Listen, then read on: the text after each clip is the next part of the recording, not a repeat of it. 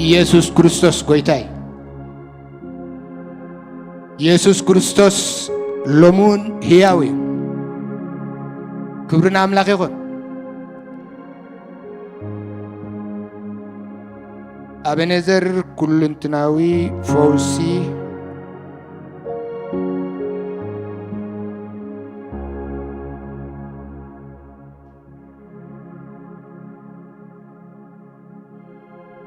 ኣብ ናይሮቢ እንርከብ ሕዋትኩም ኢና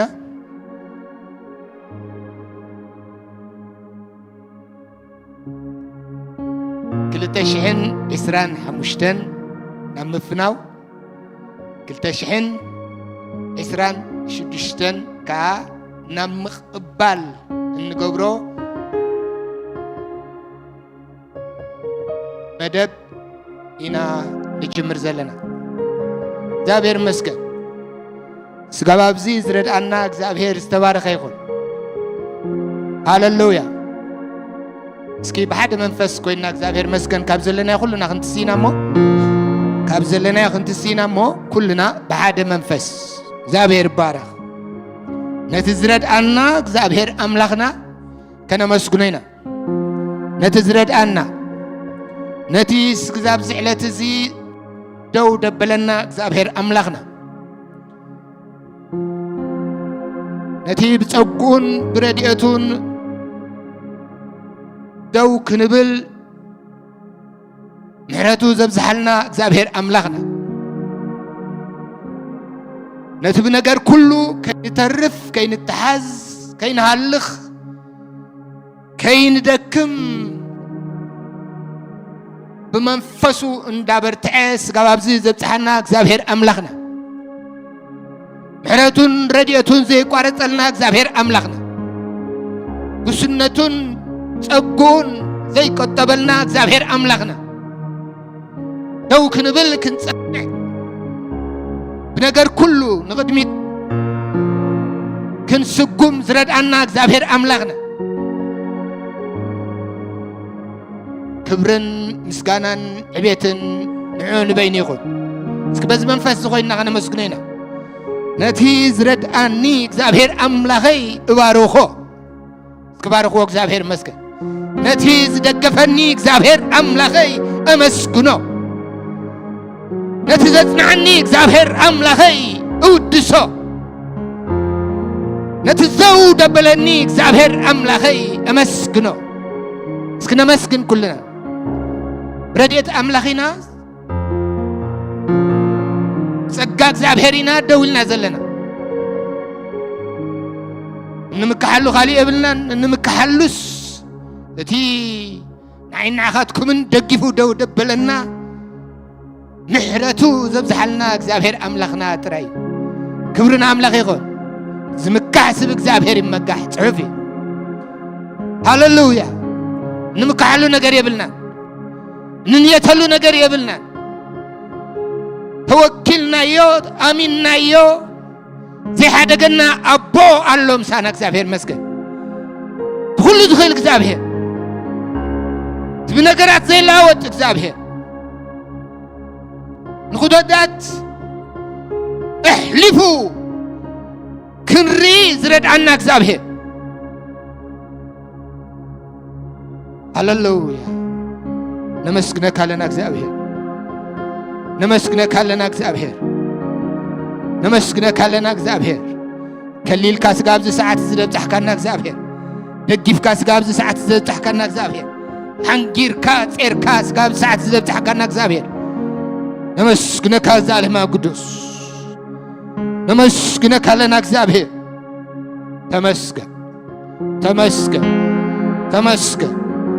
ተመስገን نعمت سبسالغات خللا أسرخ السبحين طب زابهر ألو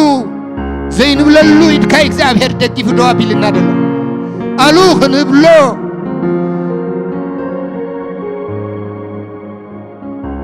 زي تابعنا ألو خنبل نقرات زي حق زنا أسكير كأخاك زابهر أبزب تحكانا دلخا أسكير كأنا أخاسك بلو دقيفكاني خاس كبلوه كثير كاني خاس كبلوه زابير أمسكنا كله نمسكنا بمسكنا بقدمي خان قرب لنا زابير بمسكنا بقدمي خان دولنا لنا زابير أوه هاللويا بمسكنا هاللويا هاللويا كنتون حسبون كنتون ريون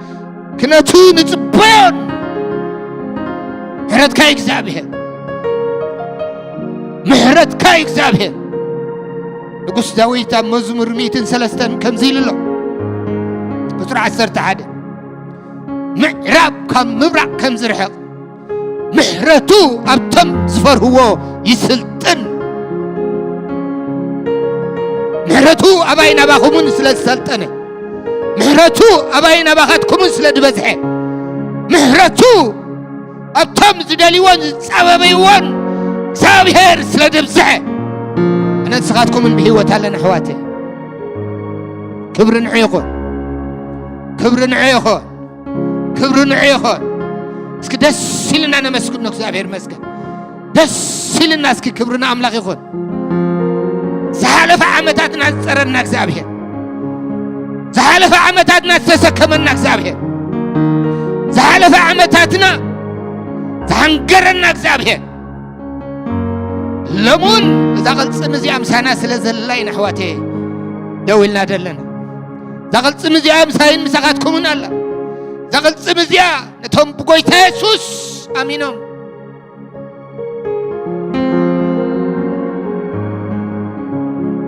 كابت من زعيز التبجوم إذا قلت سمزي مس نفس وقفنا الله حواتي سكانا نعاقي وحدك هاي كسابير سكانا نعاقي وحدك هاي كسابير كأخذنا اللي كوي تغابانا نمسكنك على ناسك نمسكنك بز مشتز نمسكنك أنا نحواتين كوينا نمسكنك تقبر لنا تبتيبنا ينودون تقبر لنا قطيرنا ينودون للغزريو لعلت نحنا نفضي للعلت نحنا نتسبسباي دابهير حرت كابزيح كالناخا مقوس كاك زابهير أبوي يقدل كالنا واملاخ رديت كاوي زابهير أبو أي قدلنا نكزابهير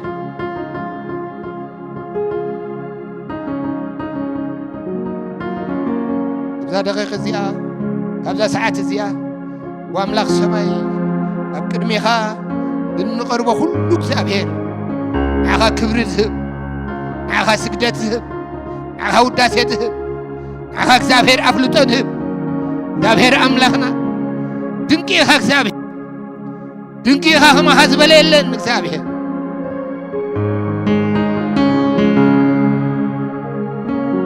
هاللويا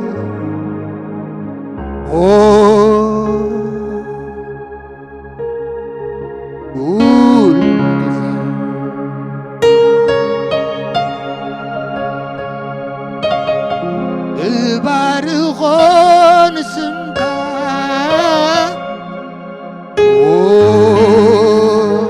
كل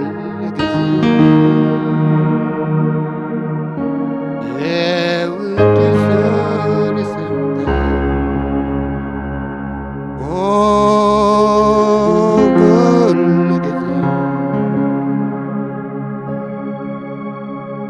كل بارغون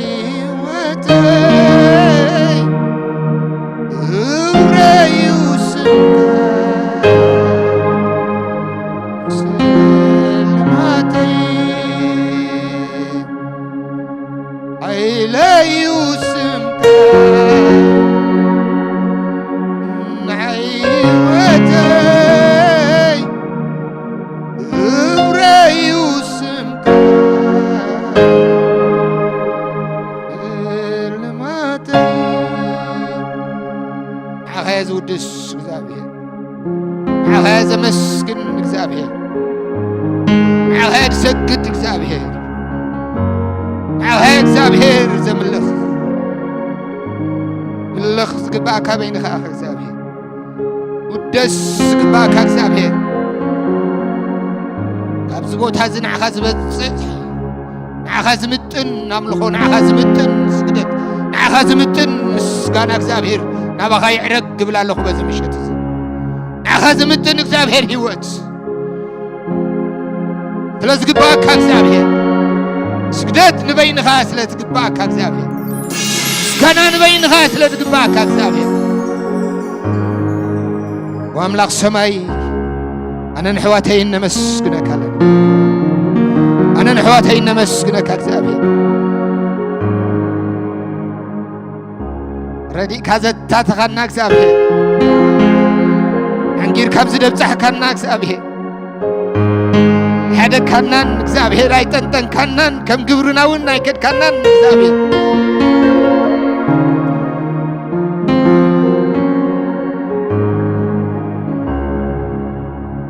واملاخ كم سرحنا يفتخنا እግዚአብሔር كم تحساسبنا አይከድ ከናን እግዚአብሔር ቅዱስ እግዚአብሔር ሃሌሉያ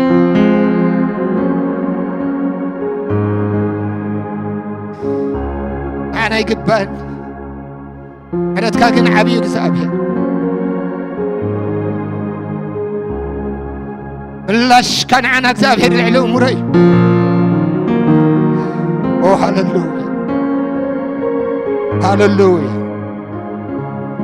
هاللويا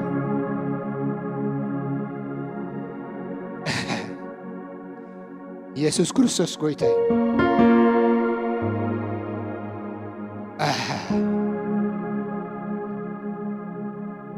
مرداء لما دوزخونه እግዚአብሔር ምሳና ነው ህይወቴ እግዚአብሔር መስገን استوعلنا خنا مسجن استوعلنا بقدم እግዚአብሔር متان كنقرب سي بحد حساب حد لب خوينا بقدم እግዚአብሔር دو كنبل سماياتنا كخفت እግዚአብሔር ملاش كب እግዚአብሔር اما كلنا دنك ነገር كقبل እግዚአብሔር كم لمادو خدهسس كم لمادو كبتحنا كم لمادو نوغدل سانا كم لمادو كتنكفنا እግዚአብሔር وترون عين عهدكم እግዚአብሔር سناي مخانو تمزت بيوخا زيو እግዚአብሔር قربا مخانو بنفس وكفكا بنا እግዚአብሔር سرحن بنا እግዚአብሔር منفسن كتنكفسي كل لبنا مسكانا ندهم كل لبنا ترنفا بينا امشت زيا فليت زخونت مشتي امشت زيا እግዚአብሔር او لعلنا تعيلو مشتي امشت زيا بفصم السجار او እግዚአብሔር نقبللو مشتي كبرنا املاك يكون قال حسابك زاربه مو او طليقنا خا እግዚአብሔር افلطو خنهبينا እግዚአብሔር كم دس ساغرنا زلو እግዚአብሔር نعمتات كم زحلفنا حجون تحتي رديتون محرتون كم زلنا زمصون انو كلون انصقعن املاخنا بين مخانو እግዚአብሔር افلطو خنو بين امين يسوع كريستوس ጎይታይ اب اوريت زداغم كمزي زبل قالالو እግዚአብሔር ሰናይ ዝገበረሎም ነሲዖም ክዕበይ ምስ ጀመሩ እቲ እግዚአብሔር ድንቅ ዝኾነ መለኮታዊ ረድኤቱ ኣብዚሑ ኢላ አእምሮ ዝኾነ ነገር ሰሪሑ እግዚአብሔር መሰሳገሮምሲ ልቦም ክሽፍት ጀሚሩ እግዚአብሔር ከምዚ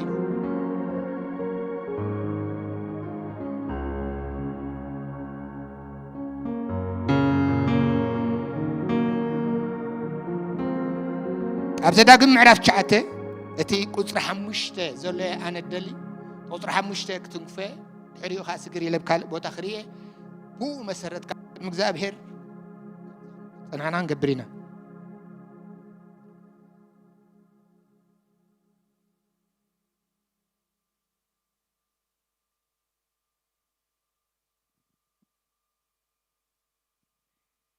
اسم يسوع كم بوبه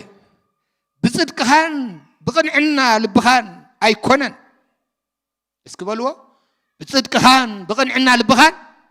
أيكونن اسكدقمو بصدقهان بقنعنا لبخان أيكونن طبيكم كتحيزون دليل لخلوم حق منفسنا بقدمي يخون سجد دليل لخ بصدقهان بقنعنا لبخان أيكونن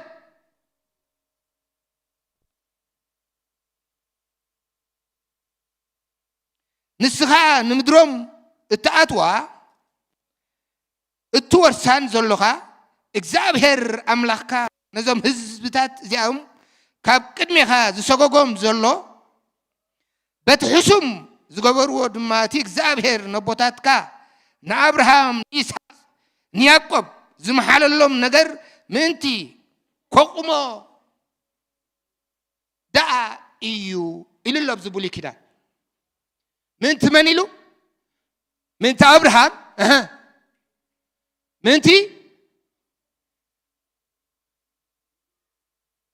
ይስሐቅ ምንቲ ያዕቆብ ዝመሓለሎም ነገር ምንቲ ኮቁሞ ዳአ እዩ እንታይ ዝገበረካ ኣብ ቅድሚ እቶም ዘይከኣሉ ዝመስሉ ኣብ ቅድሚ እቶም ሓያላት ዝመስሉ ኣብ ቅድሚ እቶም ዕሩዳት እቶም ኣዝዮም መፍራህቲ መጎስ ሂቡ እግዚአብሔር ዘስገረካሲ بصدقهان بلبخان أيكونن يسوع كريستوس قويتاي هاللويا أبرام يمعرف شمون تخي بارسي اللي لوكس برنا عملاقون حدش كده أنكن متينا دابير نتا نا أبراهام ذاته الكيدان زورسو نيردانوس الساجرو እግዚአብሔር ነታ ናአብርሃም ዛተወሉ ተስፋ ዘውረሶምሲ ብግብሮምን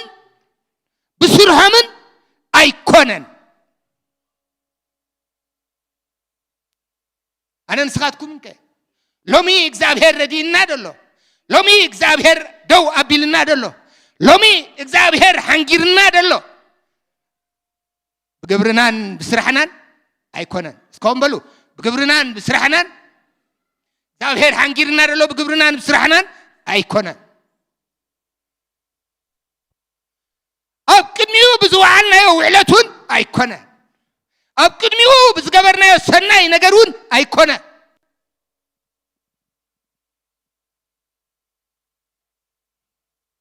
أبرام يعرف شو مونته قطر سلاسان حدن كم زبلالو أوه هاللويا يحواتي لومي نفسه كفسب كدالو يقباي لومي كابانا زقرت كقرت نقبلو نجر كا كنقبل لبنان دالو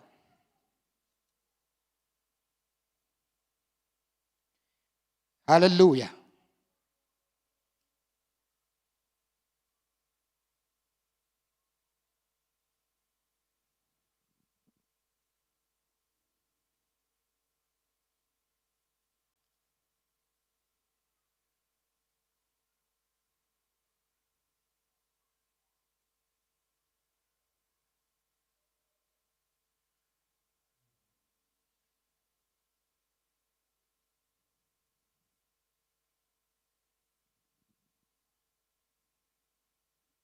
يسوع كريستوس قويتاي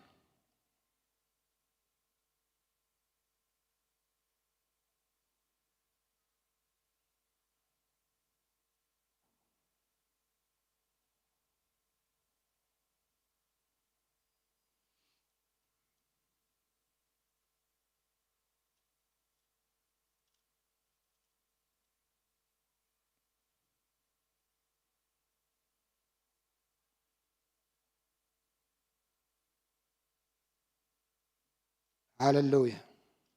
كبرنا أملاك يكون شمونته سلاسان حدن دلو حساب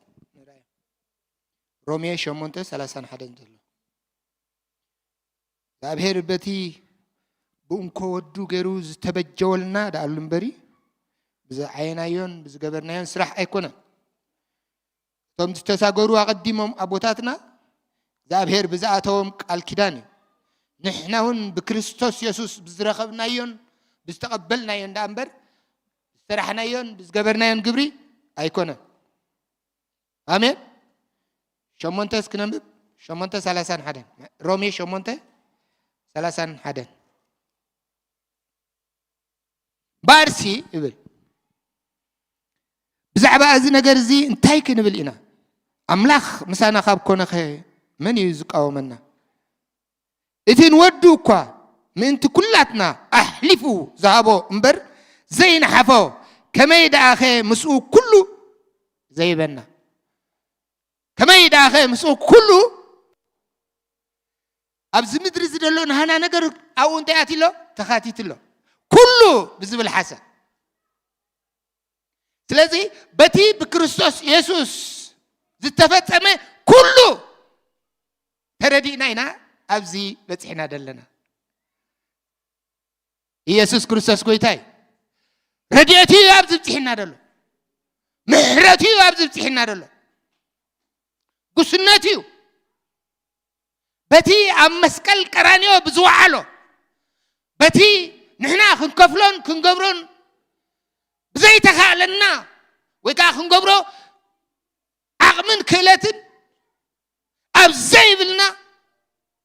ብኸምኡ ንዓይና ሃትኩምን በቲ ክቡር ዋጋ ዓዲግና ክብርና አምላኽ ይኹን ብደም ኢየሱስ ክርስቶስ ነጽሕና ኢና ሎሚ ኣብ ቅድሚኡ ንዕኾ ነመስግን ደው ኢልና ደለና ሃሌሉያ እምበር እግዚአብሔር ኣብ ዘዳግም ዘንበብናዮ ቃል ኣብ ዘዳግም ዘሎ ዘንበብናዮ ቃል እግዚአብሔር ንአብርሃም ብዝኣተዎ ቃል ኪዳን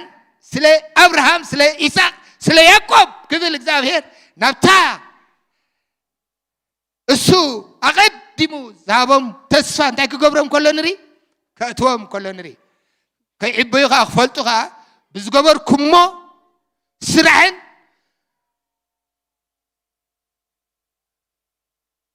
ብልብኹም ብዛዕየኹሞን ዘይኮነሲ ብኸምኡ ኣነ ናብዚ ዘእተኹኹም ኢሉ እግዚአብሔር ክዛረቦም ከሎ ንሪ ኢየሱስ ክርስቶስ ጎይታይ ሎሚ ን2025 ተነፋኑ ን2026 ከኣኒ بحدش حيلي بحدش تجا بنا እግዚአብሔር ረድኤት ክንሳገር እግዚአብሔር አፍልጦ ኾንቦ ይግባና ልብና ከይዕበ ነገራት ገለ እንተረኸብና ገለ ነገር ካብ ዝጎየናዮን ካብ ዝሓሰብናዮን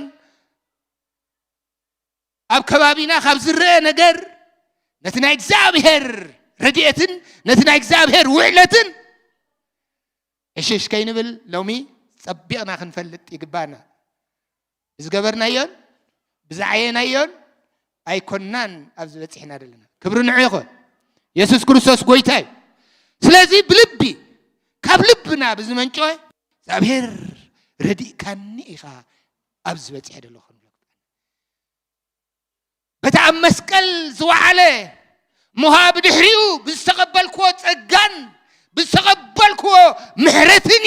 ኣብ ቅድሚ ሓደው ኢለ ደለኹ ክብሪ ስግደት ነቲ መስቀል ቀራንዮ ዝተኸፍለ ዋጋ ይኹን አሜን ኢየሱስ ክርስቶስ ጎይታይ እስኪ ኩላትና በዚ መንፈስ እዚ ኮይና አፍልጦን እግዚአብሔር ካብ ልብና ብዝኾነ እግዚአብሔር መስገን ካብ ውሽጥና ብዝኾነ እስኪ ተኣሚና ሎሚ ረድኤቱ እንዳስተንተና ምህረቱ እንዳተንተና ኣብ ኩሉ መዳያት አልቃ እንዳተወ ዘታተና እግዚአብሔር እንዳሐሰብና ከም ምኽሪ ሰባትን ከም ክፋት ዘዓለም እዚ አንሲ አነ ንስኻትኩምን ኣብ ዝፍራዚ መሃለና ንሕዋቴ ኖ ናይ መሃለና ምህረቱ ስለዝበዝሓልና ክብርና ይኹን ረድኤቱ ስለዝበዝሓልና ከምቲ ድበልኩኹም እግዚአብሔር መስገን ንጉስ ዳዊት ስኹም ኢሉ ማይ ጋድ አሚትን ሰለስተን ቁጥር 11 ምዕራብ ኢሉ እግዚአብሔር መስገን ካብ ምብራቅ ከም ዝርሕቅ ምሕረቱ ኣብተም ዝፈርህዎ ይስልጠን ኢሉ ክብርና አምላኽ ይኹን ኣብ أباينا بخاتكم محرت إخزابير سلا سلطنة راي حوته أباينا بخاتكم محرت إخزابير سلا دبزحت راي أي بخلتنا أي بحيلنا برديت كاين إخزابير بقصنة كاين إخزابير دقيف كاين إخزابير أبزم تحكي الناس اللخ معبلن نفاسن أبزوريانا نداتهم ببي أبزم تقولوا ساعات الله هو الكاجسيت كاخ إخزابير أبزم تحكي الناس اللخ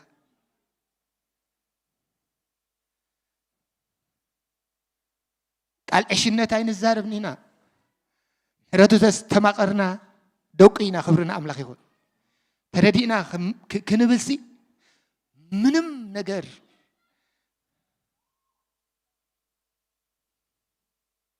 دخل ما يسمع عنا تردينا إنك زابير مسكن سيطان قادر ريخو أبز ما تقول ساعات زابير دو قبل خلورينا هنا نممتان سيطان أبز نقعلو ساعات إيد إخزابير تالك أخطأتو رئينا هنا يسوس كريستوس قويتايو روح كي كدنا بزيز حالف عمات إخزابير ننفس وقفنا بتحيو حجي خمزيلنا مستأكفنا ننا إيد إخزابير مسانا أنت زينب برنيرا نا إخزابير رديت أباينا بخاتكمون أنت زينب برنيرو محرات إخزابير أنت زي بزحلنا كلالا إخزابير أو زوريانا أنت زي سنتن أنا نسخاتكم من أب ساعة الزي كمزيلنا نعيو خنا مسكنا ينبقعنا محرتيو إخزابير مسكن كلتنا يكونن أبزريانا خبز الله يكونن أبانكن أبيدنا خبز الله ويكا أبو أمرنا فلتت خبز الله سل عليه يكونن هاللويا لومي محرتي يكسابير مسكن محرتي يكسابير يسوع كريستوس كويتاي هاللويا كلنا خبز لنا خنت السيناسكي كبرنا أملاك يخون واو لبي من إخزابير منفس نددالو كبرنا أملاك يخون هاللويا اسكي أبز زبط أحكان نسخة خاخنو لينا أبز زبط أحكان هذا نجار كنفلت أدل له وشتنا إخزابير مسكن بنا إخزابير محرتن بنا إخزابير رديتن كنقاقح قل على حواتي سب بز نجار زي أنت زي تنقاقحو سب يعني أنتو تخافيتو نا إخزابير محرتن نا إخزابير رديتن كرين تزي كيلو حواتي أبعين كليل زنبر كابعين كليل زوجنا محرتو سلد بز حناي أمين يسوع كريستوس قويتاي أبز زبط حكا نسخة أبز زبط حكا نسكي كم بلوا أبز زبط حكا بناي أملاخ بناي إخزابير رديتي بلوا تاهم دلوا أبز زبط حكا بناي إخزابير قصنتي أبز زبط حكا محرت إخزابير سلد بز حالكايو سلد بز حالكيو كاب كلت كان كابتي سخاتو كولون تمنون كفلتت كان كبس حجنزب كان يكونن محرت إخزابير سلد بز حالكا سلد بز حالكي حفتي سلد بز حالكايو أيا سلد بز حالكيو سلد بز حاليو محرت كاسين هاي سنة إخزابير مسكن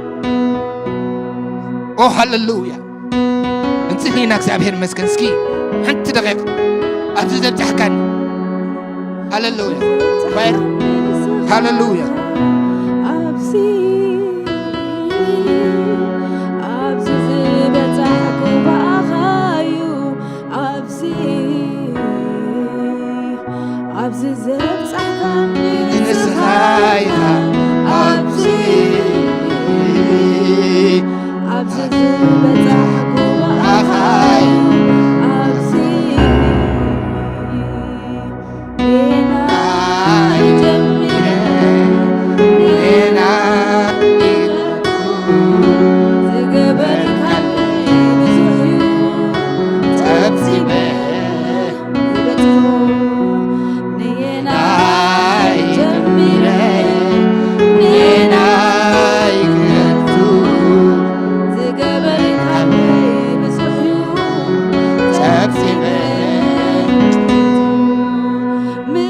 كان يزلني سهتي سنايكا كان يزلني سهتي محرتك كان يزلني نعخا ስለቲ ሰናይካ ምስጋና ይዘለኒ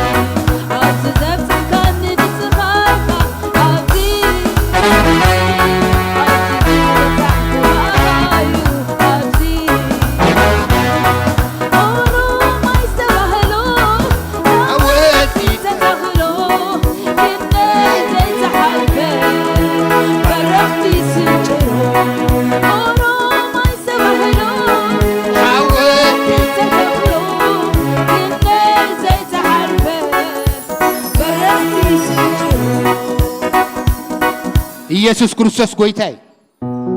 ሕሊፍና እግዚአብሔር ክንደይ ሕሊፍና እግዚአብሔር ክንደይ በረኽቲ ክንደይ ስንጭሮ ክንደይ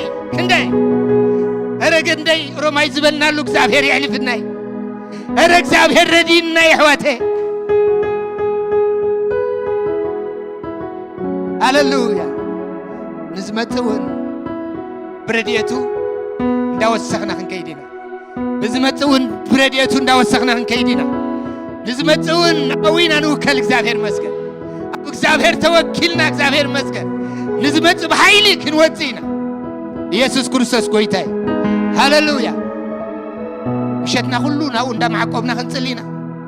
ببرتع እግዚአብሔር መስገን ገለ ቃል ክንሪና እግዚአብሔር አማከል ዛ ማህበር እዚያን ሓደ ነገር ከም ዝገብር እግዚአብሔር ተዛሪብና ክብር ንዑ ይኹን ኣብ ቅድሜና ደሎ ዓመት ብኩሉ መዳት እንዳወሰخና እንኸደሎ ዓመት አሜን እንዳወሰኹ ኸይደስ ክበሉ أجهم برديت أملاخي خاتوسخ برديت أملاخي خاتوسخ كم زاقدمنا زرعنا يوم جزار سنا زي كونسي برديت أملاخ نداوسخنا كنكيدينا بنا إكزاب هير مهرت نداوسخنا كنكيدينا بنا إكزاب هير رديتن بنا إكزاب هير قسنتن نداوسخنا كنكيدينا كبرون عيخو أبتنا إكزاب هير رديتن أبتنا إكزاب هير محرتن كن هذا نجار يدليناي تجهات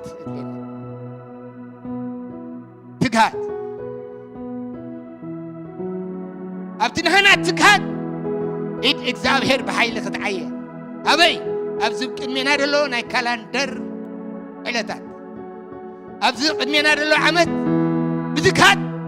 مس إن تس أنا نسقات كمن ندخل الله زلوا على لينا رينا مسئن فله أبتحت تصلال تخلو تخل نايكزاب هير إيد كم زلنا توكلنا أميننا مسئن ملالس بتكهد بفلتات كن ملالسينا بتكهد بمحرات كن ملالسينا بتكهد أبزرنا الزنبين يطلع حيلي كانوا دقينا أمين يسوع كريستوس قويتاي تجه لومي نلبي واملاخ ادالو له إلنا أبكد ميخن كرمينا تجه ገለ ውሳኔታት እንውስነሎም ክልውናይ ገለ ውሳኔታት ነንስኻትኩምን ኣብ እግዚአብሔር ተወኪልና ምስ እንውስን ኢድ እግዚአብሔር ሓጻር ኣይኮነት ኢድ እግዚአብሔር ንነገራት ኩሉ በፈጸምታ ክትገብረሉ ናይ እግዚአብሔር ኢድ እንታይ ምሳኻትኩምን ኣላ እግዚአብሔር መስገን በዛ ሓደ ኣርእስቲ ክንጽሊ ይደልለኹ ንምንታይ ኢና እንተገ ኣብ ምሳሌ ከምዚ ዝብል ቃል ኣሎ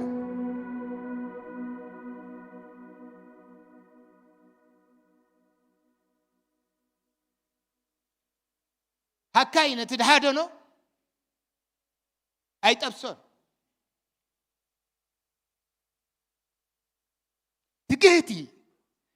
ትግህቲ ኢድ ግና ንሰብ ክቡር ገንዘብ እያ ኢሉሉ ኣብ ምሳሌ ንራእዮ ኣብ ምሳሌ 12 ቁጥሪ 27 ሃካይ ነቲ ዝሃደኖ ኣይጠብሶን ኢየሱስ ክርስቶስ ጎይታይ ሎሚ ነቲ ዝግባአና ነቲ በክርስቶስ ኢየሱስ ዝተመደበልና ብትግሃት እግዚአብሔር መስገን ብትግሃት እንወጸሉ ዓመት እግዚአብሔር ሂብናሎ አምላክ መስገን እንወጸሉ ብትግሃት እንወጸሉ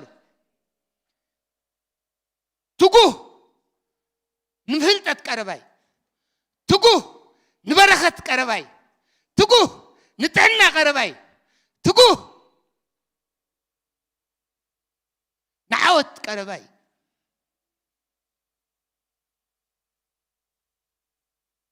ስለዚህ ነፍስ ወከፍ ኣብ ልብና ዘሎ ሎሚ ብናይ እግዚአብሔር ትግሃት ክንመላለስ ሓደ ልቢ ሓደ ሓሳብ ኮይና ክንጽሊና እስኪ በዛ ዓመት እዚ ተግሄ ኣብ ቅድሚ እግዚአብሔር ክመላለስ ድብል ትብላስ ክማከልና ኣብ ዛ ዓመት እዚ ቃሊና ናእቱ ደለና بدم بستوعلكم أي أنا أبتيك تدلله أنا بوزح بقى نيجزاب هركري يعني تي دنزيز يدلله تبلو دعان سجاب قرب متسألنا كتل علوة تخليكم زترداكم قد كتجه نسألت كتجه نمن باب كتجه أبكر مجزاب هر بتصدقي بقد سنة خمال على كتجه زاب هر حيليو زاب هر والتايو كم من ده يدفر كم زبالة باريو أنا ون نجزاب هر تأمينه بتكات بقول مدات أبكر مجزاب هر بزي أبكر منا زلوا عمت بلاي رديت مجزاب هر بتكات نداوس سكو خيره آمين زاب هر نداوس سكو خيد تجهتي مملي شخو السخر داني اسكهم نبل زاب هر أبزمت زلوا عمت كابزا ساعة زيا بقول مدات نداوس سكو خيد بتكات أبكر محواتين أبكر ميخان كمالالس دقفني يدل له بتكات كنا بمالالس يدل له بتكات كعي يدل له لومي أب كبابي يدل نمغنيات كوين أخوات أب كبابي يدل أب نتاو خوين كمالالس أب كبابي يدل نبرخت كون لومي بتكات أبكر ميخان كمالالس يدل له بس منفذ خوين أنتلينا يتجهتي يتجوه تتجب هكاي جن تتأمي لله مثال هاللويا بتمدراو نجاركوا زتجهت رايو تي كجوروز دل زركب بتهيك زمالالس كل جزية تتصبي خويني زركب زتجه جن بتصلوا تابك نجزاب هير زتجه نجزاب هير حسب نجزاب هير من ريحت كقبل سمعتي خفت من زتجه بمنتاي بتصلت نجزابهر مغرين نجزابهر ملكوتاوي برنامج قالون مخرون زغلصلو من بتقاطع نجزابهر تمالالسه لومي كنوسخ تجينا ابقد نجزابهر كنمالالس نجزابهر دلينا تجينا ابقد ميدو كنبل نجزابهر دلينا له كابز حيزنان زاسرنان كنملت لومي بتقاط ابقد مي يخركب نجزابهر نجزابهر كوميلنا يزحلف عربي ابقد مين ادلو بكل مدات نوسخلو عمت معلتاتن عمتاتن يدلو دا وسخنا نخدلو ነገር ከም ዝልየት ይኹን ንሕና ግን ኣብ ተሓሳብ ኣምላኽ እንዳወሰኽና ክንከይድ ንሕና ግን ኣብ ተሓሳብ ኣምላኽ ነቲ ሓሳብ ኣምላኽ እንዳተገልጸልና ናይ እግዚአብሔር መለኮታዊ ሓሳቡን ኣጀንዱን ከነለሊ ሰማያትናን መንፈሳዊ ዒንትናን ተኸፊቱ ኣብ ቅድሚኡ ክንመላለስ ክንውስኽ ብትጋት ክንመላለስ እግዚአብሔር ደሊልና ኣሎ እስኪ በዚ መንፈስ ኮይና ኩልና ክንጽልይና ኩልና እግዚአብሔር መስገን ክርስትና ናይ ውሳኔ ህይወት ይሕዋቴ መጠን ተረዳእካ እንተዳ ወሲንካ ጥራኻ ኣብቲ ናይ እግዚአብሔር ኣጀንዳ ተኣቱ ተገሊጽ ኢልካ ክትውስን እንተ ደይክ ኢልካ ክትተግህ እንተ ደይክ ኢልካ ከምቲ እስራኤላውያን ኣብ ምድረ በዳ ዕንክሊል እንዳበሉ ህይወቶምን ዘመኖምን ዘሕለፉ ከምኡ እዩ ሎሚ ዕንክሊል እንዳበልና ኣብ ዝነበርና ይኸይንምለስ ትማሊ ግዜናን ሰዓትናን ዝበልዐ ሎምኻ ኸይበልዓልና ሎምኻ ኣብቲ ዝነበርናዮ ነገር ደው ከይንብል ሎሚ ኣብ ቅድሚ እግዚአብሔር ኣብ ቅድሚ ቅዱሳን እዚ ጸሎት እዚ ንዓይናኻትኩም የድልየና ኣሕዋቴ በስ ኤንድ ኮፒ እንዳበልካ ክርስትና ከምኡ ይኮነን ክርስትና ሓድሽ ነገር እንዳተቀበልካ ሃሌሉያ ኣብ ጽባሕ ሓድሽ ዝገብር እግዚአብሔር ኣብ ጽባሕ ሓድሽ ምግባር ልማዱ ዝኾነ እግዚአብሔር ኣቦይን ኣባኻትኩም ምሳና ካፋሎ ተጊና ክንመላለስ ክንውስኽ እግዚአብሔር ይጽበየና እዩ እግዚአብሔር ይጽበየና እዩ ተኸፍለልና ዋጋ ንኾንቱ ይኮነን ተኸፍለልና ዋጋ ሕዋቴ ክንዛነ ይኮነን ተኸፍለልና ዋጋ ብከምኡ ክንኣቱ ክንወፃ ይኮነን ሓሳቡ ኸነፈጽም እዩ ሎሚ ክንተግህ እግዚአብሔር ይደልየና ኣሎ መፈ እግዚአብሔር ክንተግህ ብትግሃት ኣብ ቅድሚኡ ክንመላለስ ብትግሃት ዝተግሃት ነፍሲ ትፈልጥ ዝተግሃት ነፍሲ ካብ መፈንጠርያ ተምልጥ ዝተግሃት ነፍሲ ምኽሪ ኣምላኽ ትልይ ዝተግሃት ነፍሲ ኣብ ህልውና እግዚአብሔር ትመላለስ ሎሚ ኣብ ህልውና ክመላለስ ልበይ እግዚአብሔር ብትግሃት መለኮታዊ ረድኤትካ ክብፅሕ በዚ ምሸት እዚ ይደሊ ኣለኹ ብትግሃት እስኪ ጸልዩ እስኪ ኢዳኩም ዘርጊሕኩም ኩልኩም እግዚአብሔር መስገን ይተባረክኩም ሃሌሉያ ሃሌሉያ ክደልየና ክንደልዮ ኢና ክርከበልና እግዚአብሔር ከምኡ ኢሉ ደሎ ቃሉ ነታ ትደልየኒ ነፍሲ ይርከበላ ኢሉ እግዚአብሔር እግዚአብሔር መስገን ምኽንያት ዘይፈልጥ ኣምላኸይን ኣምላኽኩም መኽኑን እንታይ ዲመሲልካ ገለ ኣይብልኒ እግዚአብሔር ወትሩ ከይደቀሰን ከይተዛነን ስለኻትኩምን ነቂሑ ዘማልድ ኣምላኸይን ኣምላኽኩም እስኪ እግዚአብሔር መስገን ሓደ ቃል በዚያ ኣጽኒዕና ምስታ ግዜና መታንከይት ኣጽኒዕና በዚ ቃል እዚ እስኪ ንጸሊ ኢየሱስ ክርስቶስ ጎይታይ ኣብ ዕብራውያን ምዕራፍ 6 ካብ 9:13 ደሎ ፓስተር አንብበልናሞ ዕብራውያን ምዕራፍ 6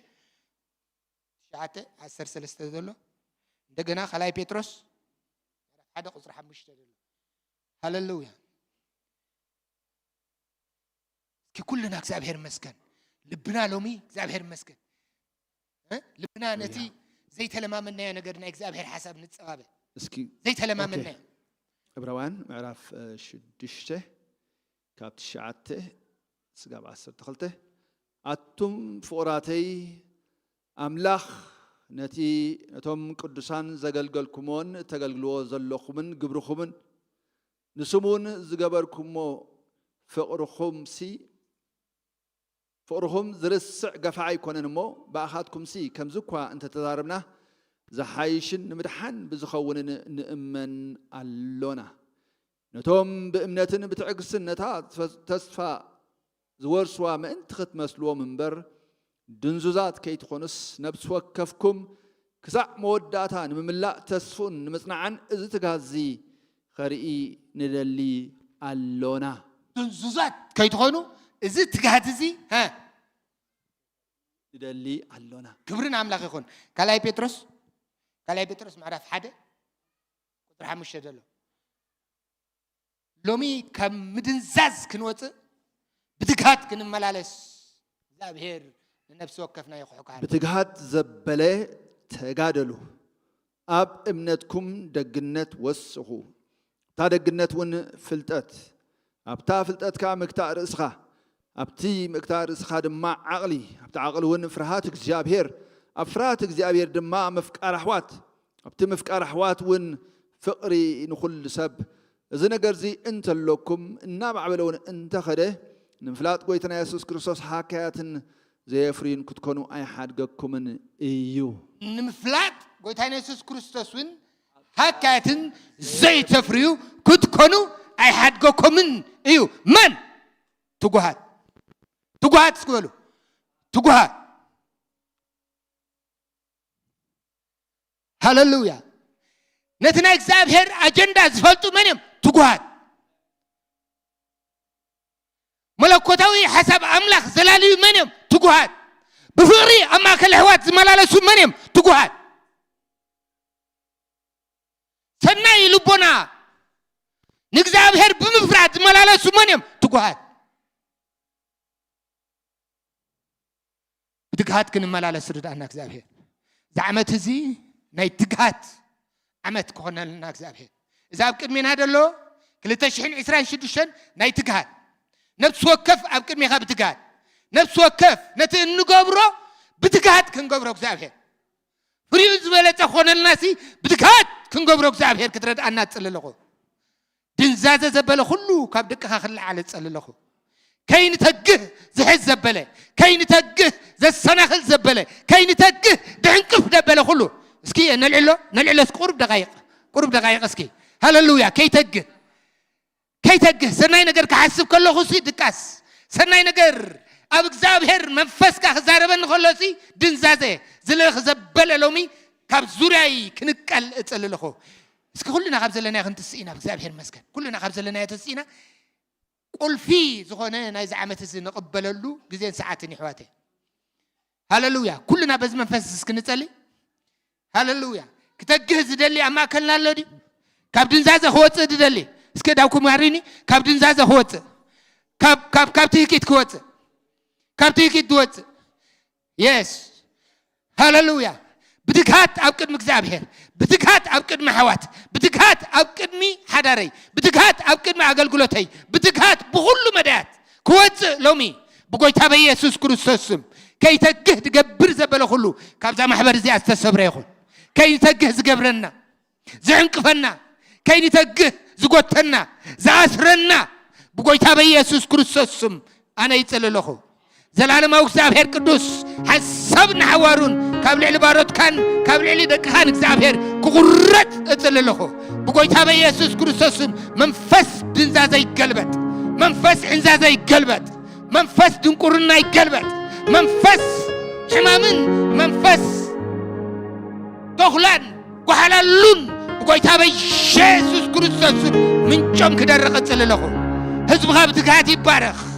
زعمت هزب نايت قاعد عمت يخدلنا زعمت هزب تقعد دون بلا بكدميخا زعمت هزب تقعد النقل كللكا زعمت هزب تقعد بفغري بسنيد بتبعات انما يصلوا عمت كونلنا دابير نتصل لنا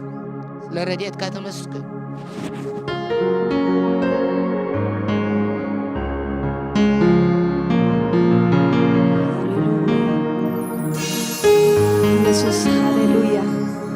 هاليلويا أبزبت حنا እግዚአብሔር እስኪ እግዚአብሔር ክብርን ሃቦ ሃሌሉያ ሃሌሉያ ንሱ እሙኒው ሃሌሉያ ንሱ ረዳኢ ንሱ ደጋፊ ሃሌሉያ ዝሰረደ ሰብ እስኪ ሃሌሉያ ዝተሓገዘ ሰብ እግዚአብሔር ይመስገን ሃሌሉያ ክብር ንሱም ይኹን ሃሌሉያ ለክራዳ በሃያና ማርዳናና ማሳካራ ለባያ ለባርዳስ ነመስግነካ እግዚአብሔር ሃሌሉያ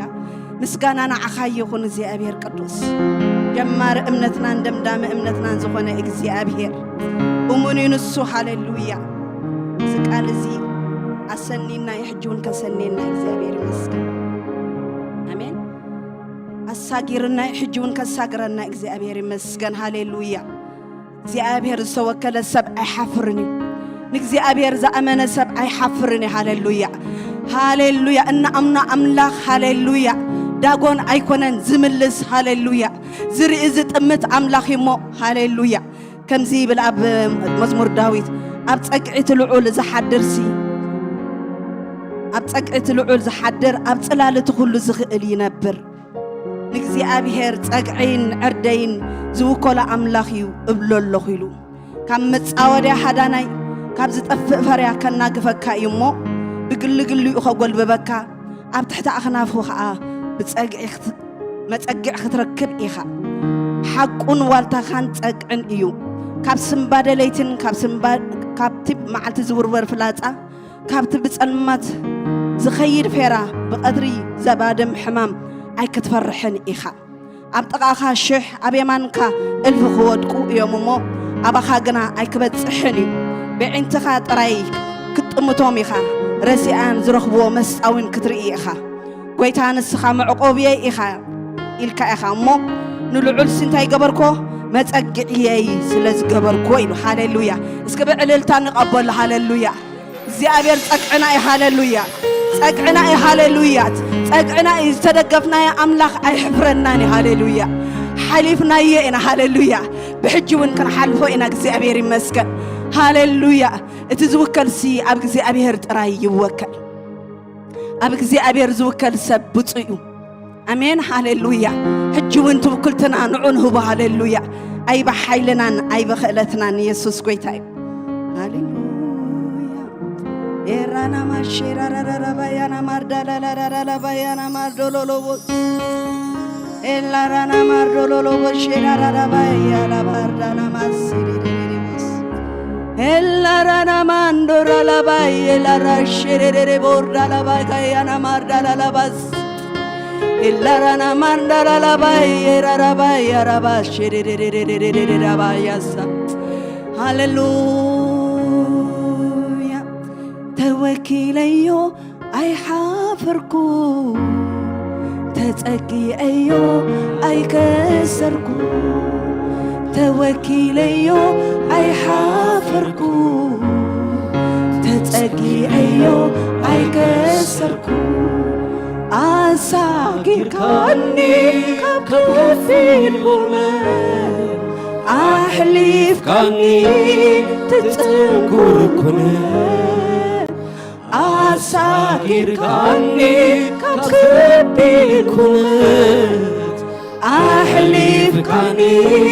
ትጽንኩር ኩነት ብኢደይ ሒዝካ እግዚአብሔር بإيدي حسكا እግዚአብሔር بإيدي حسكا እግዚአብሔር بإيدي حسكا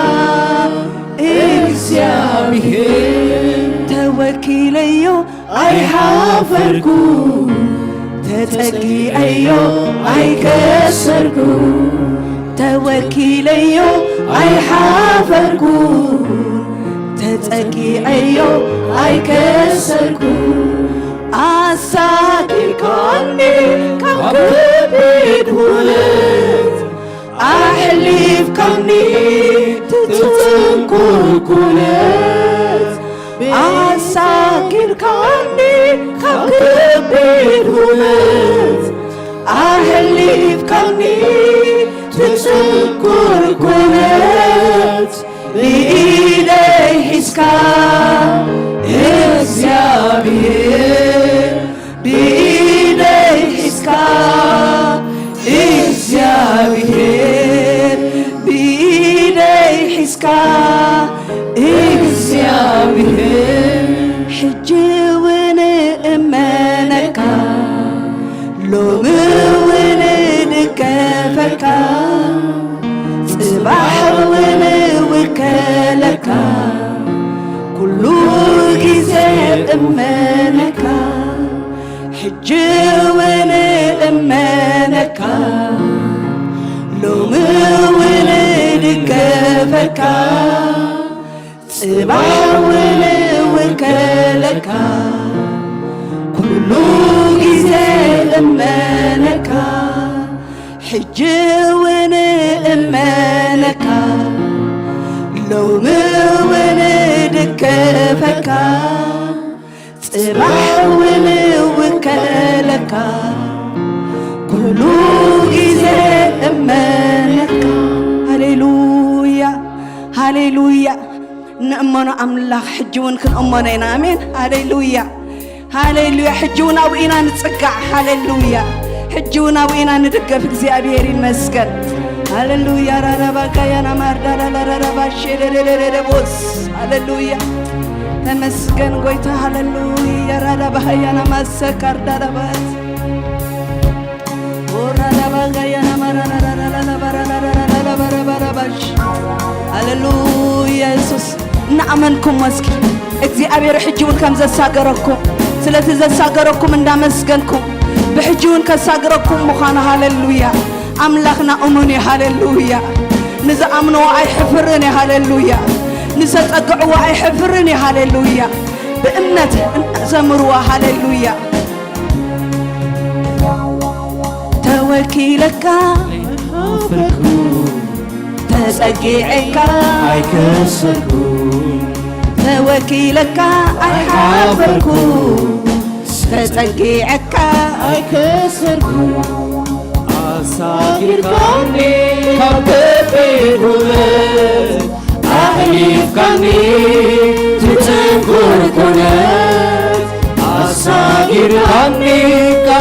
كبيرولت أحليف كاني تتنكر كنت بإيدي حسكا እግዚአብሔር بإيدي حسكا እግዚአብሔር بإيدي حسكا እግዚአብሔር توكيليو أي حافركو تتقييو أي كسركو توكيليو أي حافركو تتقييو أي كسركو أساقير كاني كبيرولت أحليف كاني تتنكر كنت أساقير كاني كبيرولت أحليف كاني تتنكر كنت بإيدي حسكا እግዚአብሔር بإيدي حسكا እግዚአብሔር بإيدي حسكا እግዚአብሔር بإيدي حسكا እግዚአብሔር توكيليو أي حافركو تسقيعيو أي كسركو توكيليو أي حافركو تسقيعيو أي كسركو أساقير قلبي كبيرولت أحليف كاني تتنكر كنت أساقير قلبي كبيرولت أحليف كاني تتنكر كنت بإيدي حسكا እግዚአብሔር بإيدي حسكا እግዚአብሔር بإيدي حسكا እግዚአብሔር بإيدي حسكا እግዚአብሔር حجون أمنك لومون لكفك صباحون وكالك كل جزء أمانك حجون وكالك لومون لكفك صباحون وكالك كل جزء أمانك تتقييو أي حافركو توكيليو أي كسركو تتقييو أي حافركو توكيليو أي كسركو أساقير كاني كبيرولت أحليف كاني تتنكر كنت أساقير كاني كبيرولت أحليف كاني تتنكر كنت بإيدي حسكا እግዚአብሔር بإيدي حسكا إسكا إغزابير حجون إمانكا لمون دقابكا صباح وكالكا كله جزء إمانكا لمون إمانكا حجون دقابكا صباح وكالكا كله جزاء إمانكا حليفيو بتسقافا قالك عبايا لمن يسوس كم محرتك حليفيو بتسقافا قالك عبايا لمن يسوس كم محرتك حليفيو بتسقافا قالك عبايا لمن يسوس كم محرتك حليفيو بتسقافا قالك عبايا لمن يسوس كم محرتك حليفيو بتسقافا قالك عبايا لمن يسوس كم محرتك حليفيو بتسقافا قالك عبايا لمن يسوس كم محرتك حليفيو بتسقافا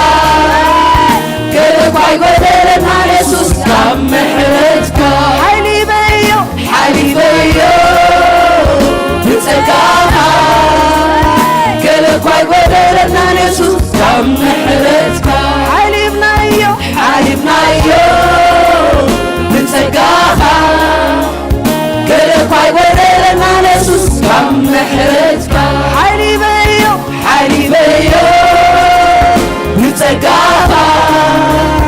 قالك عبايا لمن يسوس كم محرتك حليفيو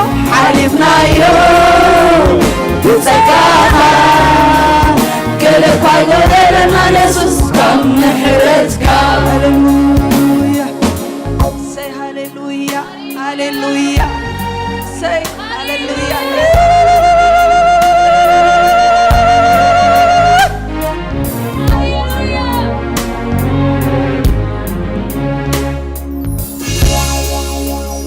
رسم فغري وغاز تخفلو لما يصدقوا عمري بحيتو كميلة وعلتو كل السعود يفلدي عليكم زنبركو كنت حديثا علو بتسكاو زلالم كنبر يمسو زلالم كنبر يمسو رزين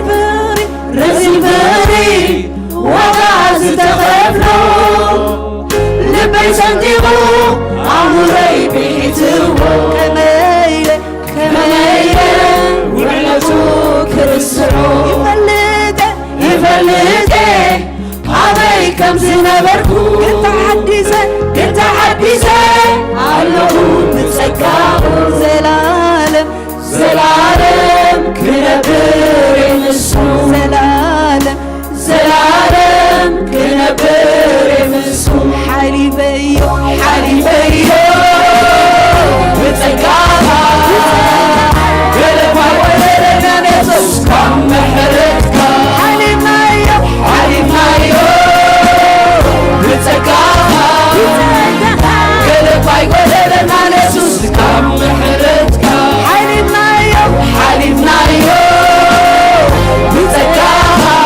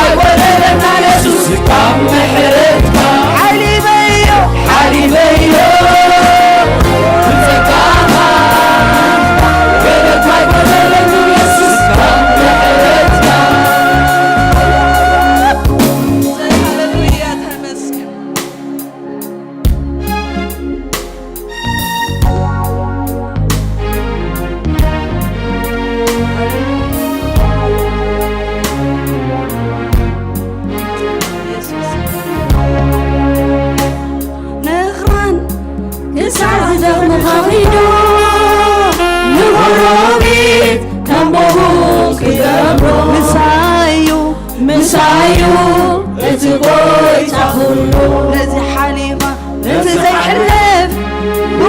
حليفيو نتغبي نافوكيس حيربو فتي هيوتي زربو فتي هيوتي زربو نخربي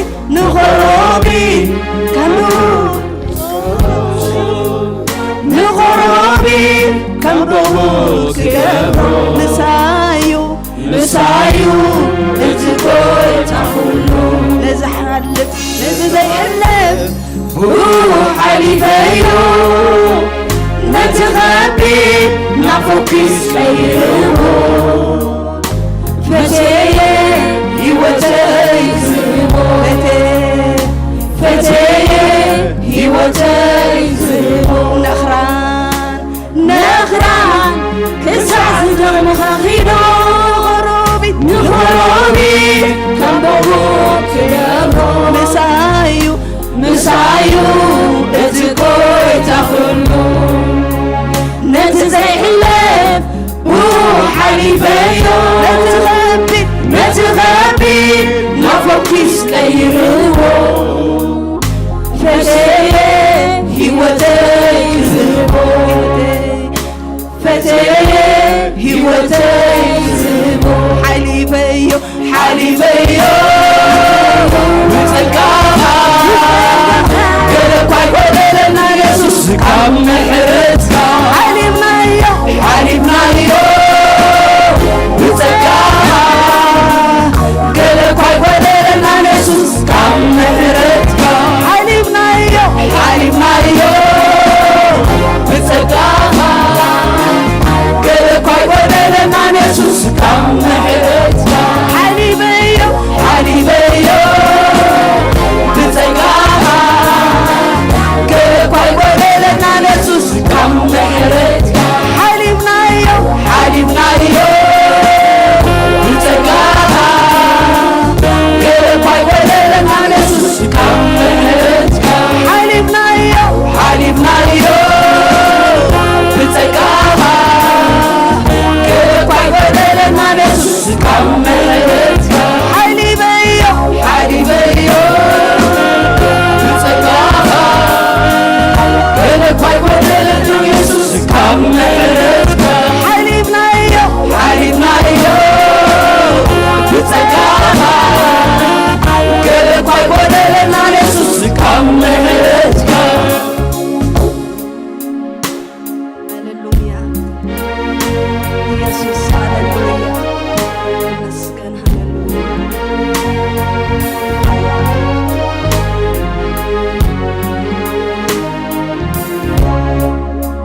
ተበንቲሲዩ نتخلكال فرسوي يلن زعكت كيبو خمري زلالم كملك بخمري كل حليفة كل فتتابعه نزرية نفسي كتمثله بغيعايا نخبوك تفونه بغيعايا نخبوك تفونه تبنتيسيو اتخلق على ثلاثري يلا زعكت كيهب وخمري زلالم كملك بفغري كل حليفة إلو كتتابعه نزرية نفسي كتمثله بغيعايا نخبوك تفونه بغيعايا نخبوك تفونه محرته سلام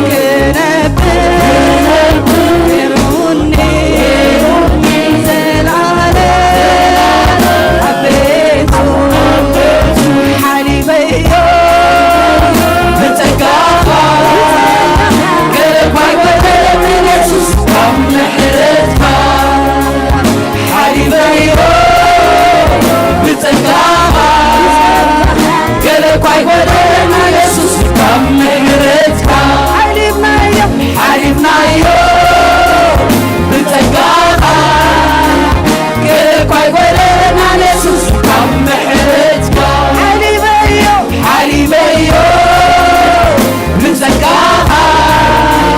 قلك وقلنا نسوس كم حرتك حليفنا يوم بتسقاها قلك وقلنا نسوس كم حرتك حلف اللك عامي وزي كما غيروا يلا زمر حلف اللك عامي وزي كما غيروا يلا زمر حلف اللك عامي وزي كما غيروا يلا زمر حلف اللك عامي وزي كما غيروا يلا زمر حلف اللك عامي وزي كما غيروا يلا زمر حلف اللك عامي وزي كما غيروا يلا زمر حليبيو بتسقاها يلقى يقول لنا نسوس كم حرتك حليفنا بتسقاها يلقى يقول لنا نسوس كم حرتك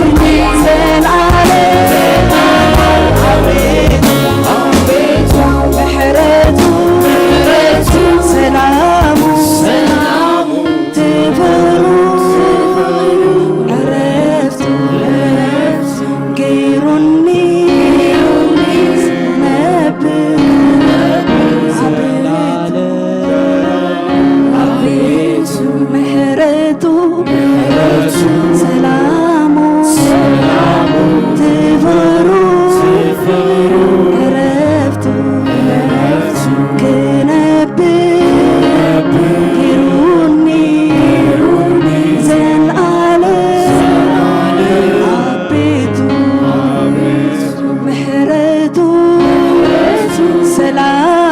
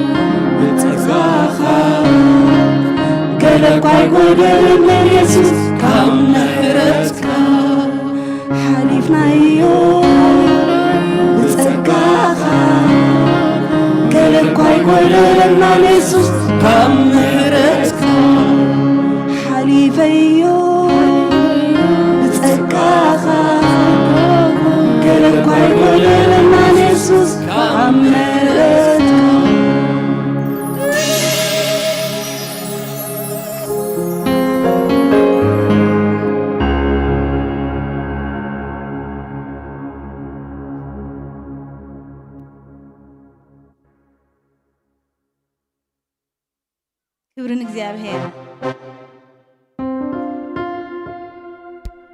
ዘመናት ክሐልፍ ዘመናት ክልወጥ ኣብ ዙፋኑን ዘለዓለም ዝነብር እግዚአብሔር ብኽብሪ ብግርማ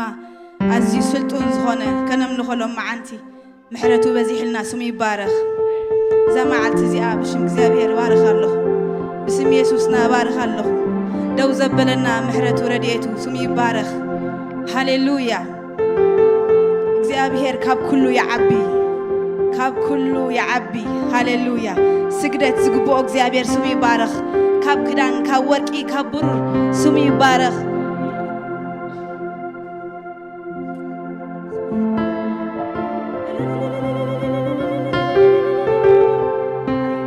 ክስገደሉ ዘለዎ ንሱ እዩ ልዕል ክብል ዘለዎ ንሱ እዩ ስሙ ክኸብር ዘለዎ ስም ኢየሱስ ኣብዚ ጉባኤ ይኽበር ሃሌሉያ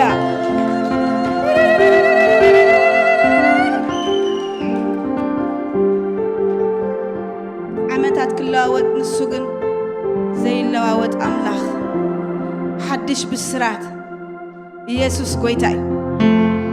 ካብ ሰማይ መድሕን ተወሊድልና ኣሎ ሓጢአት ዝወስድ ሓጢአትና ዝካባና ዘርሓቆ ናይ እንደገና አምላኽ ሃሌሉያ ሓድሽ ታሪኽ ዝሃበና ስሙ ይባረኽ ህይወትና ዝጻሓፎ ስሙ ይባረኽ ካብ ሰማይ ጥዑም ደሃይ ካብ ሰማይ ጥዑም ብስራት ተሰምዐ ኢየሱስ ተወሊዱ ኣብዛ ምድሪ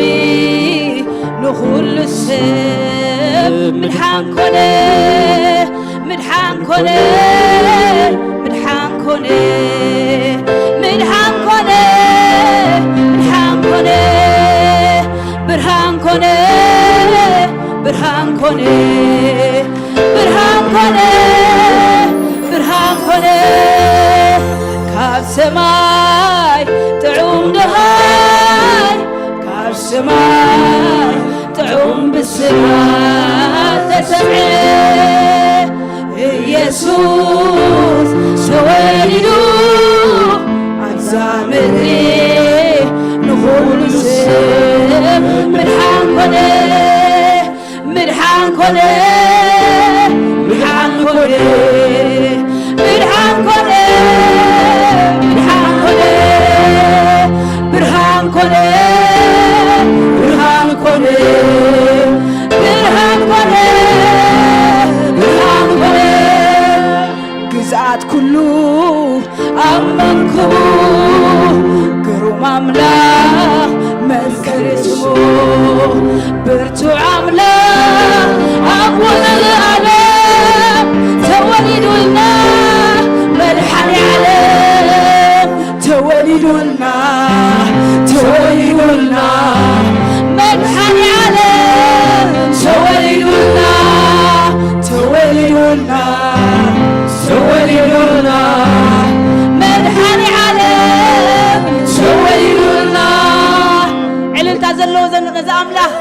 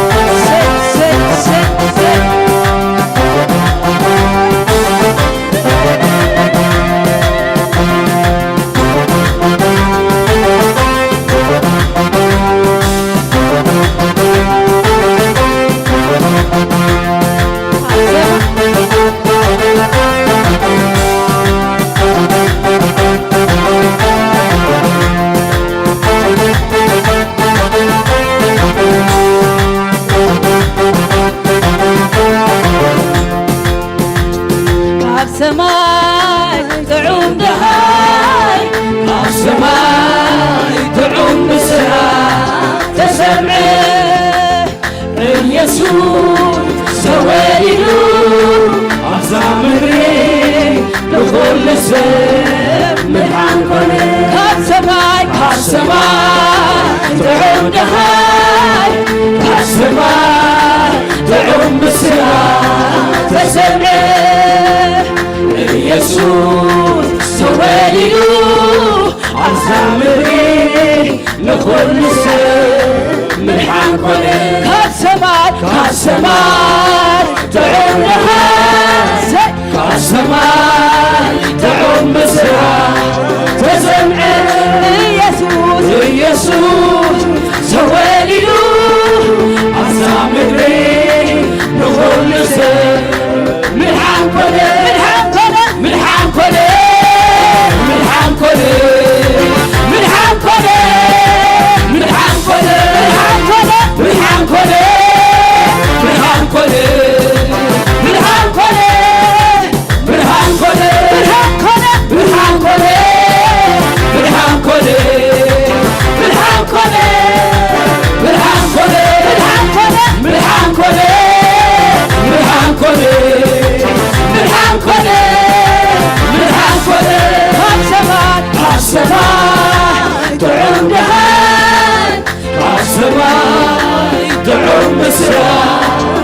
سمع ኢየሱስ ኢየሱስ ተወሊዱ አሳምሪ ንኹሉ ሰብ ምልሓን ኮነ ብርሃን ኮነ ምልሓን ኮነ ምልሓን ኮነ ምልሓን ኮነ ምልሓን ኮነ ብርሃን ኮነ ብርሃን ኮነ ብርሃን ኮነ ብርሃን ኮነ ብርሃን ኮነ ምልሓን ኮነ ምልሓን ኮነ ምልሓን ኮነ ምልሓን ኮነ ብርሃን ኮነ ብርሃን ኮነ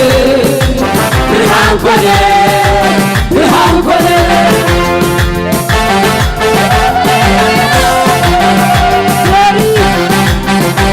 ኢየሱስ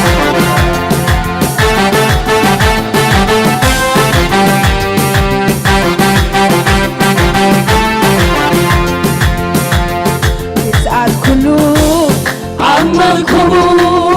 ግርማ አምላክ መንግሥቱ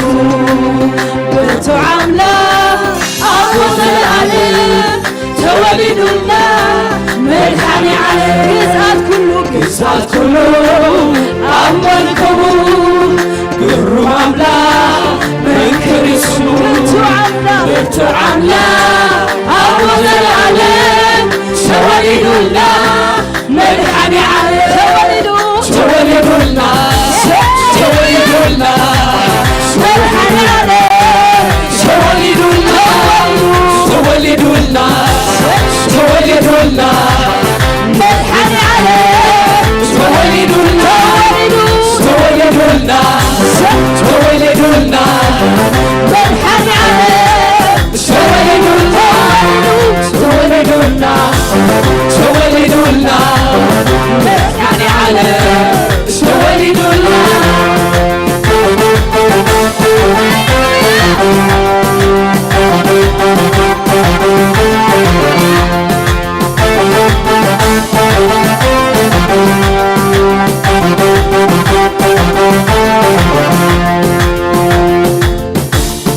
መንገድን ሓቅን ኮይኑ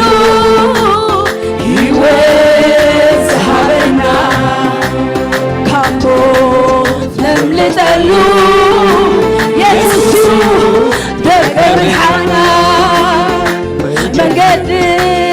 ሓቅን ኮይኑ ሕይወት ዝሃበና ካሞ ነምልጠሉ የሱስ ደቀ ብርሃንና ደቀ ብርሃን ደገ ብርሃን ደገ ብርሃን ደቀ ብርሃን ደገ ብርሃን ደገ ብርሃን ኢየሱስ ደገ ብርሃን ደገ ብርሃን ደገ ብርሃን ደገ ብርሃን ኢየሱስ ደገ ብርሃን ደገ ብርሃን መንገድን ሓቅን ኮይኑ ሕይወት ዝሃበና ካሞ ነምልጠሉ የሱስ ደቀ ብርሃንና ደቀ ብርሃን ደገ ብርሃን ኢየሱስ ደገ ብርሃን ደቀ ብርሃን ደገ ብርሃን ደገ ብርሃን ኢየሱስ ደገ ብርሃን ደገ ብርሃን ደገ ብርሃን ደገ ብርሃን ኢየሱስ ደገ ብርሃን ደገ ብርሃን መንገድን ሓቅን ኮይኑ ሕይወት ዝሃበና ካሞ ነምልጠሉ ኢየሱስ ደገ ብርሃን ደቀ ብርሃን ደገ ብርሃን ኢየሱስ ደገ ብርሃን ደገ ብርሃን ደገ ብርሃን ደገ ብርሃን ኢየሱስ ደገ ብርሃን ደገ ብርሃን ካብ ጸልማት ኣውፂኡ ዘእቱና ብርሃን ብኢየሱስ ንሞት ኮይኑልና ብርሃን ኮይኑልና ብርሃን ካብ ጸልማት ኣውፂኡ ዘእቱና ብርሃን ብኢየሱስ ንሞት ኮይኑልና ብርሃን ኮይኑልና ብርሃን ካብ ጸልማት ኣውፂኡ ዘእቱና ብርሃን ብኢየሱስ ንሞት ኮይኑልና ብርሃን ኮይኑልና ብርሃን ካብ ጸልማት ኣውፂኡ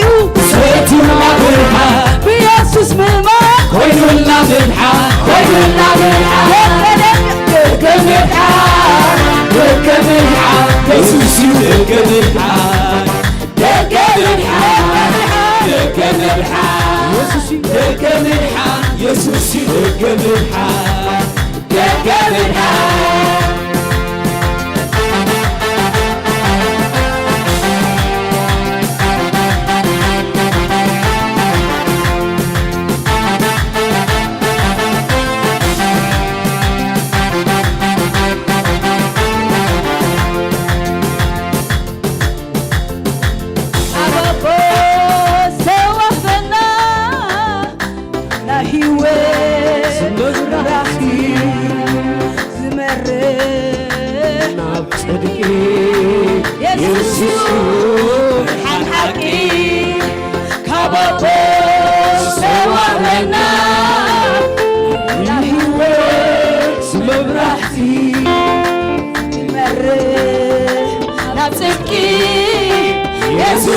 برهان حقي برهان حقي برهان حقي برهان حقي يسوع برهان حقي برهان حقي برهان حقي برهان حقي برهان حقي يسوع برهان حقي برهان حقي كابو سوا بنا نهيوس مبراتي سمري نفسكي يسوع برهان حقي كابو سوا بنا نهيوس مبراتي نفسكي يسوع برهان حقي برهان حقي برهان حقي برهان حقي يسوع برهان حقي برهان حقي برهان حقي برهان حقي برهان حقي يسوع برهان حقي برهان حقي برهان عليه برهان عليه يسوع برهان عليه برهان عليه منحني عليه منحني عليه يسوع منحني عليه منحني عليه حتى ما توديو سيتونا بالحال بيسوس بموت كويلنا بالحال كويلنا بالحال حتى ما توديو سيتونا بالحال بيسوس بموت كويلنا بالحال كويلنا بالحال تركب الحال تركب الحال يسوس تركب الحال تركب الحال تركب الحال تركب الحال يسوس تركب الحال تركب الحال تولدونا تولدونا منحني عليه تولدونا تولدونا تولدونا بس بالسلام تولدونا تولدونا تولدونا برهان عليه تولدونا تولدونا تولدونا منحني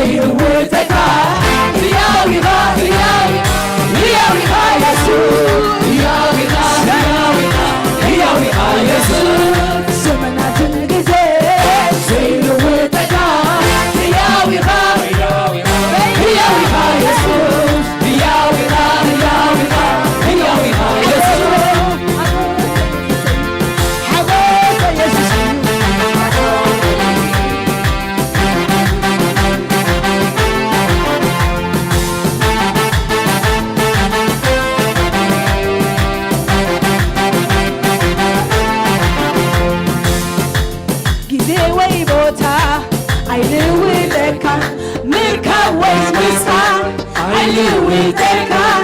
ዘለኽዎ ኩነት ኣይቅይረካ ኣንታ ንስኻስ እሙን ኢኻ እሙን ኢኻ እሙን ኢኻ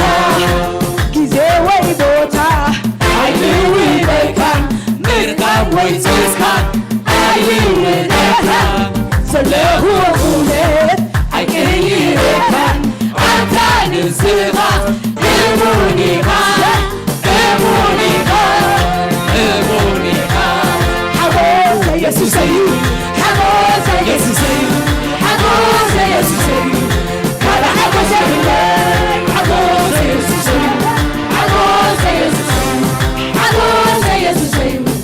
ካልእ ሓጎሰ የብለይ ዘመን ይሓልፍ ዘመን ይትካ ነገሥታት ይሓልፉ ነገሥታት ይትክኡ ንግስነትካ ግን ኣይትካእዩ ይነብር ዘለዓለም ሕያው ኮይኑ ሕያው ኮይኑ ሕያው እንደገና ዘመን ይሓልፍ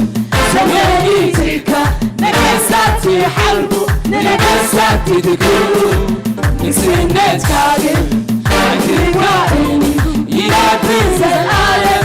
ሕያው ኮይኑ ሕያው ኮይኑ ሕያው ኮይኑ ልበይ ልበይ ልበይ ሓጎስ መሊኡ ልበይ ሓጎስ መሊኡ ልበይ በዚ የሱስ ልበይ ሓጎስ መሊኡ ልበይ ሓጎስ መሊኡ ልበይ ሓጎስ መሊኡ በዚ የሱስ እዚ ልበይ ሓጎስ መሊኡ ዘመናትን ጊዜ ዘይልወጠካ ሕያው ኢኻ ሕያው ኢኻ ሕያው ኢኻ ኢየሱስ ሕያው ኢኻ ሕያው ኢኻ ሕያው ኢኻ ኢየሱስ ዘመናትን ጊዜ ዘይልወጠካ ሕያው ኢኻ ሕያው ኢኻ ሕያው ኢኻ ኢየሱስ ሕያው ኢኻ ሕያው ኢኻ ሕያው ኢኻ ኢየሱስ እስከ እልል በሉ እስከ እልል በሉ እግዚአብሔር ዓብይ ዓብ ነገር ገይሩ እስከ እልል በሉ እስከ እልል በሉ እግዚአብሔር ዓብይ ዓብ ነገር ገይሩ እስከ እልል በሉ እስከ እልል በሉ እግዚአብሔር ዓብይ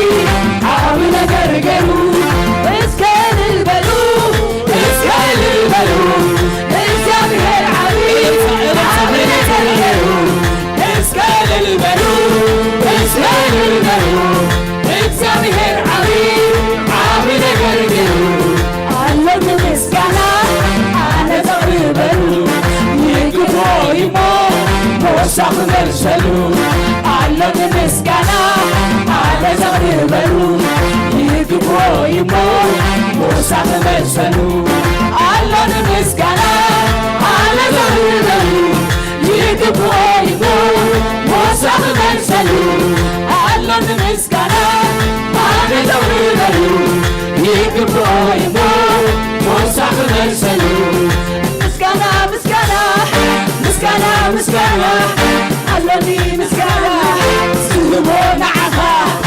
እልልታ እልልታ እልልታ እልልታ ኣለኒ እልልታ ዝህቦ ንዓኻ ምስጋና ምስጋና ምስጋና ምስጋና ኣለኒ ምስጋና ዝህቦ ንዓኻ እልልታ እልልታ እልልታ እልልታ ኣለኒ እልልታ ዝህቦ ንዓኻ እልልታ እልልታ እልልታ ይብሎ እልልታ እልልታ እልልታ እልልታ ይብሎ እልልታ እልልታ እልልታ ይብሎ እልልታ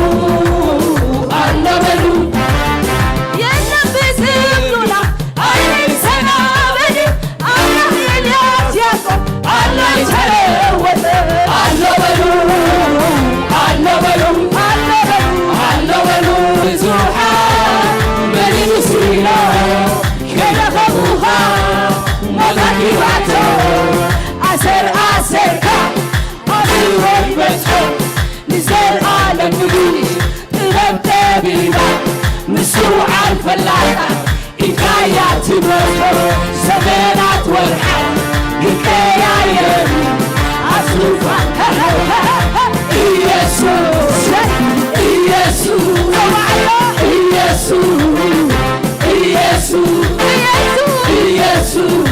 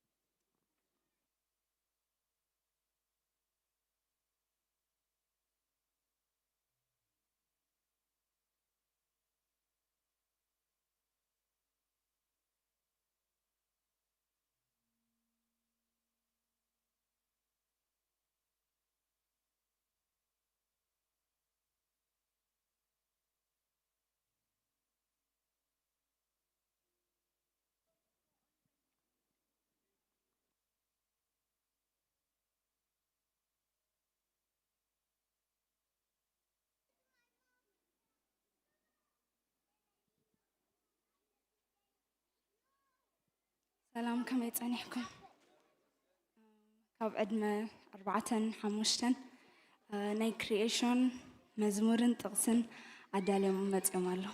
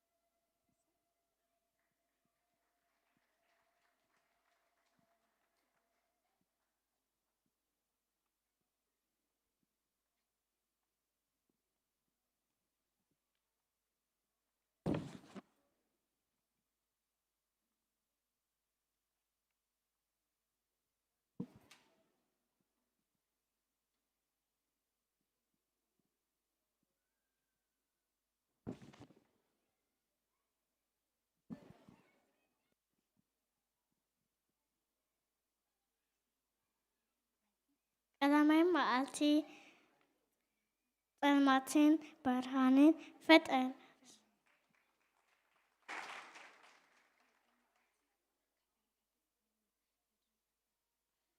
ካልኣይ መዓልትን ሰማይን ምድርን ፈጠረ።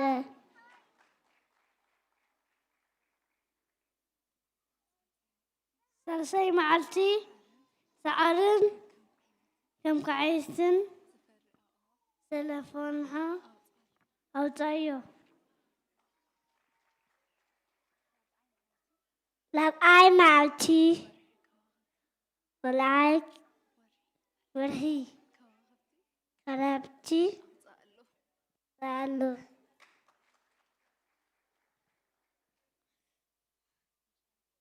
همشاي مالتي إنسان أوا تفتره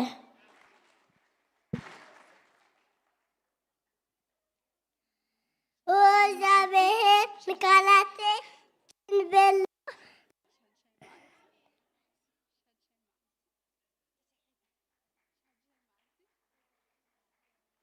شي معلتي آدم من حيوان فتره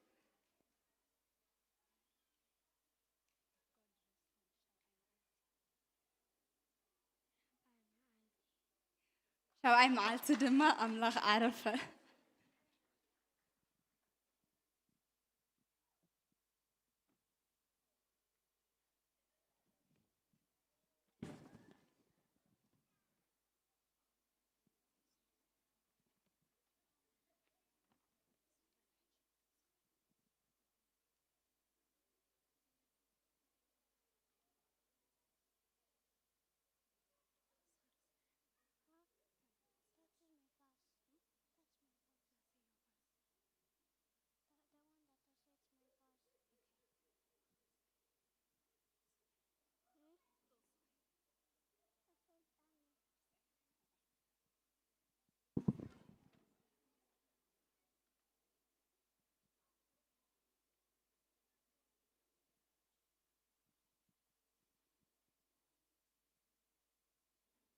يسوس كتايي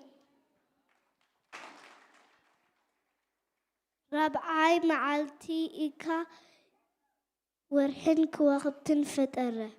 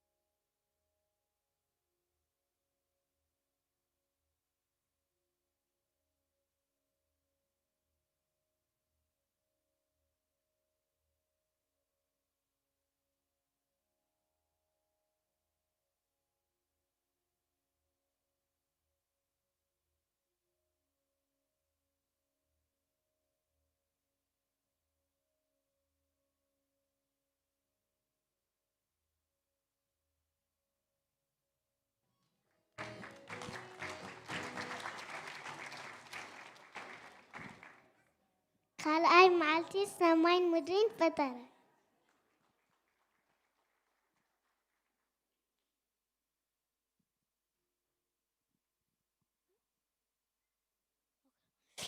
The fruit of the Spirit is love, joy, peace, patience, kindness, good, faithfulness, gentleness, and self-control.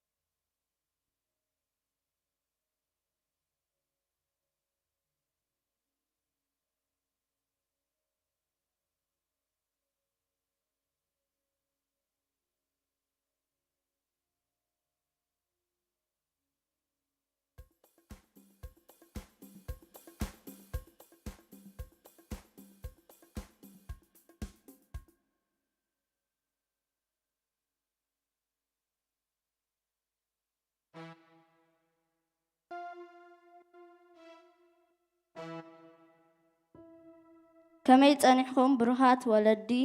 ካብ ሸዓተ ስጋብ ኣስተኸልተ መዝሙር ሒዝናልኩም መዝሙርን ጥቕስን ሒዝናልኩም መጺና ኣለና።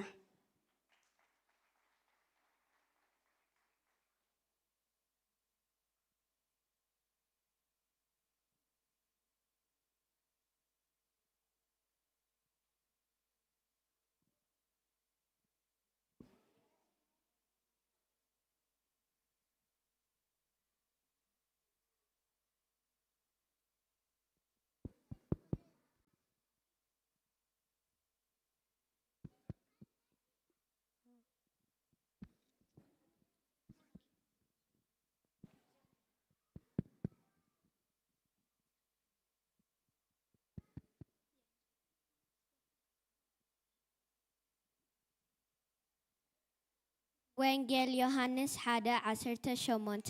ሓደ እኳ ንኣምላክ ዝረኣዮ የልቦን እቲ ኣብ ሕቁፉ ኣብኡ ዘሎ ሓደ ወዱ ንሱ ኣግሃዱ።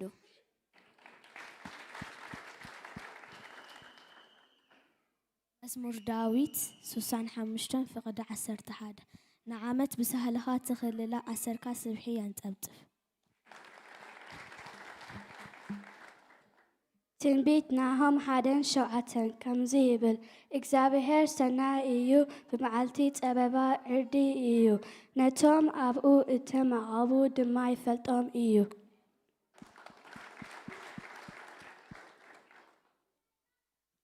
ቀዳማይ ጴጥሮስ ምዕራፍ 5:5-7 ኣቱም መንእሰይ ከምኡ ነቶም ዝዓቢኹም ተገዝእዎም ኣምላኽ ንዕብያት ይመዓቶም ትሑታት ገና ጸጋ ሂቦም እሞ ኩላትኩም ንሓትሕትኩም ምእንቲ ትገዝኡ ትሕትና ተዓጠቁ ደጊም ብግዚኡ ንሱ ልዕል ምእንቲ ከብለኩም ኣብ ትሕትታ ጽንዕቲ ኣምላኽ ትሕት በሉ ንሱ ይሓልየልኩም እሞ ንኩሉ ሓልየትኩም ኣብኡ ኣውድቁ።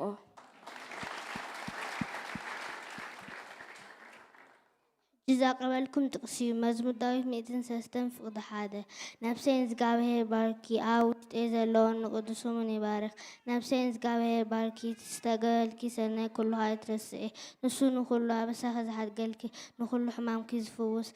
ንህይወትኪ ካብ ጥፋት ዝብጆ ብሳሕልን ብምሕረትን ዝክልለልኪ። نفسين እግዚአብሔር ባርኪዎ እግዚአብሔር አምላኸይ ንስኻ ኣዚኻ ኣቢ ኢኻ ግርማን ክብርን ለቢስካ ወ እግዚአብሔር ኖ Psalms 104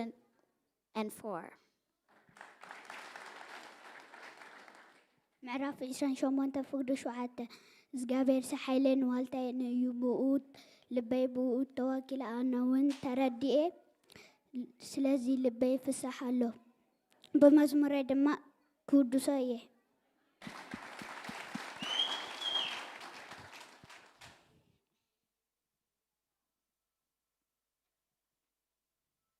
ትንቢት ሆሴዕ ምዕራፍ 6 ጥቕሲ 3 ከምዚ ይብል ንእግዚአብሔር ንፍለጦ ክንፈልጦ ድማ ንስዓቦ መውፅኡ ከም ወጋሕታ ርግፅ እዩ ንሱ ከም ዝናም ከምቲ ንምድሪ ዘጥልል ዝናም ፀብሓት ናባና ክመጽእ እዩ Psalms 104 verse 24 ወይ እግዚአብሔር ግብርታትካ ክንደይ ብዙሕ እዩ ንኹሉ ብጥበብ ገቢርካዮ ምድሪ ብሃብትኻ መሊኣ ኣላ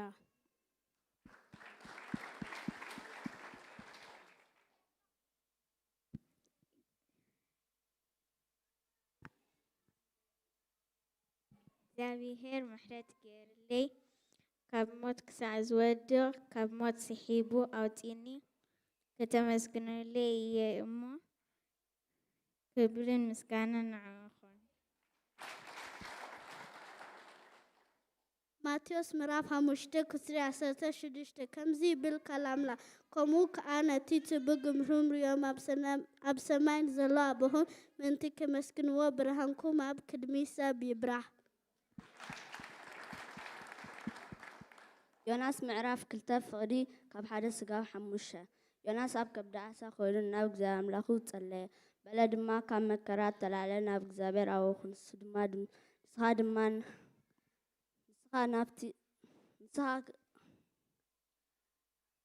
ኣብ ከብዲ ሲኦል ከይደ ናብ እግዚአብሔር ኣወኹ ንስኻ ድማ ድምፀይ ሰምዓ ንስኻ ናብቲ ማዕሞቕ ናብ ማዕሞቕ ናብ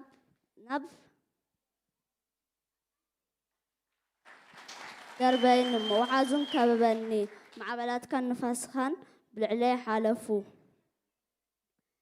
ኣነ ድማ ከም ዝበልኩ ካብ ቅድሚ ዓይንትኻ ተሰጎኩ ግና ድማ ካብ ቅዱስ መቕደስካ መሊሰ ክጥምት እየ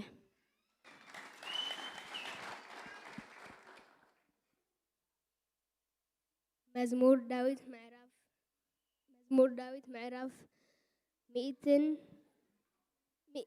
መዝሙር ዳዊት ምዕራፍ 34 ፍቅዲ 1 ንእግዚአብሔር ኩሉ ግዜ እባርሆ ውዳሴኡ ኸ ንሓወር ኣባፈይ እዩ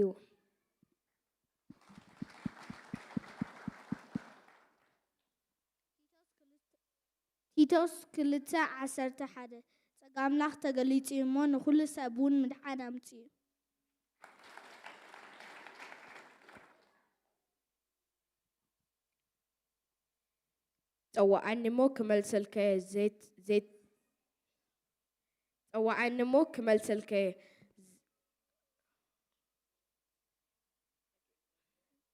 ፀዋዓኒ ሞ ክመልሰልከየ ዘይትፈልጦ ዓብይን ስውርን ነገር ክነግረካ ጀረማያ chapter 33 verse 3 ዳዊት ተሳን ሓደን ሓደ ኣብ ጸገት ልዑል ዝሓድር ኣብ ጽላልት ሁሉ ዝኽእል ይነብር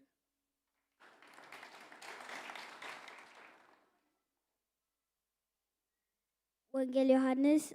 15 ቁጥሪ 8 ከምዚ ይብል ብዙ ፍሬ ተፈሪኩም ኣቦይ በዚ ክከብር እዩ ንስኻትኩም ደግሞ ደቀ መዛሙርተይ ክትኮኑ ኢኩም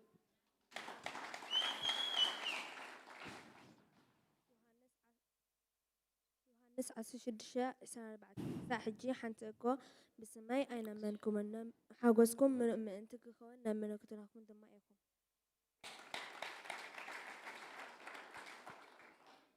ካብቲ እቶም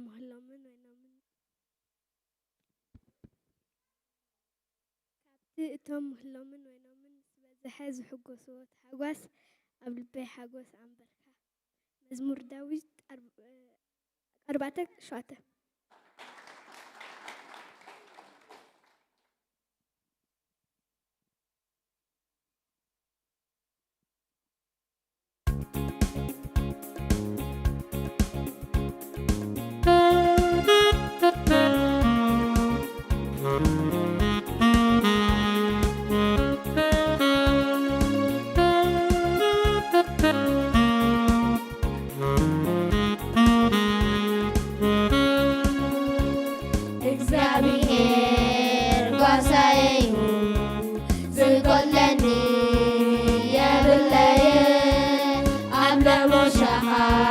يوعلني نازع عرفلو ما يمرحني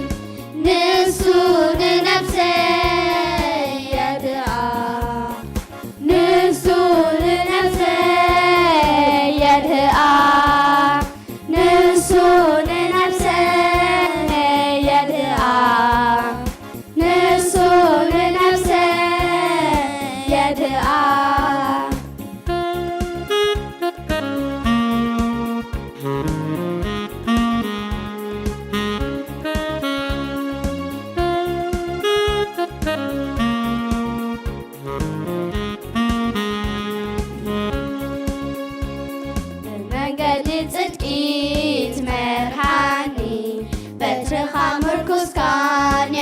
يتنانعني نسخة مسايخة إمو أي فرهني بمنقدي تبكيت مرحاني بترخى مركز كان يتنانعني نسخة مسايخة إمو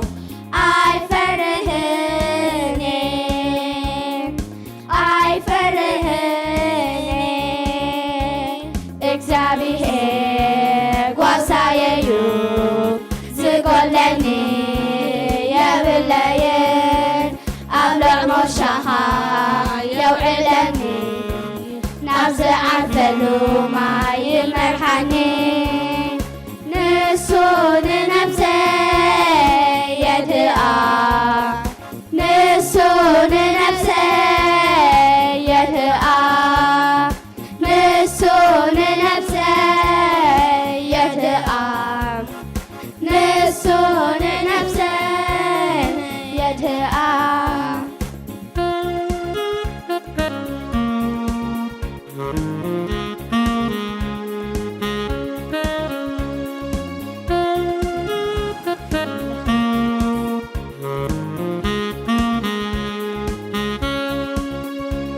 نرسي بزيتي تلخيو سوي مليئو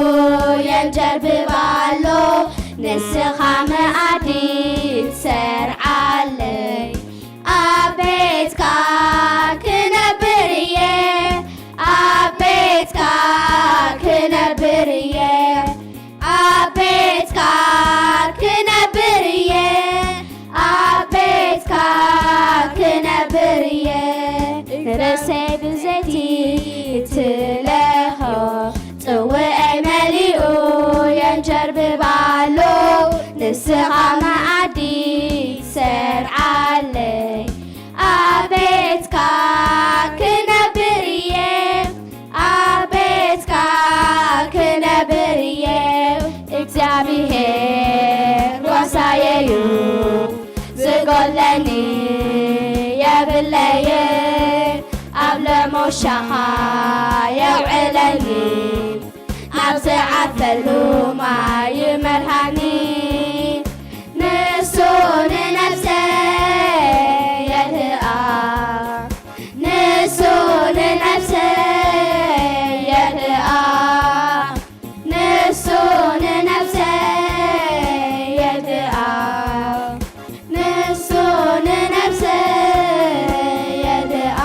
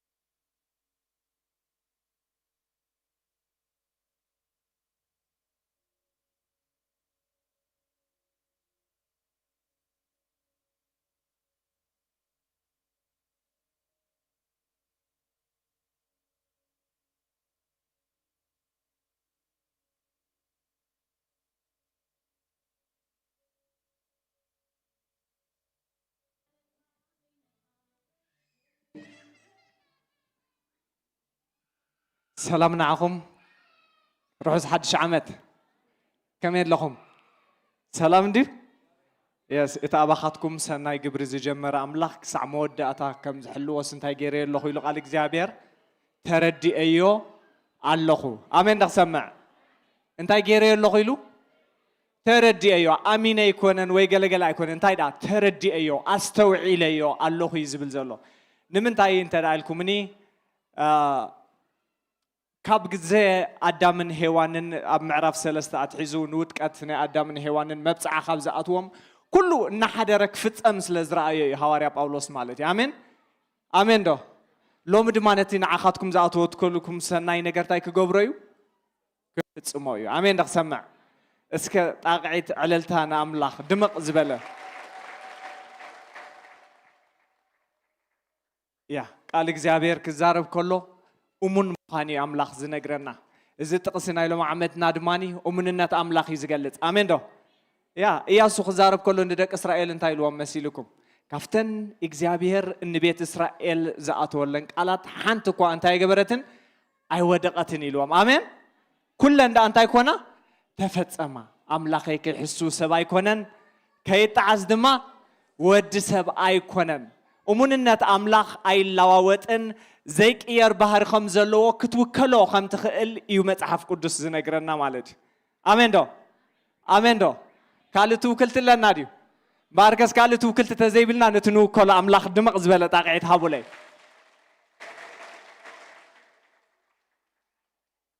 حراي باركس مدبنا قد عليو سلام كبلوكم يديبه قصكم كرئدس لزبالني قريمكم شكركم قعد حن متأخم حجونا هيتاناتنا شيء مدبالاتنا قصيلنا مسحونا إما أملخوخن قصيلنا سبح دبل ما أديزل آمين اسكه تقعيدنا أملاخ كسع زمتأخم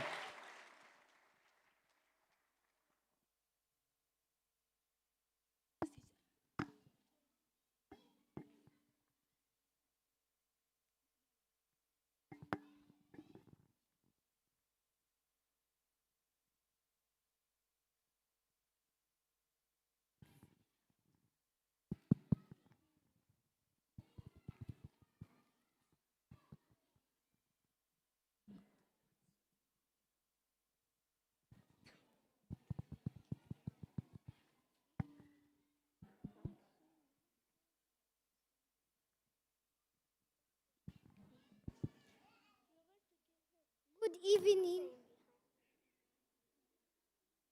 لما عندي تقصي أمتنا لما عندي تقصي أمتنا مزمور لنا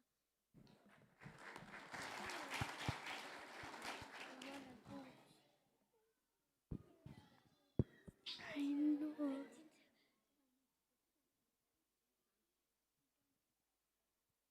Genesis 1:1. In the beginning, God created the heavens and the earth.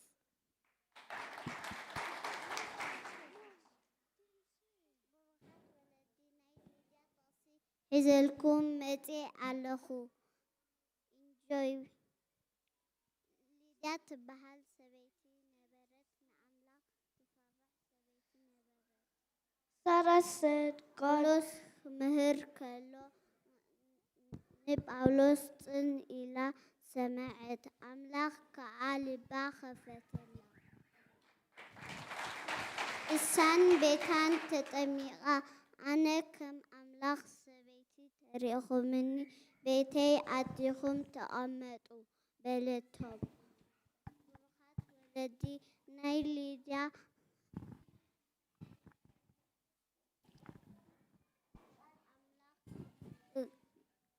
بخ كلوتن إلكا تسمعها كم ليديا أملاخ كا لبخا خفتلكا. Thank you. Amen.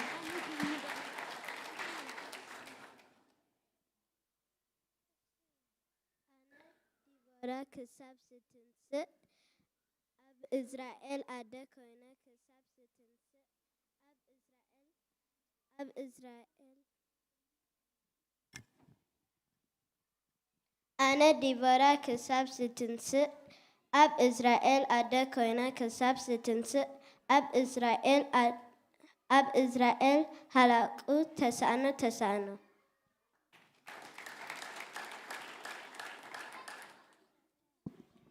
نبيت تقابل نيكي تزبلوني تحقسكم. Luke chapter 4 verse 10 it says, "And the angel said to them, Fear not, for behold, I bring you good news of great joy that will be for all the people. For unto you is born this day in the city of David a Savior who is Christ the Lord."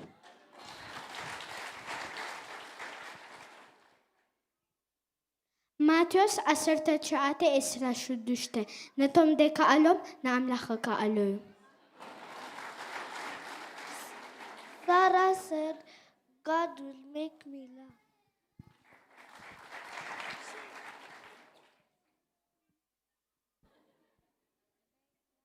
لبيت لآله كان رسعان لبيت لآله لبيت لآله لبيت لآله النقوس زيو لبيت لآله لبيت لآله لبيت لآله أنس نقوتين لبيت لآله لبيت لآله لبيت لآله زيو لبيت لآله لبسح مسقانا يزو لبيت لآله نلسو تصبعو زيك ديكو عارفة من ديكو عارفة وحديث غناي شوشة كدو وزيرو بيتن فتيو عالكوكو نزولركا نقسيك بلين نزولكا دسمي يزبركا عزخي خموي بباكا ستقبللو مع السؤال قلت أزرلو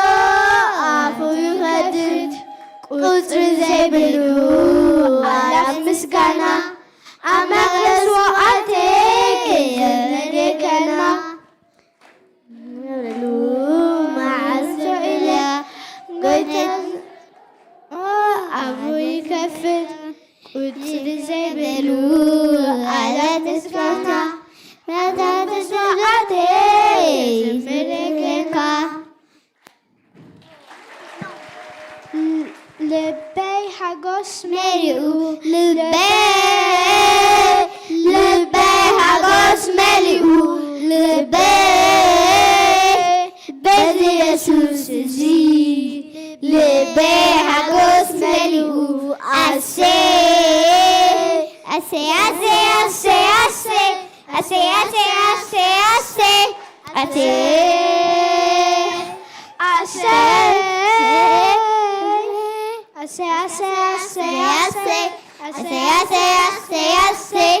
أسي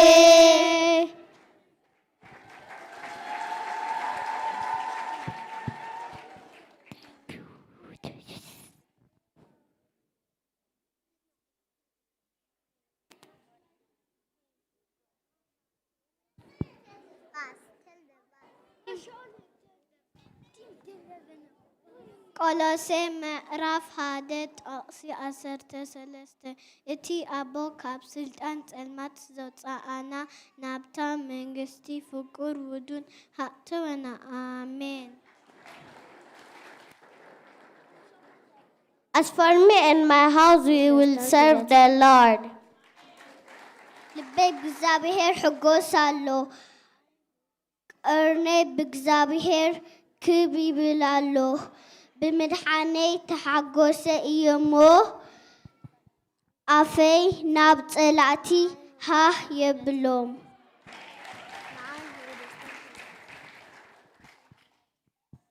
እግዚአብሔር በኃያል ኤድ ካብኣ ኣርቲኩሚማ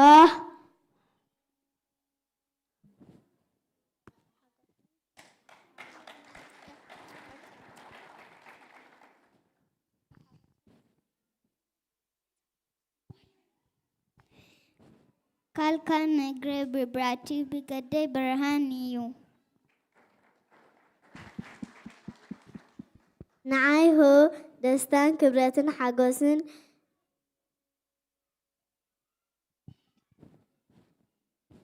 ኮነ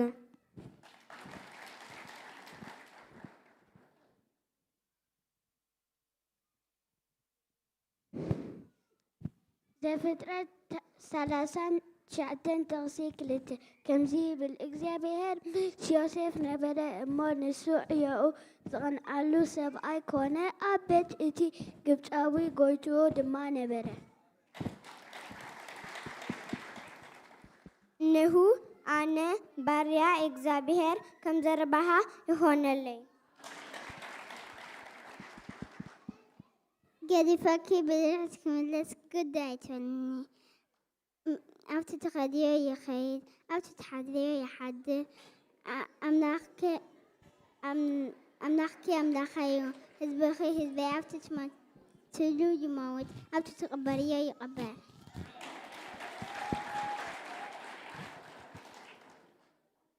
ኣነ ብማይ የጥምዐኩም ኣለኹ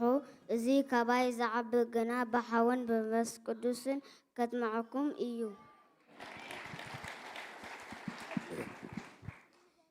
መዝሙር ዳዊት ምዕራፍ 100 ከምዚ ብል ካል ኣምላኽ ኩልሂ ምድሪ ንእግዚኣብሔር እልል በሉ ንእግዚኣብሔር ብሓጎሱ ተገዝኦ ኣብ ቅድሚ ብእልልታ መቱ እግዚአብሔር ኣምላኽ ምዃኑ ፍለቱ ንሱ ገበረና በዓልና እንኾናን ንህናስን ህዝቡን ኣባጊኡን ሞገሱን ኢና ኣብ ደገታቱ ብምስጋና ኣብ ኣጸዱ ብውዳሴ እተውን ንስሙ ካባርሆ እግዚአብሔር ሰናይ እዩ እሞ ተገዙ ንዘለዓለም እምነቱ ድወልዶ ይነብር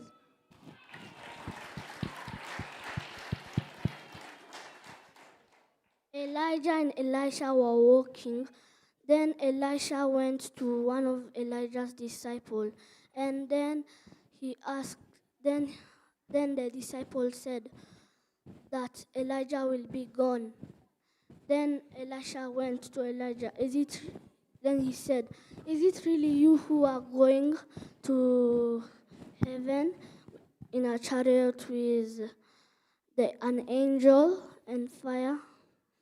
Then Elijah said, "I will go." Then Elijah said to Elisha, "What should I do to you before I go to heaven?" But then Elisha said, "You do not go, or I go with you." But then Elijah said, "That's a hard wish to do for you. But then I can do one wish for you. You can be a prophet." But then Elisha didn't want Elijah to go. Then after Elijah was being took by the chariot, then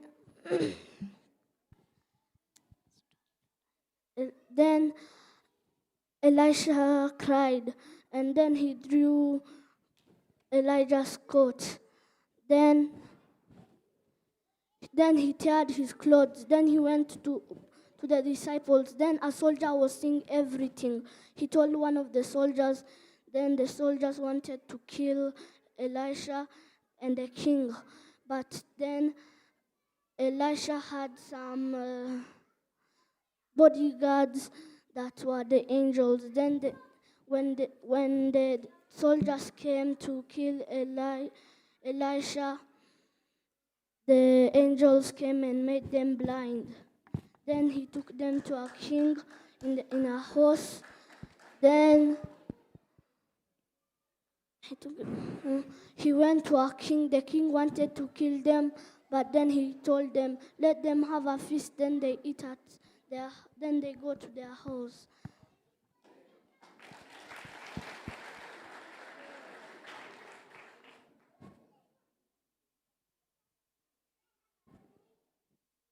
እቲ ሰብኣይ ነዚ ነገር ሎሚ ከይወዶ ኣይዓርፍን እሞ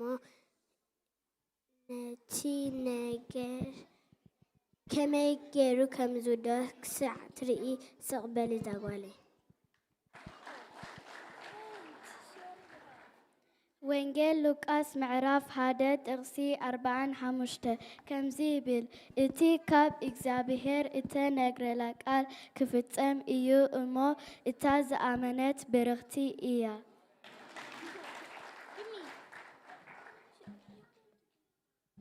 Tiga amak tegelicu mo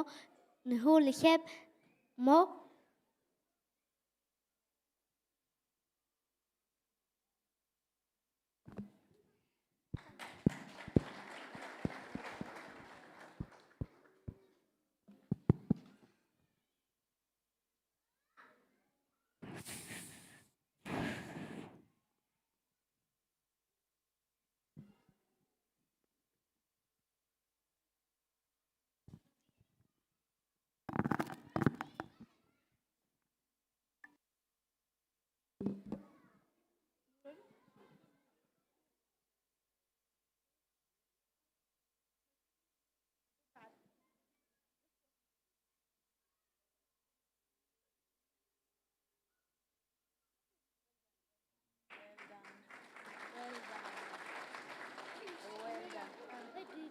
No one prayed for us because we're going to pray. Well done.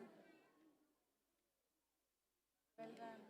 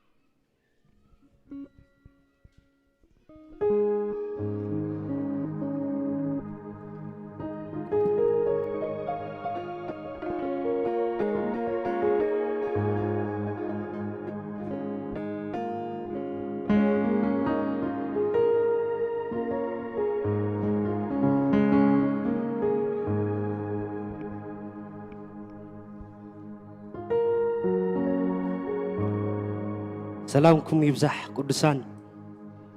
እግዚአብሔር ሰላምኩም ይብዛሕዮ ዓመት እልልታ ዓመት ስሓቅ ዓመት ደስታ ይግበሮ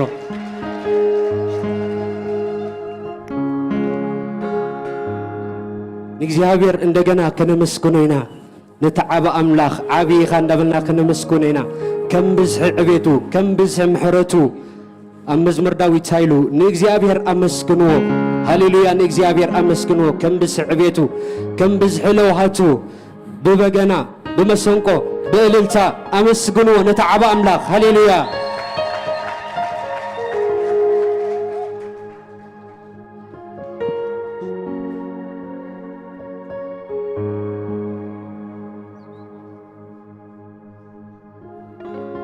إشتي قرري لحدتي لسلزلوخي سوري مايك تسغلي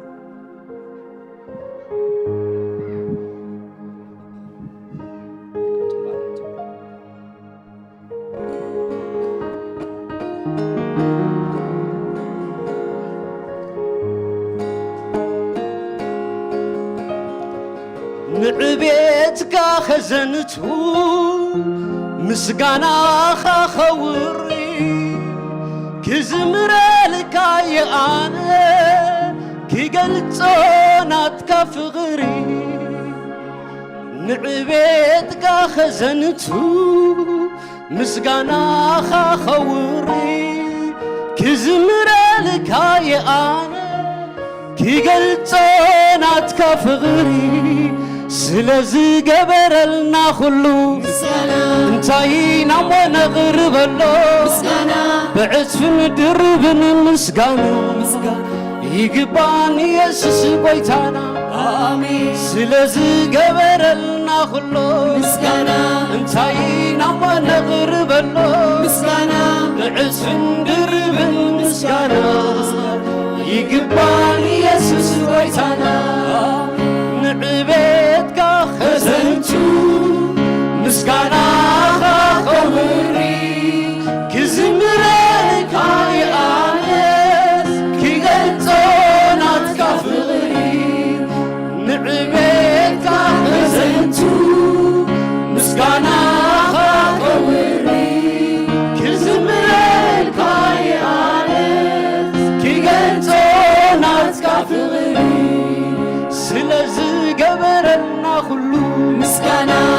انتاينا نغرب مسكانا بعزف دربن مسكانا يقباني يسوس بويتانا سلزي قبرنا كله مسكانا انتاينا نغرب مسكانا بعزف دربن مسكانا يقباني يسوس بويتانا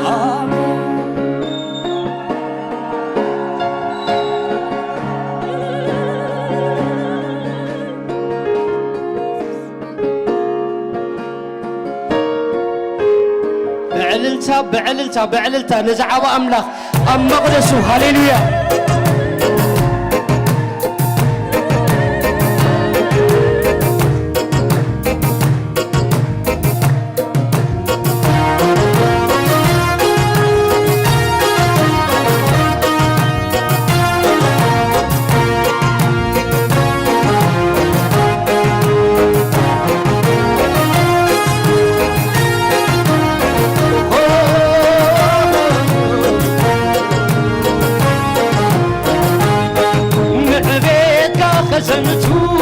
مسكانا خاوري كزمري كاياني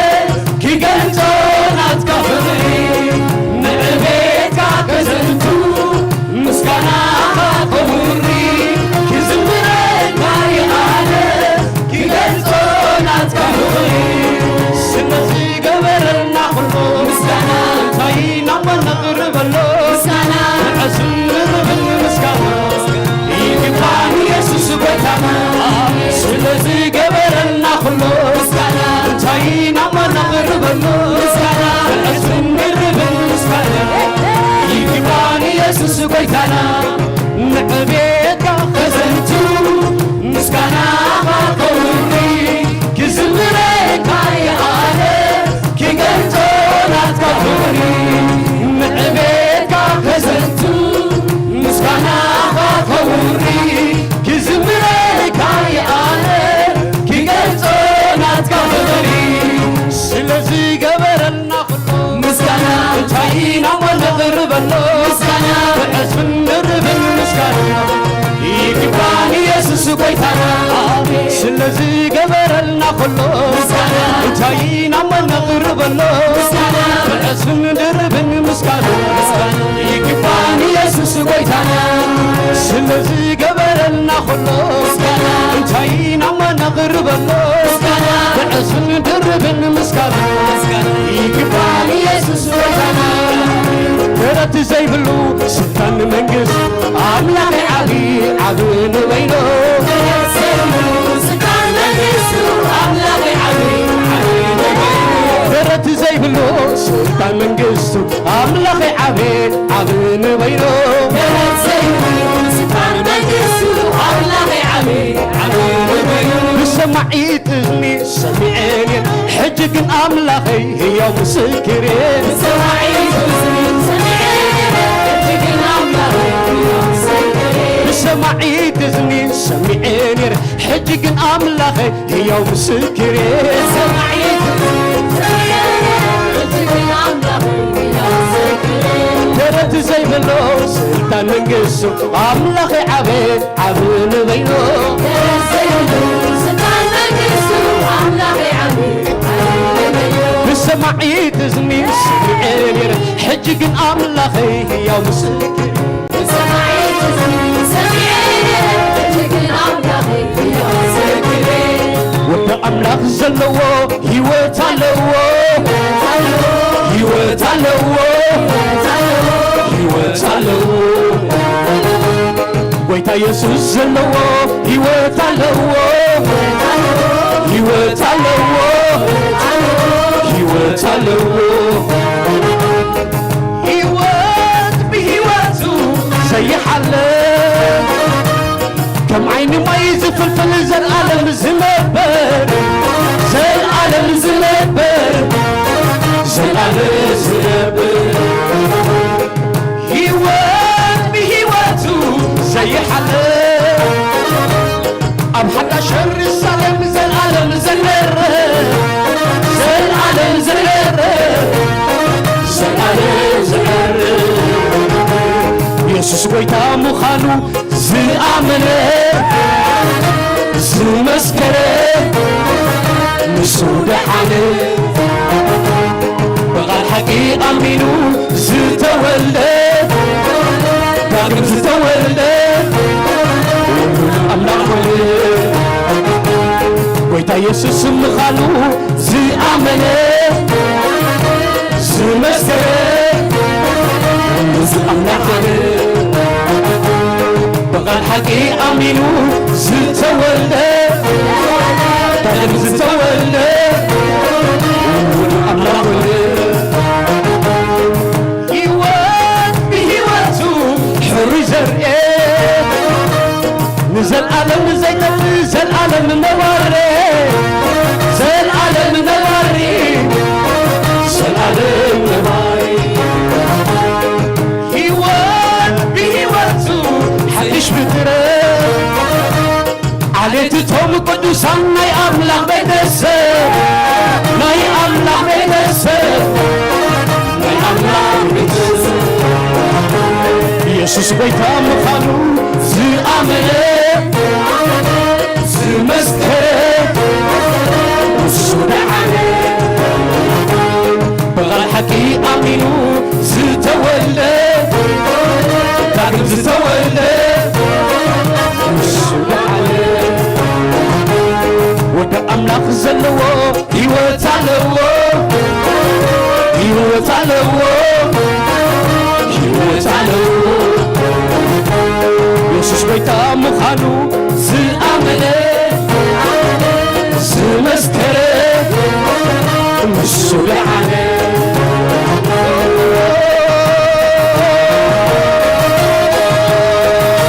ኣነ ንጎይታ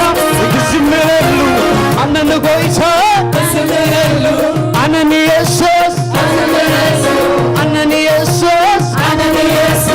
ኣነ ንኢየሱስ ኣነ ንኢየሱስ ክዕልለሎ ክዕልለሎ ክዕልለሎ ክዕልለሎ ክዕልለሎ ክዕልለሎ ክስዕስዓሎ ክስዕስዓሎ ክስዕስዓሎ ቅረቡ ክስዕስዓሎ ክስዕስዓሎ ክስዕስዓሎ ክዝምረሎ ክዝምረሎ ኣነ ናብ ጎይታ ኣነ ናብ ጎይታ ኣነ ንኢየሱስ ኣነ ንኢየሱስ ክዕልለሎ ክዕልለሎ ክዝምረሉ ክዝምረሉ ክዕልለሉ ክዕልለሉ ክዕልለሉ ክዝምረሉ ክዝምረሉ ክዝምረሉ ክዝምረሉ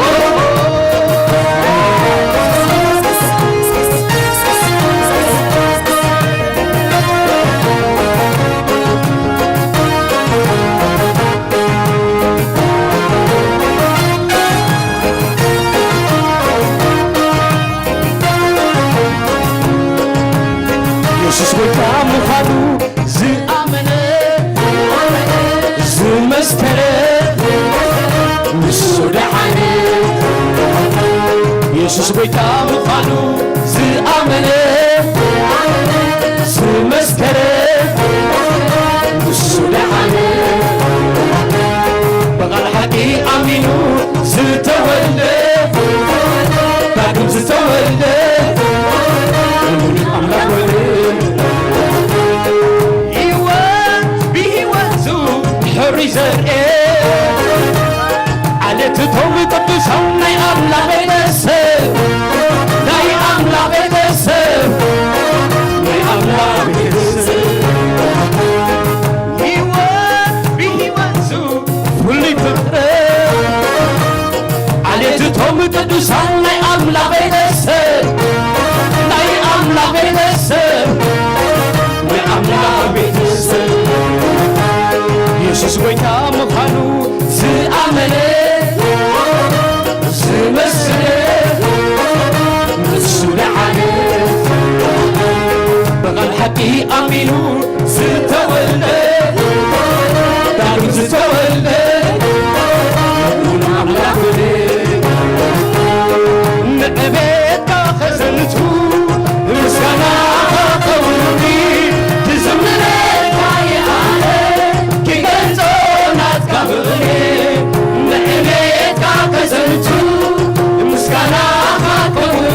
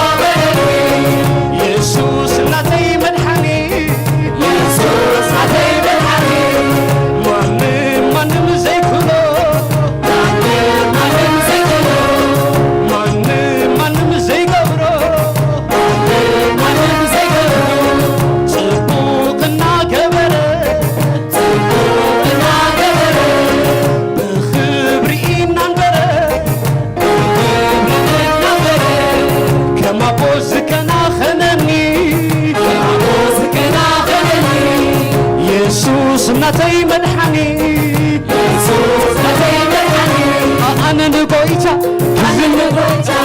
أنا نغويتا كزمرلو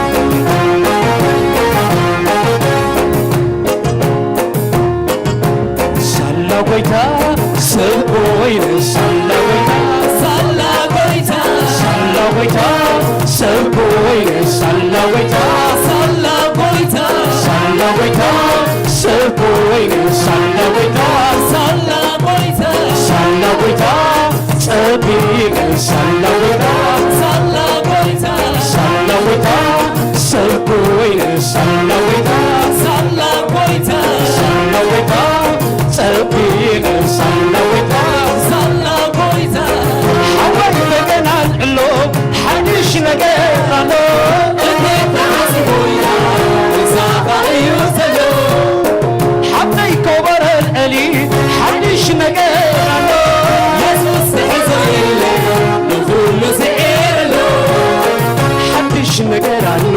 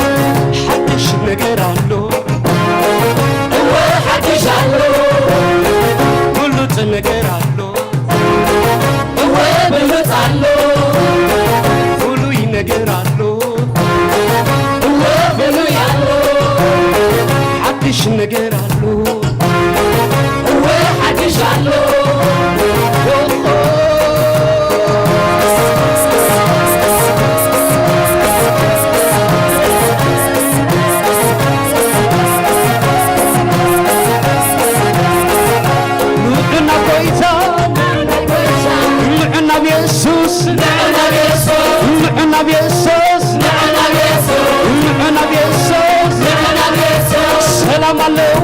سلام عليه سلام عليه سلام عليه عرفت له عرفت له عرفت له عرفت له أنا نقويتا أنا نقويتا أنا نقويتا أنا نقويتا كزمر له كزمر له كزمر له كزمر له كعلل له كعلل له كعلل له كعلل له كسر سعاله كسر سعاله كسر سعاله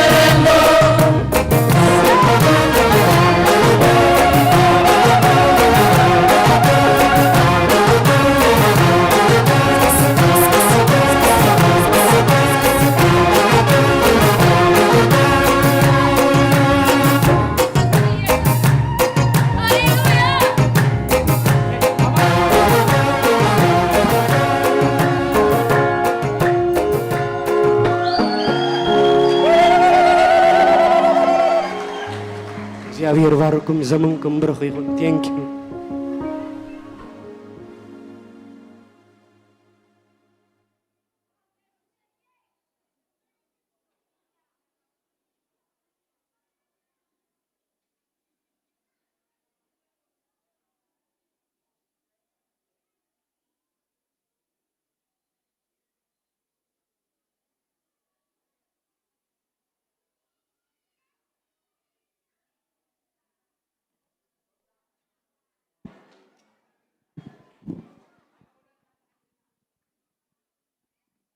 كم يتنحنا يسوع كريستوس قويتاي كم اللهم لخا آمين مزمران مملسو قويتا يا عزيزي بارككم كلت announcement حيزي مت إزلخو تقدميتي زانتاتات متصحف قدوس نهፃናት ተባሂላ ዝተጻሕፈት አላ ነዚ አዝ ጻሕፈታ ሓፍቲ ኣብ ማእኸልና አላ ዮሐና ለኽዶ ዮሐና የላን ኑ ቶማስ ሓውና በዓልቲ ቤት እያ ማለት እዩ ዮሐና ሃብተ ማርያም ዝተጻሕፈት እያ ድምቕ ዝበለ ጣቕዒት ትብለይ ደስ ምበለኒ حقن مزراب ريكوغنايز كجبرا زدلين مخنيات أب كل تشحن عسران شدشن بزحات أما أخلنا زلهم كتوات وخطبا بعسل زلوخي آمين دو إتا أباناز تدوغيلو زلون نجر أملاخ ببت أجانا خنا قلقلو كندي سناي مسلكم سكدقيمكم أتاقعلون قويتا توماس سلام تابت حالنا يا أخا قويتاي بارخ كبلا أمرخ يبارخ صعدك يبارخ بللنا غاشي سلازي بحدشح ندقنا تخون مصحف أبدا قلاتكم كتجزوا تخوليهم قال ساعات ودقة ترخيب الله وانا ناب باستر ويناب تسمتيو يوسدا كابزقت إلنا مدبنا ناي مبان 20 موزع كن كيدينا دياقونات نقدميت تبارك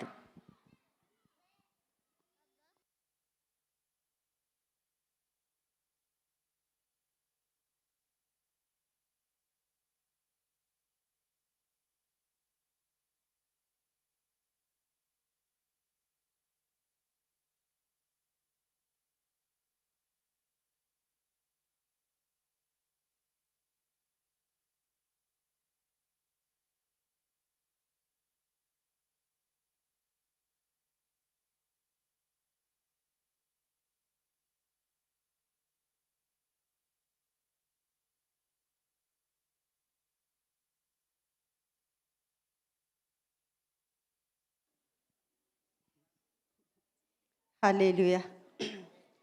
ኢየሱስ ጎይታይ ሃሌሉያ ሓቢርና ነመስግን እግዚአብሔር አቦ ነመስግነካ አሎና ሰማይ ዙፋንካ ምድር መርገጽ እግርካ ዝኾንካ ጎይታ ክብሪ ንስኻቤ ንኻይኻ ሞ ክበር ተመስገን እግዚአብሔር አምላኸ እንሆ ስለዚ ሓደ እኳ ብኢየሱስ ክርስቶስ ዘሎ ንሱ ሓድሽ ፍጥረት እሞ እንሆ ብሉይ ሓሊፉ ኩሉ ካ እንሆ ሓድሽ ኮነ ከም ዝተጻሕፈ እግዚአብሔር አቦ ኩሉ ሓድሽ ስለዝገበርካልና ነመስግነካ አሎና እግዚአብሔር አቦ እንሆ ንዓመት ብሳህልኻ ተኽልላ ስብሕኻ ይንጠብጥብ ከም ተጻሕፈ እግዚአብሔር አቦ ንኩሉ ዓመታትና በኣኻ ስለዝተባረኸ ተመስገን ሕጂ እውን ተረፈ ዓመታትና ብመንፈስካ መሪሕካ ብሰናይ ብዕረፍቲ ስለተምብረና ነመስግነካ አሎና እግዚአብሔር አምላኸ ስለ ረድኤትካ ተመስገን እግዚአብሔር አቦ ንሕጂ እውን ስለ መባን 20 ክንጽልይና እግዚአብሔር አምላኽ ካብቲ ዝሃብካና ኢና ንህብሞ እግዚአብሔር አቦ እንሆ ዝዋሃብ ስለዘይከላእካና ሓደ እውን ኣብ ማእከልና ጦሙ ይስኡን ስለዘየለ ነመስግነካ አሎና እግዚአብሔር አቦ ናይ ዕለት እንጀራ ሃበና ከም ተጻሕፈ ናይ ዕለት እንጀራ ስለዘይከላእካና ነመስግነካ አሎና እግዚአብሔር አቦ ነቶም ዋሃብቱ እውን መመሊስካ ስለተባረኾም ተመስገን እግዚአብሔር አምላኸ ስለትዝመፀና ቃል እውን እግዚአብሔር አቦ ኣብ ልቢ ነፍስ ወከፍና ዝተርፍ ዝዕቆር ክህልወና እግዚአብሔር ብመንፈስካ ልብና ክትከፍት ብሽም ኢየሱስ ንጽለለና እግዚአብሔር አምላኸ ስለትረድአና ነመስግነካ እግዚአብሔር አቦ ስለ ሁሉ ነገር ተመስገን ስለስተረፈ ጊዜና ሰዓትና ንስኻ ተረከቦ ብተፍቅሮ ወድኻ ኢየሱስ ክርስቶስ ስም ሓደ አምላኽ አሜን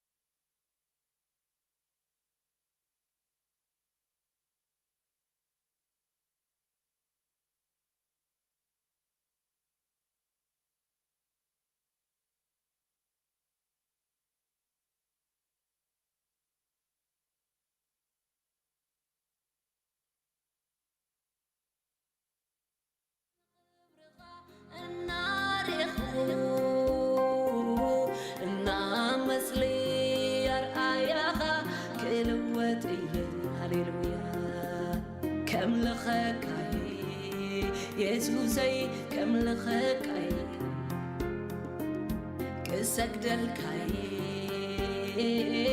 كسجدل كاي هاليلويا تصبح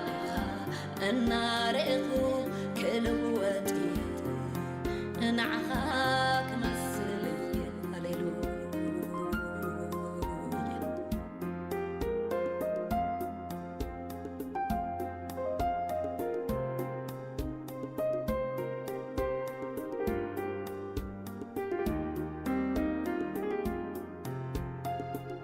كفلتك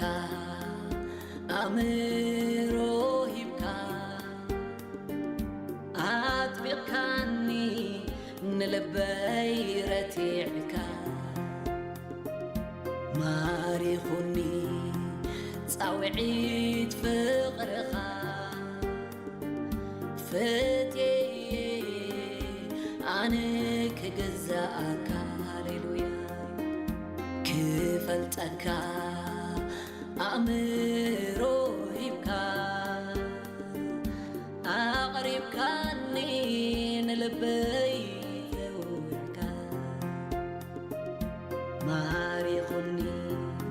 صوعيت فقرها فتي عنك جزاك مملزة كسجدل كاي قناخا كركبي هاليلويا كم مستعد نخبرخا الناريخو كاب كبري ناب كبري كلوتي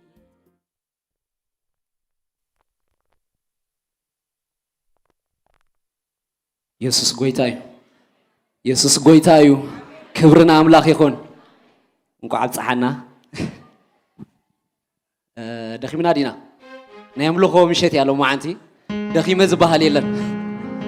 ንገርዎ ነብስኹም ደኺመ ዝበሃል የለን ክነምልኽ ኢና ሃሌሉያ ኣብ ቃል ኣምላኽ ኣብ ራእየ ዮሃንስ ምዕራፍ 4 ቁጥሪ 10 ከም ዝብል ኣሎ እቶም 24 ሽማግለታት ኣብ ቅድሚቲ ኣብ ዙፋን ተቐሚጡ ዘሎ ፍግም ኢሎም ወጎይታናን ኣምላኽናን ንብዘሎ ንስኻ ፈጢርካዮ ስለ ፈቓድካ እውን ኮይኑን ተፈጢሩን እዩ እሞ ንስኻ ክብርን ስብሓትን ስልጣንን ንምውሳድ ብቑዕ ኢኻ ብሓንሳብ ክንብሎ ኢና ክብርን ስብሓትን ስልጣንን ንምውሳድ ብቑዕ ኢኻ ክብርን ስብሓትን ስልጣንን ንምውሳድ ብቑዕ ኢኻ ዓብሊለኩም ኣለኹ ድምፂ ውስቕ ኣቢልና ንስኻ ክብርን ስብሓትን ስልጣንን ንምውሳድ ብቑዕ ኢኻ ብቑዕ ኢኻ ብቑዕ ኢኻ ሃሌሉያ ብቑዕ ንሶ ሃሌሉያ ክነምልኾ ኢና ክንዝምረሉ ኢና ሃሌሉያ ክንዕለሉ ኢና ዘለና ኩሉ ኣብ ቅድሚኡ ክነፍስሰሉ ኢና ሃሌሉያ ካብ ዘለና ተስኢና ብእልልታ ብጭብጨባ ብሽብሸባ ብኩሉ ሃሌሉያ ኣብ ቅድሚ እግዚአብሔር ክንፈስስ ኢና ሃሌሉያ ሃሌሉያ ሓሳብ ናይቲ መዝሙር ሃሌሉያ ክንሕዞ እቲ መዝሙርና ከምልኸ ለይትን ቀትርን ኣብ ዝኾነ ቦታን እዋንን እዩ ዝብል ሃሌሉያ ከምኡ እናበልና ክነምልኽ ኢና ሃሌሉያ ከምልኸ ለይትን ቀትርን ኣብ ዝኾነ ቦታን እዋንን ከምልኸ ለይትን ቀትርን ኣብ ዝኾነ ቦታን እዋንን ከምልኸ ለይትን ቀትርን ኣብ ዝኾነ ቦታን እዋንን ከምልኸ ለይትን ቀትርን ኣብ ዝኾነ ቦታን እዋንን ንኸምልኸካ ኣምላኸይ ምዃንካ እኹልዩ ንኸምልኸካ ኣምላኸይ ምዃንካ እኹልዩ ንኸምልኸካ ብስምካ ምስማየይ እኹልዩ ንኸምልኸካ ብስምካ ምስማየይ እኹልዩ ከምልኸ ለይትን ቀትርን ኣብ ዝኾነ ዘምርዎ ዝመዝሙር ሃሌሉያ ከምልኸ ለይትን ቀትርን ኣብ ዝኾነ ቦታን እዋንን ከምልኸ ለይትን ቀትርን ኣብ ዝኾነ ቦታን እዋንን ከምልኸ ለይትን ቀትርን ኣብ ዝኾነ ቦታን እዋንን ምኽንያት ኣይደልን ምኽንያት ኣይደልን ምኽንያት ኣይደልን ንዓኻ ከምልኽ እልልታ ዘለዎ ሃሌሉያ ክብሪ ይግቦይ ዝብል ሃሌሉያ ብሽብሽብ ኣብ ቅድሚኡ ሃሌሉያ ብእልልታ ሃሌሉያ ሽብሸባ ሽብሸባ ሃሌሉያ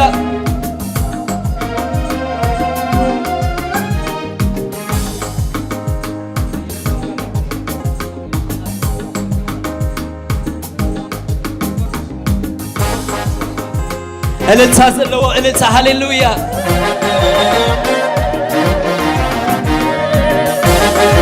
እስከ ብሽብሸባ ብሽብሸባ ብሽብሸባ ሃሌሉያ ሃሌሉያ ክብሪ ይግቦ ኢልና ኢና ሃሌሉያ ክብሪ ክንቦ ይግባአና እዩ ሰይ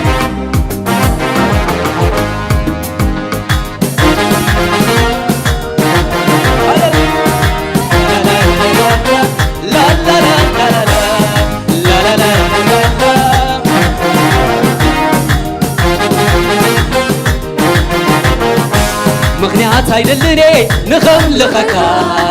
ንኸምልኸካ ንኽብርኻ ደጊካኒ ኣምላኸይኻ ኣምላኽ ምኽንያት አይደልኔ ምኽንያት አይደልኔ ንኸምልኸካ ንኸምልኸካ ንኽብርኻ ደጊካኒ ኣምላኸይኻ ኣምላኸይኻ መሰክር ድቅን ጌታ ፈጢርካኒ ነፍሰይ ስትፈልጦ የገርመኒ بحقوس كقاني كزمر بعتيق نسمك لساني نخبرك أقاري نخبرك بحقوس كقاني كزمر بعتيق نسمك لساني نخبرك أقاري نخبرك كزلي كزلي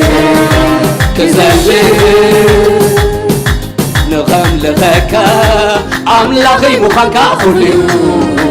نخملخك أملاخي مخانك خليو نخملخك أملاخي مخانك خليو نخملخك أملاخي مخانك خليو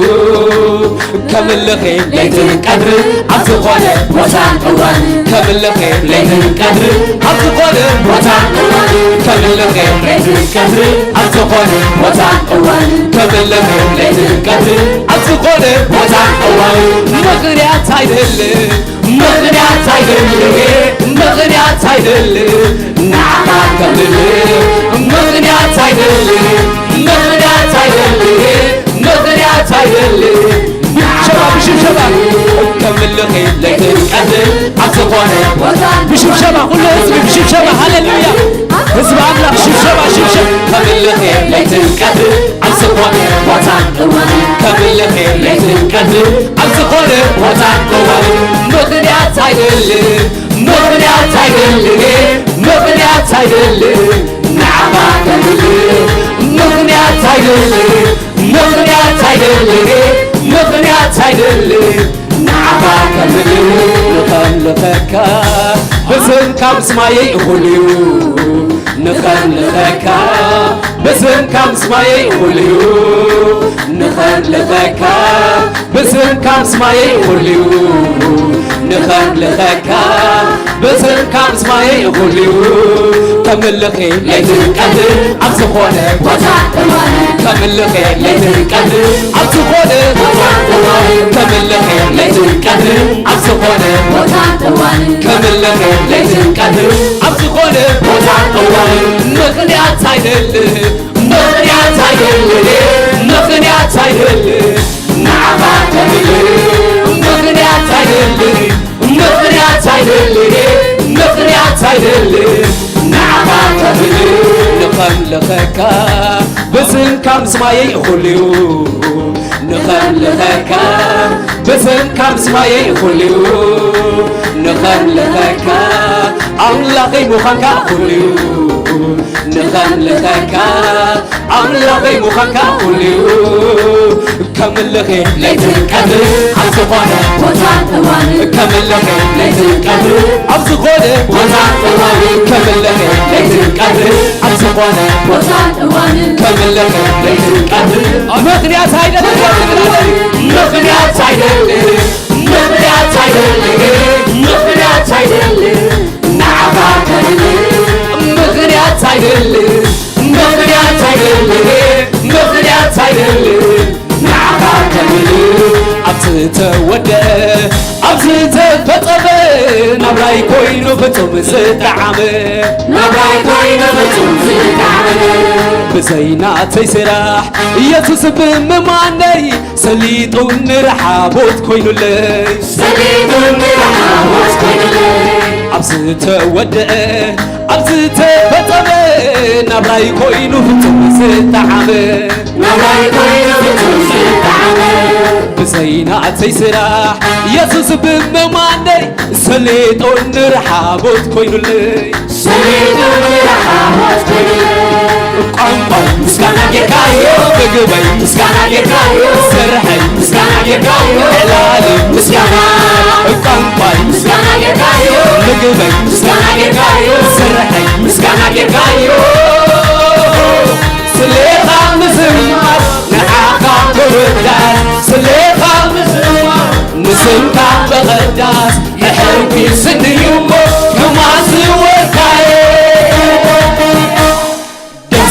أنا بلني دس دس أنا بلني بابا أنا بلني بابا أنا بلني بابا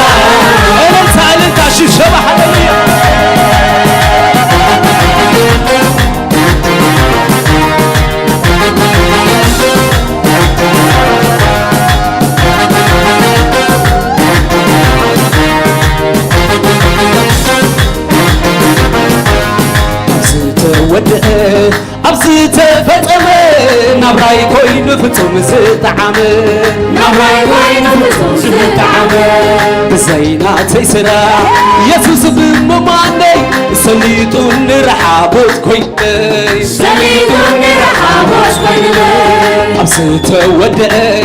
ኣብዚ ተፈጸመ ናብራይ ኮይኑ ፍጹም ዝተዓመ ናብራይ ኮይኑ ፍጹም ዝተዓመ ብዘይናተይ ስራሕ ኢየሱስ ብምማነይ ሰሊጡን ንረሓቦት ኮይኑለይ ሰሊጡን ሃሌሉያ ቋንቋይ ምስጋና ጌርካዮ ምግበይ ምስጋና ጌርካዮ ስርሐይ ምስጋና ጌርካዮ ዕላለይ ምስጋና ቋንቋይ ምስጋና ጌርካዮ ምግበይ ምስጋና ጌርካዮ ስርሐይ ምስጋና ጌርካዮ ስሌታ ምዝማር ንዓኻ ምውዳስ ስሌታ ምዝማር ንስምካ ምቕዳስ የሕቢስንዩ ከመይ እናበለኒ ደስ እናበለኒ ባህባ እናበለኒ ባህባ እናበለኒ ከምቶም ከዋኽብቲ ከምቶም መልክዕ ሰማይ ከም ድምቕቲ ወርሒ ከም ጸርግ ናይ ፀሓይ ብመዝሙር ብግጥሚ ክስወ ምስጋናይ ፈስዮ ኣለኹ ስለኻ ምቅናይ ሓቢሩ የመስግን ዘሎ ከምዝኸማ ቋንቋይ ምስጋና ጌርካዮ ምግበይ ምስጋና ጌርካዮ ስርሐይ ምስጋና ጌርካዮ ዕላለይ ምስጋና ቋንቋይ ምስጋና ጌርካዮ ምግበይ ምስጋና ጌርካዮ ስርሐይ ምስጋና ጌርካዮ ስለኻ ምዝማር ንዓኻ ምውዳስ ስለኻ ምዝማር ንስምካ ምቕዳስ የሕቢስንዩ ዝተዓገሰ ሰባት ስሜት ሃሌሉያ ደስ እናበለኒ ደስ እናበለኒ ባህባ እናበለኒ ባህባ እናበለኒ እስከ ብሽብሸባ ኣብዚ ተወድአ ኣብዚ ተፈጸመ ናብራይ ኮይኑ ፍጹም ዝተዓመ ናብራይ ኮይኑ ፍጹም ዝተዓመ ብዘይናተይ ስራሕ ኢየሱስ ብምማነይ ሰሊጡን ንረሓቦት ኮይኑለይ ሰሊጡን ንረሓቦት ብሽብሸባ ኣብዚ ተወድአ ኣብዚ ተፈጸመ ናብራይ ኮይኑ ፍጹም ዝተዓመ ናብራይ ኮይኑ ፍጹም ዝተዓመ ብዘይናተይ ስራሕ ኢየሱስ ብምማነይ ሰሊጡን ንረሓቦት ኮይኑለይ ሰሊጡን ንረሓቦት ኮይኑለይ ቋንቋይ ምስጋና ጌርካዮ ምግበይ ምስጋና ጌርካዮ ስርሐይ ምስጋና ጌርካዮ ዕላለይ ምስጋና ቋንቋይ ምስጋና ጌርካዮ ምግበይ ምስጋና ጌርካዮ ስርሐይ ምስጋና ጌርካዮ እለታ ሃሌሉያ ስለኻ መዘማር ንዓኻ ምውዳስ ስለኻ መዘማር ንስምካ ምቕዳስ የሕቢስንዩ ከማተለወለካ ደስ እናበለኒ ደስ እናበለኒ ባህባ እናበለኒ ባህባ እናበለኒ ትርጉም ረኺበሉ ምንባርና ህይወተይ መስፍን ሰላም የሱስ ምስዓተኻ ቤተይ ኣይበርህ ኣይጭንቕ ርኤ ኩነታተይ ብዘይድፈር ግርማ ኣለኻ እንዶብ ዙርያይ ኣለኻ እንዶብ ዙርያይ ብናትካ ረዲኤት ስማ ሰጊረያ ንዓኻ ኣሚነ ጽባሕ ይጽበያ ንዓኻ ዝሓዘ እንታይ ከይጎሎ ውሉድካ ኸምዃን ዝበልሳይ ኣሎ ዝበልሳይ ኣሎ ኣነ እናትካ ብምዃነይ ውሉድካ ብምዃነይ ኣብ ናይ ህይወት መስገን ጽሒፍካ የስመይ መግለጺ የብሉ ኣነ ሃሌሉያ ኣነ እናትካ ብምዃነይ ውሉድካ ብምዃነይ ኣብ ናይ ህይወት መስገን ጽሒፍካ የስመይ መግለጺ የብሉ ብዙሕ ሰላም ንዓኻ የሱስ ንዓኻ እሞ ንዓኻ አይስርችወንን ኩሉ ጊዜ ክበር ክበር ክበር ንዓኻ የሱስ ንዓኻ እሞ ንዓኻ አይስርችወንን ኩሉ ጊዜ ክበር ክበር ክበር በይንኻ ክበር ክበር በይንኻ ክበር ክበር በይንኻ ክበር ክበር ንገስ ንገስ በይንኻ ንገስ ንገስ በይንኻ ንገስ ንገስ በይንኻ ንገስ ንገስ በይንኻ ከመለኺ ለይትን ቀትሪ ኣብ ዝኾነ ቦታ ከመለኺ ለይትን ቀትሪ ኣብ ዝኾነ ቦታ ከመለኺ ለይትን ቀትሪ ኣብ ዝኾነ ቦታ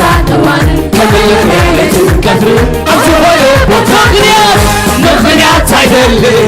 ምኽንያት አይደል ምኽንያት አይደል ንዓኻ ክብር ምኽንያት አይደል ምኽንያት አይደል ምኽንያት አይደል ንዓኻ ክብር ቋንቋይ ምስጋና ጌርካዮ ምስጋና ጌርካዮ ምስጋና ጌርካዮ ምስጋና ቋንቋይ ምስጋና ጌርካዮ ምግበይ ምስጋና ጌርካዮ ስርሐይ ምስጋና ጌርካዮ ስሜኻ ምዝማር ንስምካ ምውዳስ ስሜኻ ንስምካ ምውዳስ ይሕጉሰኒ እሞ ክማስዎ ከመይ ደስ ደስ እናበለኒ ደስ ደስ እናበለኒ ባህባ እናበለኒ ባህባ እናበለኒ እስከ እልልታ እልልታ እልልታ ሃሌሉያ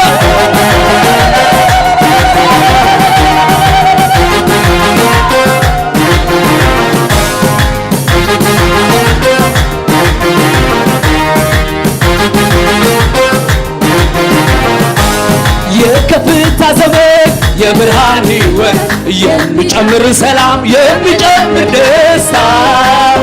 የክብር ዘመን ነው ከፊቴ ያለው መልካሙን አዋጅ እኔ አውጃለሁ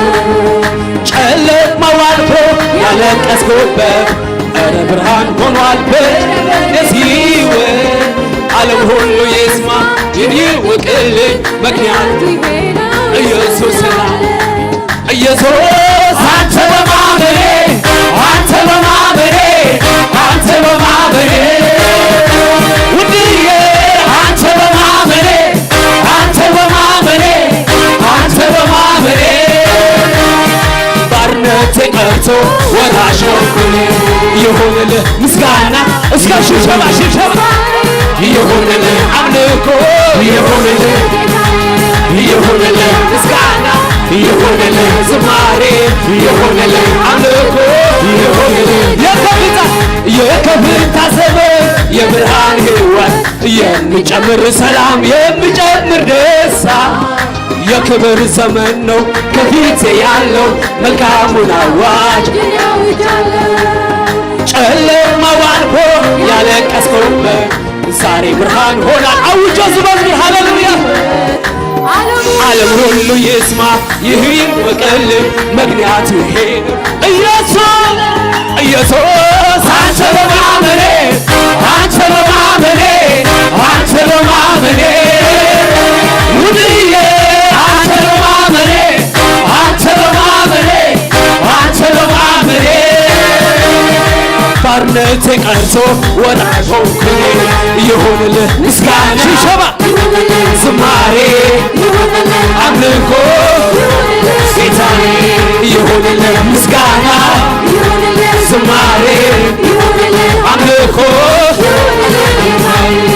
ቋንቋ ምስጋና ጌርካዮ ምግብ ምስጋና ጌርካዮ ስርሐይ ምስጋና ጌርካዮ ዕላልኝ ምስጋና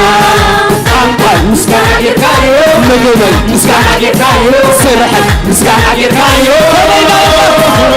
ስለኻ ምትማር ንስምካ ምውዳስ ስለኻ ምዝማር ንስምካ ምውዳስ ነዕብስንይሞ ክማስወካየ ደስ ደስ እናብለኒ ደስ ደስ ደስ እናብለኒ ደስ ደስ ባህባ እና بلني بابا أنا بلني يهون له مسكانا يهون له زماري يهون له عملكو يهون له قطعي يهون له مسكانا يهون له زماري يهون له عملكو يهون له ቋንቋ ምስጋና ጌርካዮ በገባይ ምስጋና ጌርካዮ ሰረሐ ምስጋና ጌርካዮ ላል ምስጋና ቋንቋ ምስጋና ጌርካዮ ምስጋና ጌርካዮ ምስጋና ጌርካዮ ስለታ መዘማር ንዓኻ ስለታ መዘማር ምስምካ ምቐዳስ ንሕዊ ስድዩሞ እስኮ ካዕታው ስበት دس أنا بلني دس أنا بلني بابا أنا بلني بابا أنا بلني هاليلويا كبرنا عملاق يكون بيني ملك أمسيت هاليلويا كبري يقبوي أملوكو يقبوي مسكانا يقبوي كبري يقبوي هاليلويا إلن سازلو هاليلويا وقعت على هاليلويا هاليلويا كبر نبينو هاليلويا مسكانا عملو نبين يوسد نملخك كان بارخك كان ودسك እግዚአብሔር كبر كلنا عخا يكون بتفكروا دخ ኢየሱስ ክርስቶስ አሜን ጎይታ ባርኩ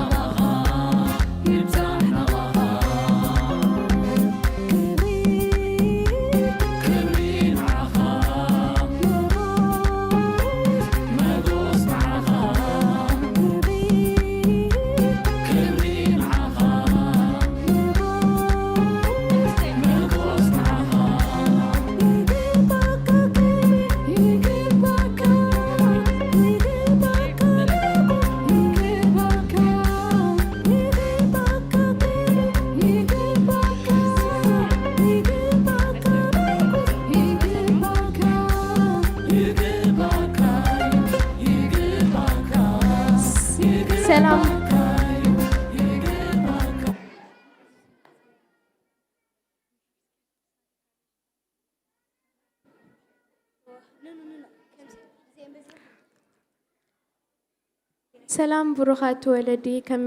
كم يتعنيحكم لما أنت تغسل مزمور حزنا لكم متينا لنا تبا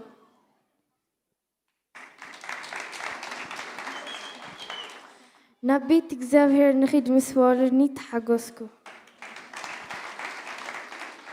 ንዓመት በሳልኻ ትኽልላ ኣሰርካ ስብሒ ይንጥብጥብ መዝሙር ዳዊት 65:11 እቲ ንጸሎተይ ዘይነዓቐ ፀጉን ዘይረሓቐለይ ኣምላኸይሲ ይባረኽ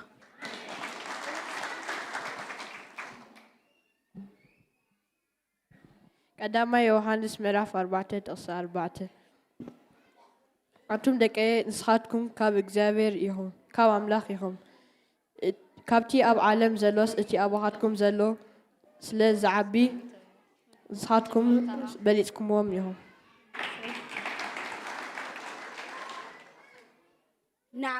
መዝሙር ዳዊት 65:11 ንዓመት ብሳህለኻ ትኽልላ ንኣሰራት ብስብሒ ተንጠብጥብ ምሳሌ 1:7 ፍርሃት እግዚአብሔር ንጥበብ መጀመሪያኣ እዩ ነቲ ቀደም ዝነበረ ኣይትዘክሩ ነቲ ናይ ጥንቲ ከዓ ኣይትሕሰቡ ትንቢት ኢሳያስ ምዕራፍ 43 ጥቅሲ 18 መዝሙር ዳዊት 34:7 ጎይታ ሰናይ ምዃኑ ጣዕሞን ራዩን ኣብኡ ሰብ ዝውከል ብፁዕ እዩ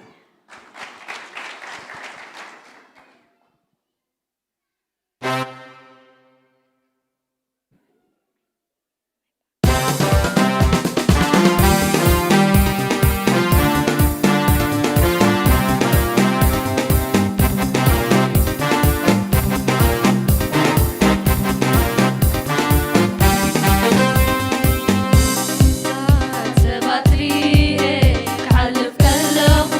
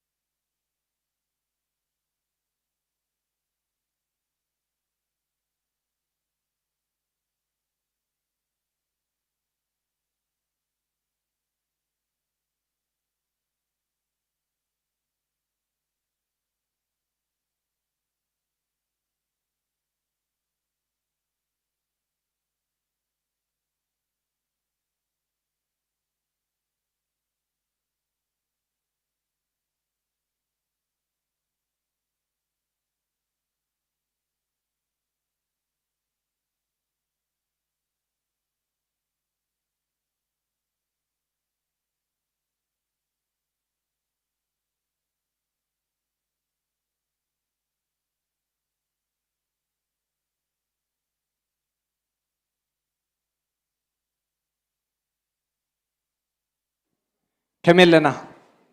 اسكست حقوسة اللي مشت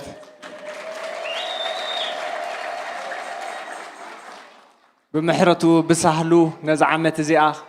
أوديو كسعب زب صحنا أملاخ شمو بروخ يكون آمين حجون أملخنا قد صاليو حج دما كابتوم كواير إيوتينا ناب كواير بين خدل الأوانيو كواير بين خبر خدمة مسخم كأمورال خونم أتقعلم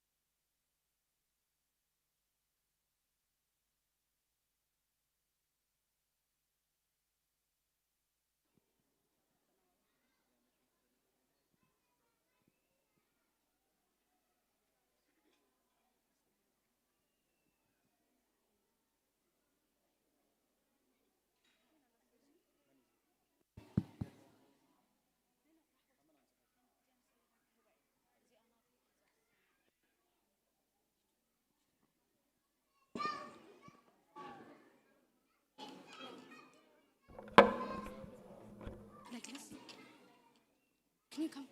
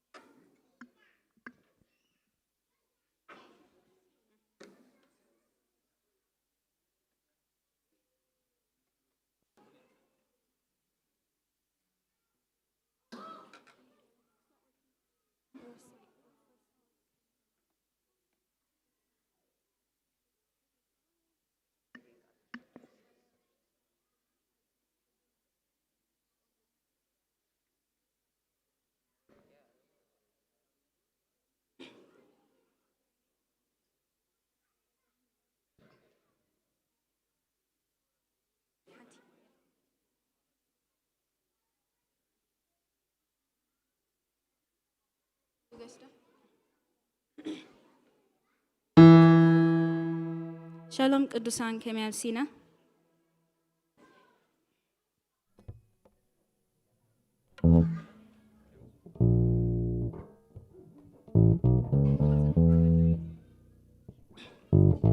Shalom Buruchat kemiyam sina. Okay. Azim launa kibru nugoyta yukun. Kam tizwelna yo. نعمت بسهل خللا أسر كدما سبحين تب هاليلويا كبر نسمو بسهل سلا تخللنا محرت سلا زوج حلنا كل تشحن إسران شدشتن كمان كرر أخي إلنا لنا كبر نسمو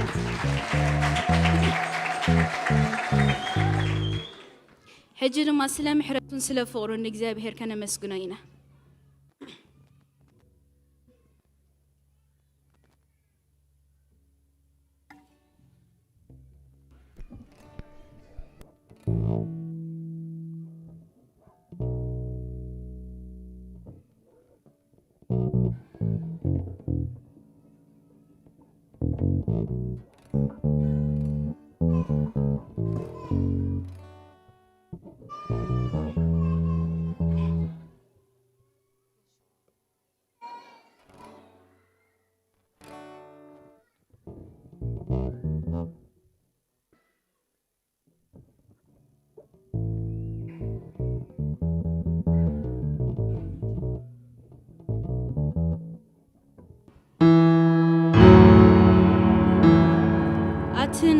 والد يروساليم نفتوي انت رخبكنو بفقري كم زحمكو كتنقرأو أمحلك لخو عتحلفا كلنا نستأتي تصبغي إذا فتاويخي كاب فتاوي زبلت كما يلويو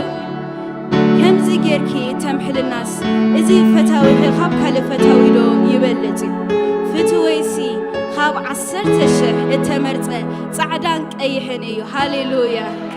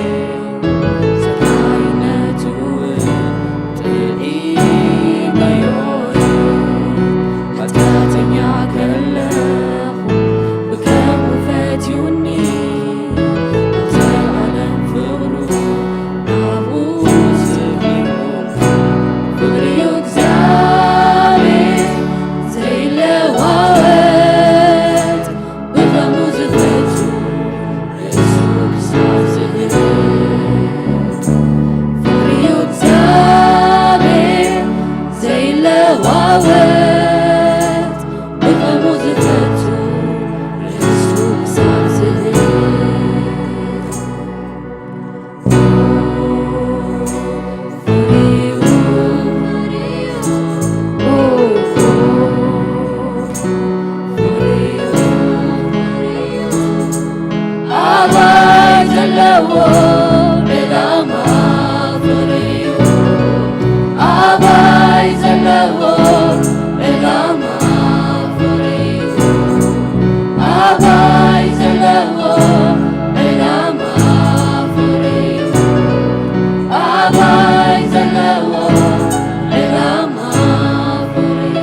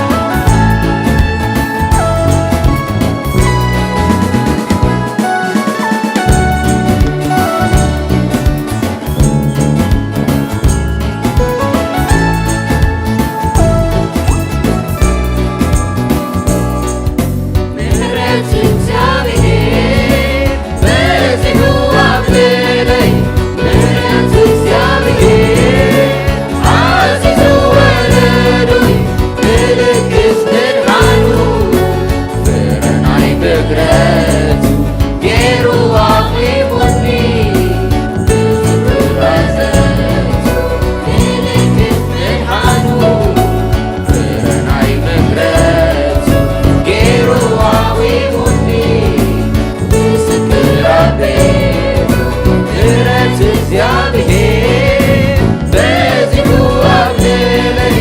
ምሕረት እግዚአብሔር አዚዙ ወልዶይ ምልክት ብርሃኑ ብርሃይ ምሕረቱ ጌሩ አቂሙኒ ምልክት ብርሃኑ ብርሃይ ምሕረቱ ጌሩ አቂሙኒ ምስክር አቤቱ ናቱፋን ጸጋ ክትባት ምስከረኩ አዝዩ ብዙ ጸጋ ምሕረት ተቀበልኩ ሪኤዮ በዒንተይ ሕያውነቱ ተመኪረዮኔ ዘለምዕ ምሕረቱ ናቱፋን ጸጋ ክትባት ምስከረኩ አዝዩ ብዙ ጸጋ ምሕረት ተቀበልኩ ሪኤዮ በዒንተይ ሕያውነቱ ተመኪረዮኔ ዘለምዕ ምሕረቱ ምስክርዬ ምሕረቱ ምስክርዬ ምሕረቱ ምስክርዬ ምሕረቱ ምስክርዬ ምሕረቱ ምስክርዬ ምሕረቱ ምስክርዬ ምሕረቱ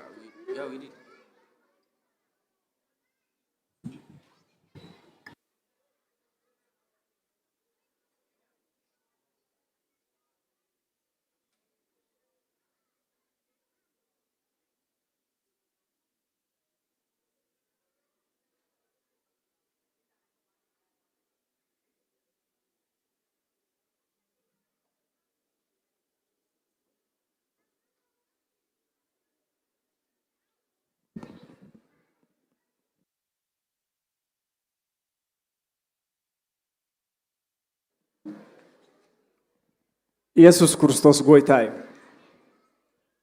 ለከስ ድምፁ ድምፃ ሕልሚ እዩ ዝጥዕም ክበሃል ከምዚ እዩ እዞም ኣትክልቲ ክዝምሩ ዝፀንሑ ይመሲልን እስከ ዝተሓጎሰተል እዩ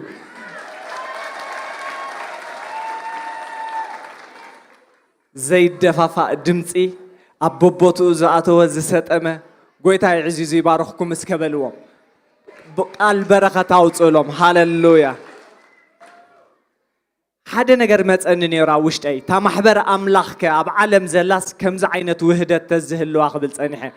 ኣብ 226 ነዚ ነገር ዝጎይታ ክለቆይ እስከ በልዋ ፕሬይዝ ጋድ ሃሌሉያ እዚ ኩሉ ክንሰምዖ ዝፀናሕና ብጣዕሚ ኣይደኖ ኣነ ክገልፆ ኣይክእልኒ ብጣዕሚ ደስ ኢልኒ ፀኒሑ ነቲ ነዚ ክውን ዝገበሩ ኣሕዋት ከኣኒ ኣፍልጦ ከይሃብክዎም ክሓልፍ ኣይደለኹን ማለት እዩ ነዚ ድምፂ እዚ ትሬኒንግ ዘግብሮም ዝነበረ ወይ ድማ ዝምህሮም ዝነበረ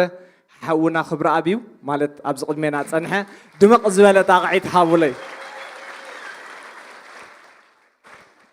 ካብኡ እውን ካልእ ዘለዎ ግዜ እናሰውአ ገለ ናይ ሙዚቃ ትምህርቲ ዝቦም ዝነበረ ድማኒ ሓውና ተስፊት መርሃዊ ድምቕ ዝበለ ጣቕዒት ሃቡለይ ንዑኻ ኣብዚ ዓመት እዚ ብዙሕ ታለንት ክንርኢ ኢና ኣሜን ዶ ካብ ነቲ ኣብ 2025 ዝረኣናዮ ብዝበለፀ መንገዲ ኣብ 2026 ክንሪኦ ኢና ኣብዚ ዓመት እዚ ሶም ጥራይ ኣይኮኑን ሰልጢኖም ካልእ እውን ሓውና ኣገልጋሊናን ኣእምሮ በረኸት እውን ናይ ፎቶግራፍን ቪዲዮግራፍን ስልጠና ሃይቡ ንሳቶም እዮም ከዚ ሜድያ ዘካይድዎ ዘለዉ ንዑኻ ድምቕ ዝበለ ታቕዒት ክትብለይ ጋና እስከበሉ ጋና ኢየሱስ ክርስቶስ ጎይታ እዩ ካልኦን ክንርኢና አሜን አሜን ያ ሕጂ ናብቲ ዝዓበየ ነገር ቃል እግዚአብሔር ክንከይዲና ቃል እግዚአብሔር ክዛረብ ከሎ ኣብ ግብረ ሐዋርያት ምዕራፍ 10 ጥቕስ 41 ኣቢሉ ይመስለኒ ጴጥሮስ ድማ ነቲ ቃልቲ ክነግሮም እንከሎ ኣፍቶም ነቲ ቃልቲ ዝሰምዕዎ ዘበሉ መንፈስ ቅዱስ ወረደ ኢልና ኣሎ አሜን ነቲ ቃል እናሰማዕና بحدش مجلات ناي منفس أملاخن بحدش مرخاب مس منفس أملاخن كونلنا آمين سكنز نجر زيزت أبابه باستر نام مدرا هاليلويا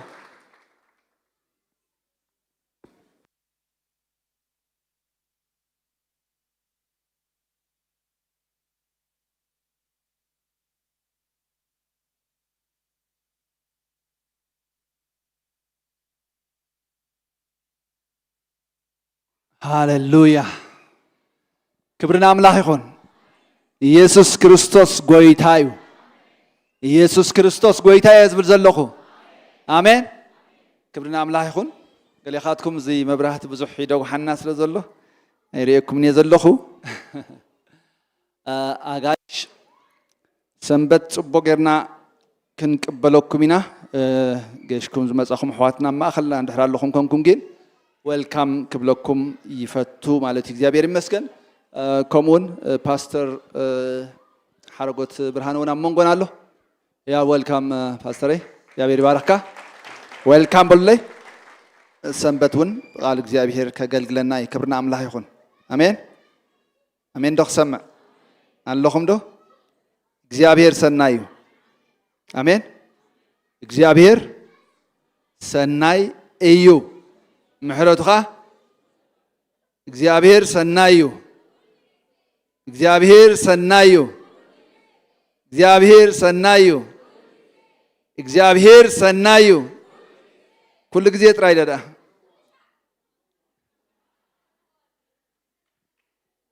እግዚአብሔር ሰናዩ كل ጊዜ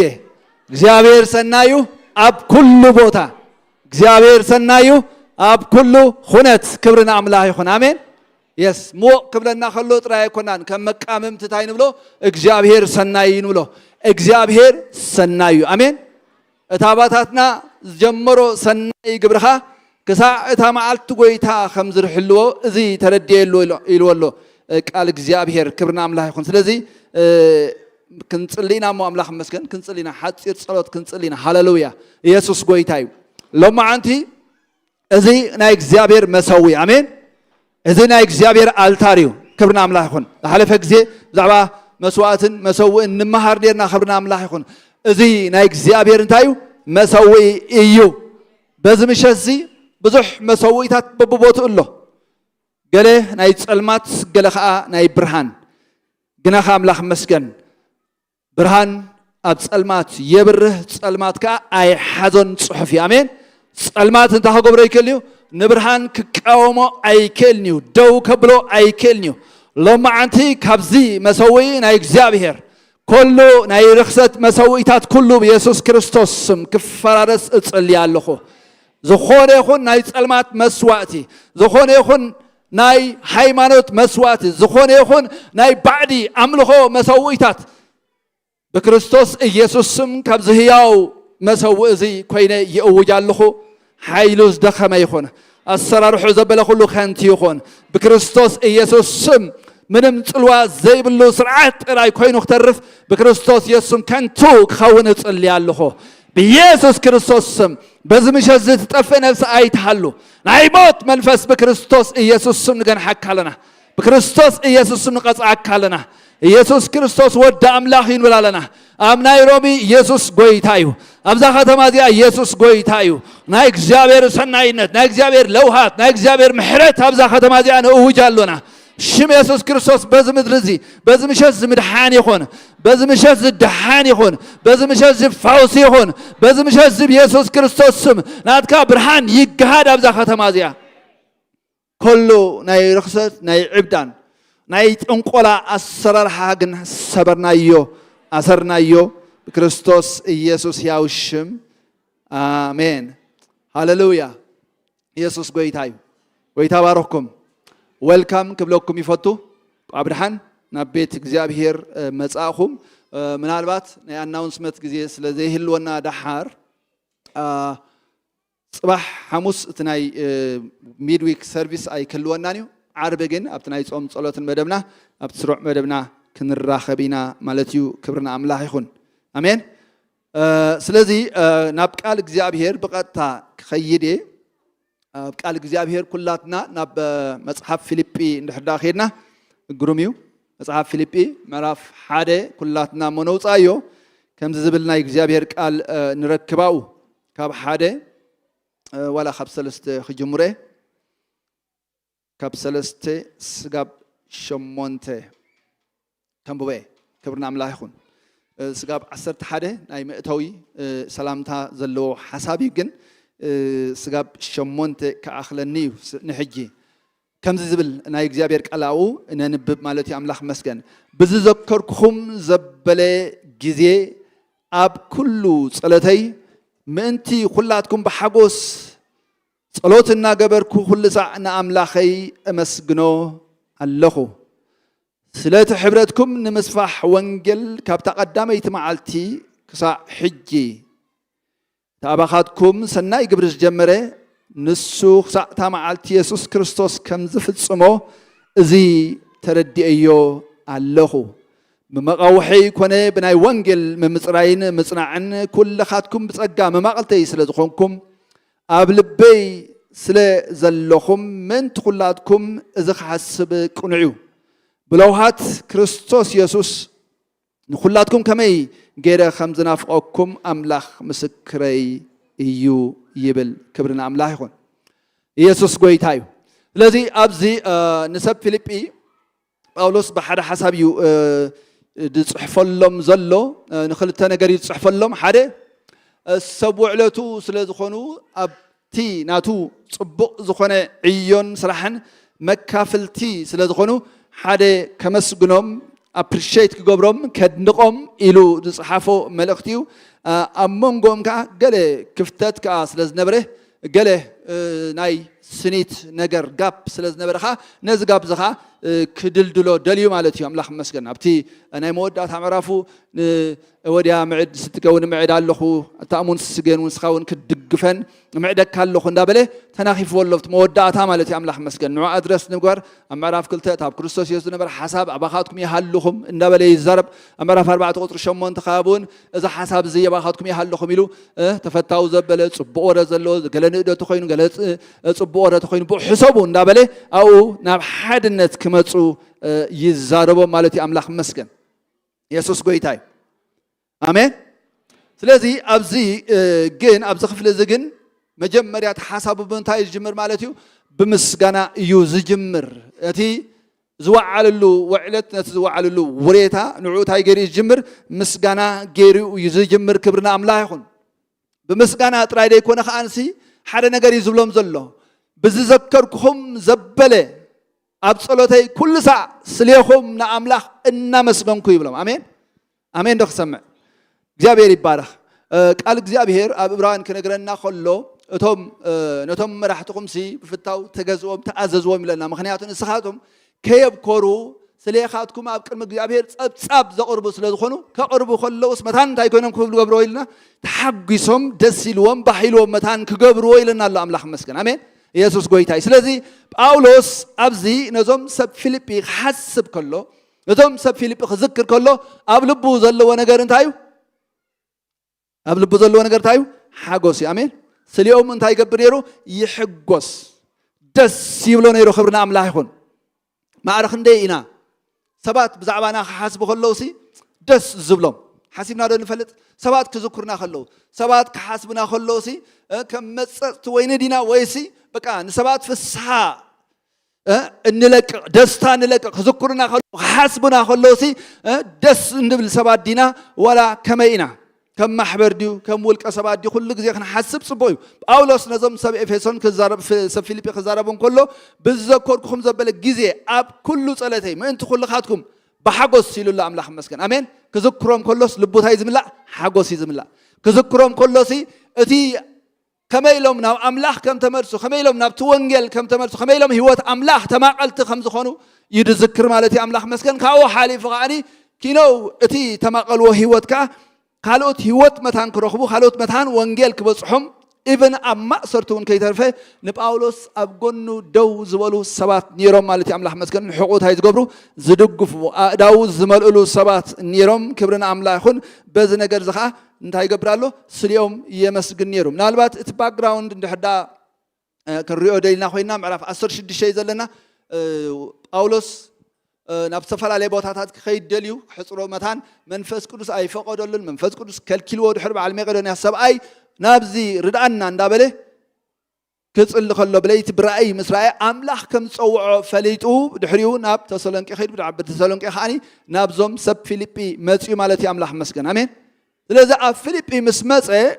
እቲ ዝገርም ነገር እታ ማሕበር ክትድኮን ከላ እታ ማሕበር ክትትከል ከላ ዝነበራ ስቴተስ ዝነበራ ኩነት ክንሪኦ ከለና እንታይ እዩ ብጣዕሚ ዘገርም ኣብኡ ክራኸቡ ዘይክእሉ ክጋጠሙ ዘይክእሉ ሰለስተ ዓይነት ሰክት እንታይ ኮይኖም ብሓደ ኮይኖም ከምልኹ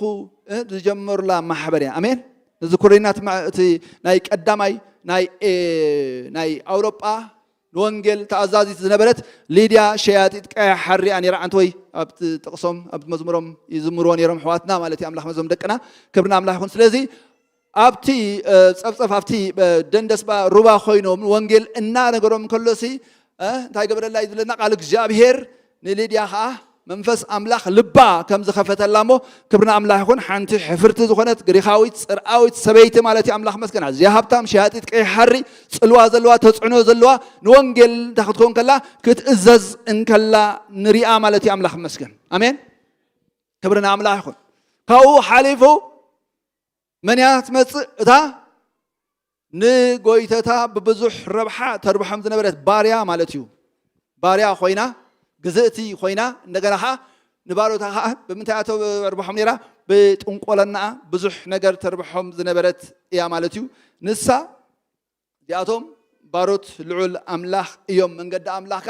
ይነግሩኹም ኣለው እንዳበለት ኣብ ቅድሚ ጳውሎስን ኣብ ቅድሚ ባርባስ ነዊሕ ግዜ ምስ ከደት ጳውሎስ ኣብ መንፈሱ ሽዑ ጓሂ ተሰሚዑ ዲሰርን ገይርዎ ነቲ ስፒሪት ማለት እዩ እቲ መንፈስ ካብኣ ክወፅእ ምስ ኣዘዞ ብድሕሪኡ ናብዮም ከይዶም ናብ እስር ቤት ይኸዱ እሞ ኣብኡ ስራሕ ነይሩ ክብርና ኣምላኽ ይኹን ኣሜን ኣሜን ዶ ክሰምዕ ኣብኡ ከዓኒ ሓደ ዓቀይታይ ንሮማ ዝዕቂ ዝነበረ ሰብኣይ ከዓ ኣብኡ መፅኡ ማለት እዩ ስለዚ ኣምላኽ መስገን ናይ እዚኦም ዓይነት ባክግራውንድ ቤተ ክርስቲያን እንታይ ኢሉ መንግስቲ ኣምላኽሲ መርበቡ ናብ ማሕሪ ከም ዝድርቢ ገፋፍ ዓሳ ትመስል ኢሉ ብዙሕ ዝዓይነቱ እንታይ ትገብር ትገፍፍ ክብርና ኣምላኽ ይኹን ኣሜን ስለዚ ኣብኡ ሓንቲ ሕፍርቲ ክብርቲ ሃብታም ዝኾነት ፅላዊ ሰበይቲ ነይራ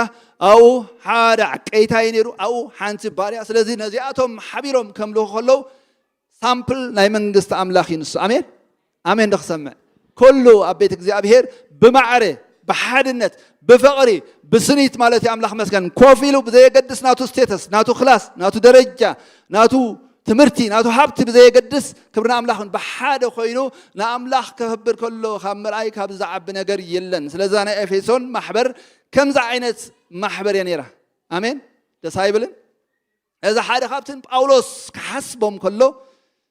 ምናልባት እዚ ስእሊ እዚ ክኸውን ይኽእል እዩ እንታይ ዝገብሮ ደስታን ሓጎስን ዝፈጥረሉ ክብርና ኣምላኽ ይኹን ኣሜን ስለዚ ኣምላኽ መስገን ሰብ በቲ ብክርስቶስ ኢየሱስ ዝረኸቦ ናይ ወንጌል ብርሃን ደኣ ክምዘን ኣለዎ እምበር ብዝኾነ ይኹን ስቴተስ ክላስ ክግበር ኣብ ቤት እግዚኣብሔር ግቡእ ኣይኮነን ማለት እዩ ኣምላኽ መስገን ኣሜን ስለዚ ብዝዘከርኩኹም ዘበለ ኣብ ኩሉ ጸሎተይ ብሓጎስ ግን እንታይ ዝገብር ነይሩ ብሓጎስ ከዓኒ ይልምን ኣይኮነን ድብል ደሎ ስለይኹም እንታይ እንዳገበርኩ እናኣመስገንኩ ኢሉ ኣምላኽ መስገን ኣሜን ክብርና ኣምላኽ ይኹን ብዙሕ ዓይነት ጸሎታት ኣሎ እቲ ዝለዓለ ደረጃ ናይ ጸሎት ግን ክብርና ኣምላኽ ይኹን ንኣምላኽ እንታይ ምግባር እዩ እናመስገንካ ንኣምላኽ እናምለኽካ ንኣምላኽ ክብሪ እናሃብካ ኣብ ቅድሚ እግዚኣብሔር እትቐርቦ ኣምልኾ እዩ ኣሜን ግበረለይ ምባል ኩሉ ይኽእሎ ኣይኮነን ግበረለይ ምባል ኩሉ እዩ ዝኽእሎ ኣይኮነን ኖንዶና ኣምላኽሲ ሓደ ኻባኻ ብዝተፈላለየ ነገር ሕልፍ ዝበለ እንድሕር ኣሎ ኮይኑ ኸማን ግበረለይ ኢልካስ እንታይ ይገብር ይልመን እዩ ማለት እዩ ስለዚ ግበረለይ ናይ ሰብ ነገር እዩ ኣሜን ግበረለይ ናይ ምንታይ ነገር እዩ ናይ ሰብ ነገር እዩ ሱፐርናቹራል ነገር ኣይኮነን ንኣምላኽ ግበረለይ እንተበልካዮሲ እንታይ ኣይኮንካ እንትገብሮ ዘለኻ ማለት እዩ بمتن عبيتو بمتن قرمو بمتن تي ناتو لعلنا جنا أيقاصر كان زلخا أبكر من نقص كتمت خلخا أبكر من تسمعين مدرن زفترك جابير كتمت خلخا جن أولوس حدا باترن يري إن الله خبرنا عمله خن سخان تايو بمس جنا آمين آمين دخ سمع بمس جنا ختمت خلخا جابير بزح سناي نجر الله أبتي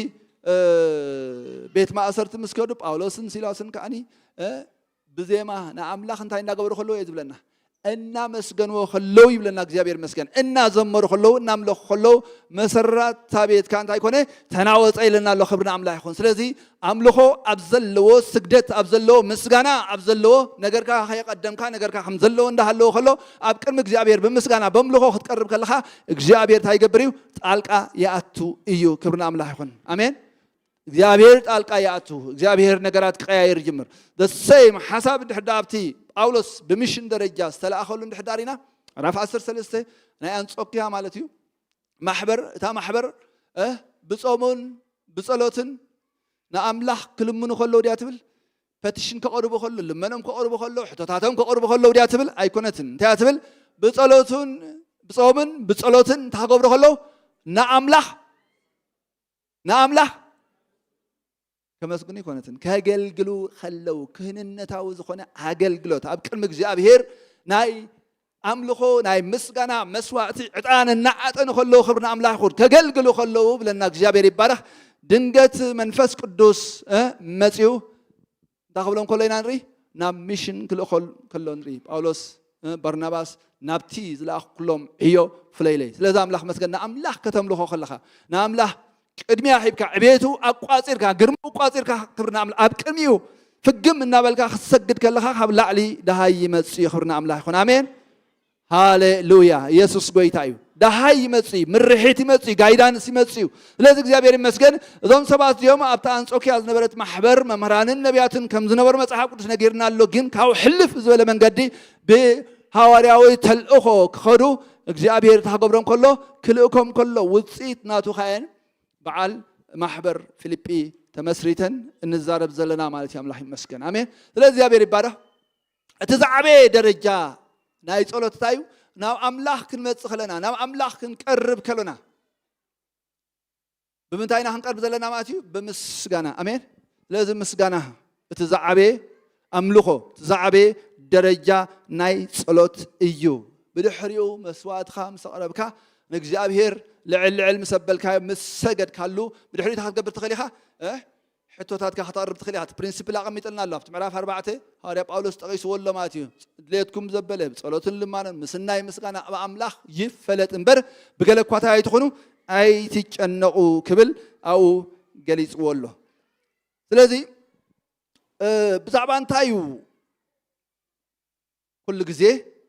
دتسلز نبره بزعبان تايو أبكر يوم كل جزء زمسك نبره بزعبان تايو أبكر ما أملاح سلياتهم حسب كلش دس بلو نبره عند حدايلنا أبتي قطر حمشته سلات حبرتكم نمسفح وانجل كتقدمي تمعالتي كسع حجي تابخاتكم سناي جبريز جمرخا نسوخ ساعة معالتي يسوع كريستوس كم زفت سمو إذي تردي أيوه اللخو يبل كبرنا أملاح يكون سلاتي حبرتكم آمين انتهي نيروم حبرت نيروم فلوشيب نيروم كبرنا أملاح يكون أتي سلاتي حبرتكم يلوزلو أتي كوينونيا زبل كالي وتتقيم دلتنا يجريح كال مالتي أملاح مسكن كوينونيا خاني فلوشيب ويكلاي حبرت يملكت مالتي بارتنرشيب يملكت بارتيسيبيت مقبار من حال هدكا من دقيقاف مرددا يملكت مالتي أملاح مسكن حبير كا بحد نجر تماقالي مخان كومينيان كا يملكت مالتي أملاح مسكن سلازي أولوس لحد نجريو نا أملاح زمسكنو ذل مالتي أمين لانتاي سلاتي حبرتكم حبرت جين it's not a community جنا يكون كبرنا أملاح يكون أمين ኣሜን ዶ ክሰምዕ ኮሚኒቲ ብዘለካ ምድራዊ ድሕረ ባይታ ኢኻ ትእከብ እዚ ተልእኾ እዚ ዝፅዋዕ እዚ ሕብረት እዚ ግን ኣምላኽ መስገን ሰማያዊ ኣጀንዳ ዘለዎ ናይ ሰማይ ብስራት ዘለዎ ናይ ምድሓን ጽቡቕ ዝኾነ ዜና ዘለዎ ወንጌል ዘለዎ ኮሚኒቲ ክብርን ኣምላኽ ይኹን ኣሜን ምኽንያቱ እቲ ሕብረትኩም ኣብ ምንታይ ዘማእኸለ እዩ ኣብ ወንጌል ዘማእኸለ እዩ ኩሉ ግዜ እንገብሮ ሕብረት እንገብሮ ፌሎሺፕ ወይ ንወንጌል ኣድቫንስ ዝገብር ንሕዳደ ኮይኑ ወይ እውን ንሕና ኣብቲ ወንጌል ብርሃን እንታይ ዝብለና ናይ እግዚኣብሔር ቃል ካብ እምነት ናብ እምነት ጽድቂ ኣምላኽ ብወንጌል እንታይ ይኸውን ይገሃድ ኢልና ኣሎ ኣምላኽ መስገን ኣብ ህይወትና ጽድቂ ድገልጽ ብርሃን ዘምጽእ ንእግዚኣብሔር ሞር ክንፈልጦ ኣጸቢቕና ዓሚቕና ክንፈልጦ ዘይገብር እንድሕዳኣ ኮይኑ ኣኼባ ኣወዳትን ኣዋልድን ኮይኑ ጥራይ ይሰርፍ እዚ ግን ከምኡ ዓይነት ኣኼባ ኣይኮነን ነይሩ ክብርና ኣምላኽ ይኹን ኣሜን እቲ ምእካቦም እቲ ምርኻቦም ኩሉ ግዜ ንሓደ ነገር ዝዓለመ እዩ ማለት እዩ ንስኻ እንታይ እዩ ንምስፋሕ ወንጌል ኣሜን ስለዚ እዞም ሰባት እዚኦም መጀመርያ ንሳቶም ባዕሎም ተኻፈልቲ እንታይ ኮይኖም እቲ ናይ ወንጌል በረኸት ተኻፈልቲ ኮይኖም ሐዋርያ ጳውሎስ እዚ ኩሉ ዝገብሮ ዘለኹ ሲ ነቲ ወንጌል ማለት እዩ ንርእሰይ ከዓ ካብኡ ክካፈል ኢለ ኢሉ ኣሎ ጳውሎስ ኣሜን ምክንያቱ ናቱ መሰል እናሓደገ ነቲ ናይ ወንጌል ነገር ምንም መሰል ከይወሰደ እንታይ ገብሮ ነይሩ ይሰብኮ ነይሩ እዚ ዝገብሮ ዝነበረ ንምንታይ እዩ መታን ተማቃሊ ክኸውን ካብኡን ኢለ ኢሉ ኣምላኽ መስገን ስለዚ እግዚአብሔር ይባረኽ እዚ ሕብረት እዚ ኮይነንያ እዚ ዝዛረብ ዘሎ እንታይ እዩ እቲ ናብ ሕብረት ወዱ ኢየሱስ ክርስቶስ ተጸውዕና ሓደ ዝኾናሉ ምስ ክርስቶስ እዩ ዝዛረብ ዘሎ ማለት እዩ ኣምላኽ መስገን ኣሜን ስለዚ ቀዳማይ ሕብረት ብዛዕባ እንታይ ዝዛረቡ ዘሎ ኦልሬዲ ተጸዊዖም ናብ ክርስቶስ ኢየሱስ መጽኦም ምስ ክርስቶስ ኢየሱስ እንታይ ኮይኖም ኣለዉ ሕብረት ጀሚሮም ኣለዎ ቀዳማይ ቆሮንቶስ ምዕራፍ 1 ቁጥሪ 9 ክዛረብ ከሎ እቲ ናብ ሕብረት ወዱ ኢየሱስ ክርስቶስ ጸዋዕና ኣምላኽ ንሱ እንታይ እዩ እሙን ኢልዎ ኣሎ ኣምላኽ መስገን ኣሜን ናብ ምንታይ ጸዋዕኩም እቲ ናብ ሕብረት ወዱ ኢየሱስ ክርስቶስ ዝጸዋዓኩም ኢሉ ኣሎ ኣሜን ናብ ሕብረት ወዱ ኢየሱስ ክርስቶስ ተጸዋዕና ኢና መሰረቱ ቀዳማይ ነገር ማለት እዩ ናብ ሕብረት ወዱ ኢየሱስ ክርስቶስ ክብል ከሎ ግን እቲ ሕብረት ምስ ሕበርካዮሲ ናይ ክልቴኻ ሕውስዋስ ወይ ከላ ናይ ክልቴኻ ሕንፋጽ ዝኸውን ዘይኮነ ዓይነት ሕብረት ዘይኮነሲ እንታይ ደኣ ናትካ ነገር ወሲዱሲ ናቱ ዝህበካ ሕብረት እዩ ክብርና ኣምላኽ ይኹን ኣሜን ሓጢኣትካ ወሲዱ ጽድቁ ዝህበካ መርገምካ ወሲዱ ናት በረኸት እትቕበለሉ ሕማምካ ወሲዱ ፈውሲ እትቕበለሉ ኮታስ እታ መዋቲት ህይወት እታ ሓላፊት ህይወት ወሲዱሲ እንታይ ዝገብረሉ ማለት እዩ እታ ዘወየ ኣምላኻዊ ዝኾነት ህይወት እንታይ ዝገብረልና ናባና ዘካፍለና ዓይነት ሕብረት እያ ናብ ሕብረት ወዱ ኢየሱስ ክርስቶስ ቀዳማይ ዮሐንስ ጽቡቕ ገይሩ ኢሉ ኣሎ ግዜ ስለ ዘይብለ ኣብቲ ምዕራፍ 1 ከይድኩም ክትሪእዎ ትኽእሉ ኢኹም ከምኡ እንዳበለ ህይወት ከዓ ተገልጸ ታምሳቦ ዝነበረት ህይወት ናውን ጥዒምናያ ርኢናያ ኢና ሞ ነግረኩም ንምስክሩና ኣለና እንዳበለ ይዛረብ ማለት እዩ ኣምላኽ ይመስገን ስለዚ እዛ ህይወት እዚኣ እንታይ ትገብር ማለት እዩ ንሰብ ካብቲ ዝነበሮ ናይ ሓጢኣት ናብራ ኣውፅያ ናብ ናይ ጽድቂ ናብራ እተሰጋግር ህይወት እያ ለዚ ናብዚ ሕብረት እዚኹም ተጸዊዕኹም እዩ ዝብሎም ዘሎ ርኢናዮም ኢና ዝተፈላለየ ባክግራውንድ ዝነበሮም ድሕረ ባይቲ ዝነበሮም ብክርስቶስ ኢየሱስ ሓደ ኮይኖም ህይወት ኣምላኽ ተኻፈልቲ ኮይኖም ክቆሙ ከለዉ ርኢናዮም ኣምላኽ መስገን ኣሜን ስለዚ ናብዚኢኹም ተጸዊዕኹም እዩ ዝብሎም ዘሎ ካብኡ ሕልፍ ብዝበለ ግን ኣብቲ ትሕት ኢሉ ቁጥሪ 7 ብመቆውሒ ኮነ ብናይ ወንጌል ምጽራይን ምጽናዕን ኩልኻትኩም ብጸጋ መማቕልተይ ስለ ዝኾንኩም ኣብ ልበይ ስለ ዘለኹም ምእንቲ ኩልኻትኩም እዚ ክሓስብ ቁንዕ እዩ ብለውሃት ክርስቶስ ኢየሱስ ንኩልኻትኩም ከመይ ገይረ ከም ዝናፍቐኩም ኣምላኽ ምስክረይ እዩ ይብሎም ክብርን ኣምላኽ ይኹን ስለዚ ካብኡ ሕልፍ ብዝበለ ግን ህይወት ጥራይ ደይኮኑ ተኻፊሎምሲ ኣብቲ ናይ ህይወት ዕዮ ኣብቲ ናይ ህይወት ሃድን ዝግበር ዕዮሲ የማናይ ኢዶም ሂቦም ተሳተፍቲ እቲ ዕዮ ተኻፈልቲ እቲ ዕዮ ኮይኖም ክብርን ኣምላኽ ይኹን ስለዚ ይብሎም ኣሎ ብመቆውሒ ኮነ ብናይ ወንጌል ምምጽራይን እንታይ ምግባርን مصنعن كل خاتكم صقا بارتيكرز يخم مساي مماقلتي يخم ابتي صقا سي تايخم تبلو مالو تخافلتي يخم كما يسي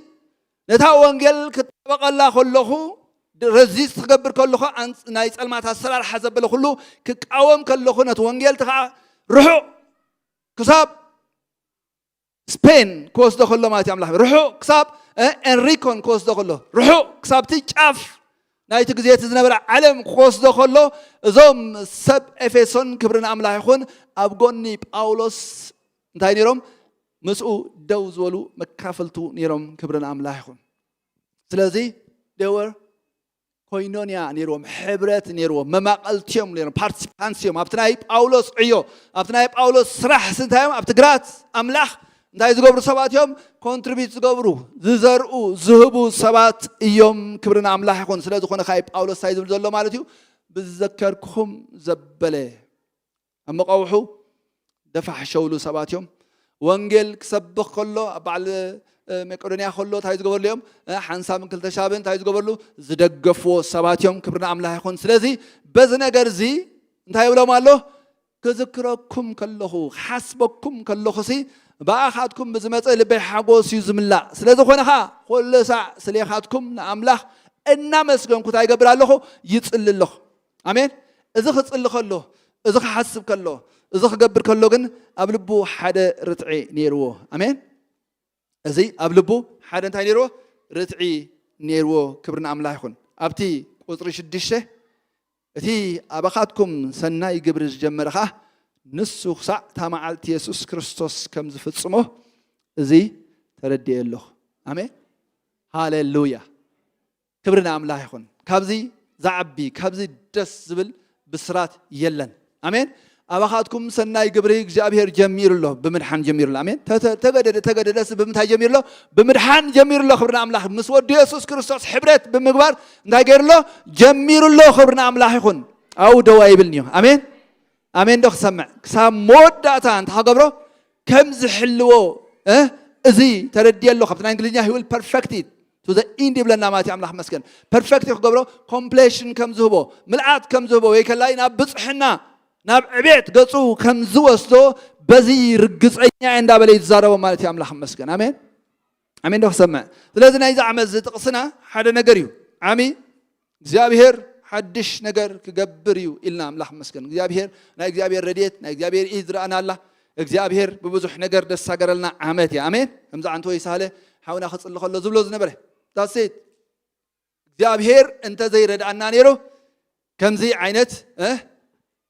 بحاله حبيرنا سميرنا أي محلنا እግዚአብሔር كن ردينا أمين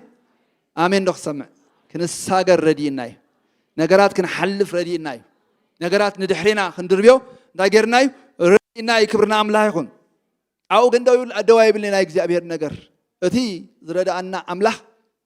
ጅኻ እንታይ ብለናል ዝቃል እቲ ኣባኻትኩም እንታይ ዝገበረ ሰናይ ዝጀመረ አምላኽ አሜን ንሱኻ ክሳብታ መዓልቲ ክርስቶስ ከም ዝሕልዎ እዚ ተረድየዮ ኣለኹ ኢሉ ክብርና አምላኽ ይኹን ሱፐርያሞ ይኮነ እንድብል ኣሎ ተስፋ ይገብር መስለኒ አይኮነን ዝብለሎ ጳውሎስ ዝብል ዘሎ ታዩ እዚ ነገር ዝታገር ያለኹ ተረድየዮ ኣለኹ አሜን ውዱእ ነገር እዩ ውዱእ ናይ እግዚአብሔር ሓሳብ ውዱእ ናይ እግዚአብሔር ምኽሪ ውዱእ ናይ እግዚአብሔር ነገር እዩ እግዚአብሔር ኣብ ህይወትና ዝጀመሮ እግዚአብሔር ኣብ ህይወትና ሰርሖ ዘሎ ሰናይ ነገር ክሳብ መዓልቲ ጎይታ ተኸገብሮ እዩ ክሕልዎ እዩ አሜን ብዓብዪ ምድሓንኩም ኣብ ኢድ ኣምላኽ ተወቀጥኩም ሰባት ኢኹም አሜን ويتنا يسوع كريستوس نباقعي كابيدي كمن زعن دخل يلبوني له وحسنة يبرنا الله أملاخ مسكن آمين كبرنا أملاخ يخون أولس مكح كله خزارب كله أبتي معرف شمنت رومي كابتا أب كريستوس يزلا فقر أملاخ فلين دخل سي من يلو آمين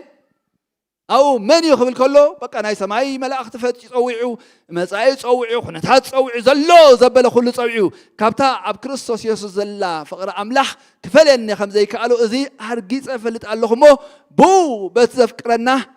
كاب سعرتي نبلس إنا ويكلاي أتبقنا نسعرنا إلا أملاح مسكن آمين نسعرنا خبرنا أملاح يكون آمين دوك سمع كريستيان كسعري له زقعز أيكونن ካብትናይ ክርስቶስ ኢየሱስ ናይ ዓወት መድረኽ ይድብገስ ኣሜን ኣሜን ንኽሰምዕ ካብቲ ክርስቶስ ኢየሱስ እትዓወተልና ናይ ዓወት መድረኽ እንብገስ ሰባት ስለ ዝኾንና እንታይና ካብ ሰዓርቲ ንበልፅ ኢና ኣሜን ናይ ብዙሓት ሰባት ኣቺቭመንት ናይ ብዙሓት ሰባት ዓወት ናይ ብዙሓት ሰባት መቕናዕ ምስላጥ ብምድራዊ ሚዛን ተመዚኑ ጥራይ ዝልካዕ ናትና ዓወት ግን ኣምላኽ መስገን ካብኡ ሕልፍ ዝበለ ኣሜን ሰማያዊ ትራንሰንደንታል ኣሜን ሕልፍ ዝበለ ልዕል ዝበለ እንታይ ዝኾነ ኣዝዩ ስልጡን እዩ ሰማይ ዝትንክፍ ነገር ይኽብርና ኣምላኽ ዳስዋይ ኢኻ እንታይ ኢሉ ዘሎ ካብቶም ብዙሓት ሰዓት ክህልው ይኽእሉ እዮም ኣሜን ብዙሓት መዳልያታት ብዙሕ ኮባታት ብዙሕ ነገራት ዝደርደሩ ሰባት ምድሪ ብዋዕያ ክትመክኽ ከላ እንታይ ክኸውን እዩ ክመክኽ እዩ ክሓልፍ እዩ ማለት እዩ ኣይኮነን እቶም ንኣምላኽ ዘፍቅሩ እቲ ሓሳብ ኣምላኽ ዝገብር ብምኽሪ ኣምላኽ ዝመላለስ ግን ኣምላኽ መስገን ዕዩኡ እንታይ ይኾነሉ እዩ ይፀንዓሉ ኢልና ኣሎ ቀዳማይ ቆሮንጦስ ምዕራፍ 3 ክዛረብ ከሎ ስለዚ እግዚኣብሔር መስገን እቲ ኣባኻትኩም ዝጀመሮ ሰናይ ግብሪ ክሳብ እታ መዓልቲ ጎይታ ከም ዝሕልዎ እንታይ ገይረ ኣለኹ እዚ ተረድየ ኣለኹ እንታይ ስለ ዝረኣየ እዩ እንታይ ስለ ዝሰምዐ እዩ እንታይ ስለ ዝፈለጠ እዩ እንድሕር ዳ ኢልና ናይ እግዚኣብሔር ባህሪ ስለ ዝተረድአ ኣሜን ኣሜን ንኽሰምዕ ጳውሎስ ከምዚ ኢሉ ደፊሩ ልቡ መሪእሉ ንዛረብ ዘሎ ሂኖውስ ሓደ ነገር ይፈልጥ እዩ ኣምላኽ መስገን ናይ ኣምላኹ ልቢ ይፈልጥ እዩ ክብርና ኣምላኽ ይኹን ኣሜን ብዙሕ ግዜ ሰባት ደድሕር ተኣምራት ይጎዩ እዮም ብዙሕ ግዜ ሰባት ደድሕር ነገራት ይጎዩ እዮም ንኣምላኽ ዝደሊሉ ምኽንያት ብዙሕ ግዜ ሰባት ብምኽንያቱ እዝን ተተገብረ ኢሎም እዮም ጳውሎስ ግን ከምኡ ዓይነት ሰብ ኣይነበረን ዘለዎ ዘበለ ኩሉ ሳክሪፋይስ ገይሩ ንናይ እግዚኣብሔር ክብሪ ዝፀምእ ናይ እግዚኣብሔር ክብሪ ዝደልስ ሰብ ነይሩ ክብርና ኣምላኽ ይኹን ኣሜን ካልእ ኣዘራርባ ንናይ እግዚኣብሔር ልቢ ዝደሊ ሰብ ነይሩ ናይ እግዚኣብሔር ልቢ ዝደሊ ሰብ ምንም ነገር ኣይጎሎን እዩ ኣሜን ኣሜን ንኽሰምዕ ናይ እግዚአብሔር ልቢ ዝደሊ ሰብ ምንም ነገር ኣይጎሎን እዩ ኢዱ ዝደለየ ግን ኢድ ኣምላኽ ረኺቡ ልቢ ኣምላኽ ከይረኸበ ኣብ ምድረ በዳ ክተርፍ ይኽእል እዩ ከም እስራኤላውያን መጽሓፍ ቅዱስ ክነገረና ከሎ ብዛዕባ እስራኤላውያን ንሙሴ መንገድታቱ ንእስራኤል ግና እንታይ ገበረ ግብሩ ኣፍለጠ ኢሉ ግብሩ ጥራይ ፈሊጥካ ምድረ በዳ ክትተርፍ ትኽእል ኢኻ ሓሳብ ኣምላኽ ተረዲኻ ሓሳብ ኣምላኽ ፈሊጥካ ክትመላለስ ክሰዓቱ ክትወፅእ ትኽእል ኢኻ ዳዊት እቲ ናይ እግዚኣብሔር ሰብ እንታይ ዝብለና ናይ እግዚኣብሔር ቃል ንሳኦል ምስ ሸሞ ከዓኒ ከም ልበይ ዝበለ ዳዊት ወዲ እሰይ ከም ልበይ ዝበለ ፍቓደይ ዝገብር ሰብኣይ ረኺበ ኣለኹ ኢሉ ንዕኡ ክሸሞ ከሎ ንርኢ ማለት እዩ ኣምላኽ ይመስገን ኣሜን ከም እንታይ ዝበለ ከም ልበይ ዝበለ ዳዊት ካብ ንእስነቱ ትሒዙ እዩ ንኣምላኽ እንታይ ገይርዎ ሂ ፎሎድ ሂም ልቢ ኣምላኽ ደልዩ ስዒቦ ክብርን ኣምላኽ ይሁን ልቢ ኣምላኽ ደልዩ ዝሰዓበ ኢዱ እውን ኣይስእኖን እዩ ኣሜን ኢዱ እውን ኣይስእኖን እዩ ክብርና ኣምላኽ ይኹን ስለዚ እዚ ዓመት እዚ እግዚኣብሔር ይመስገን እቲ ኣባና ሰናይ ግብሪ ዝጀመረ ኣምላኽ ናብ ልቡ ክሰውኽዓና ኣሜን ኣብ ልቢ ኣምላኽ ክንርከብ ኢና ልቢ ኣምላኽ ዝረኸበ ሰብ ኢዱ ኣይስእን እዩ ኣሜን ልቢ ኣምላኽ ዝረኸበ ሰብ ካልእ ተረፍ እዩ ካልእ ወሰኽ እዩ ካልእ እንታይ እዩ ተወሳኺ ነገር እዩ ኣይድልኒ ኮንኩ ድብለ ኣለኹ ግና ኣምላኽ መስገን ንኣምላኽ እንድሕር ረኺብካ ልቢ ኣምላኽ እንድሕር ረኺብካ ነገራት ኩሉ ክመልእ ብግዲ እዩ ስለዚ ሎማዓንቲ ሓደ ነገር ክነገረኩም ደልየ ኣለኹ ጳውሎስ ከምዚ ዓይነት ትምክዕ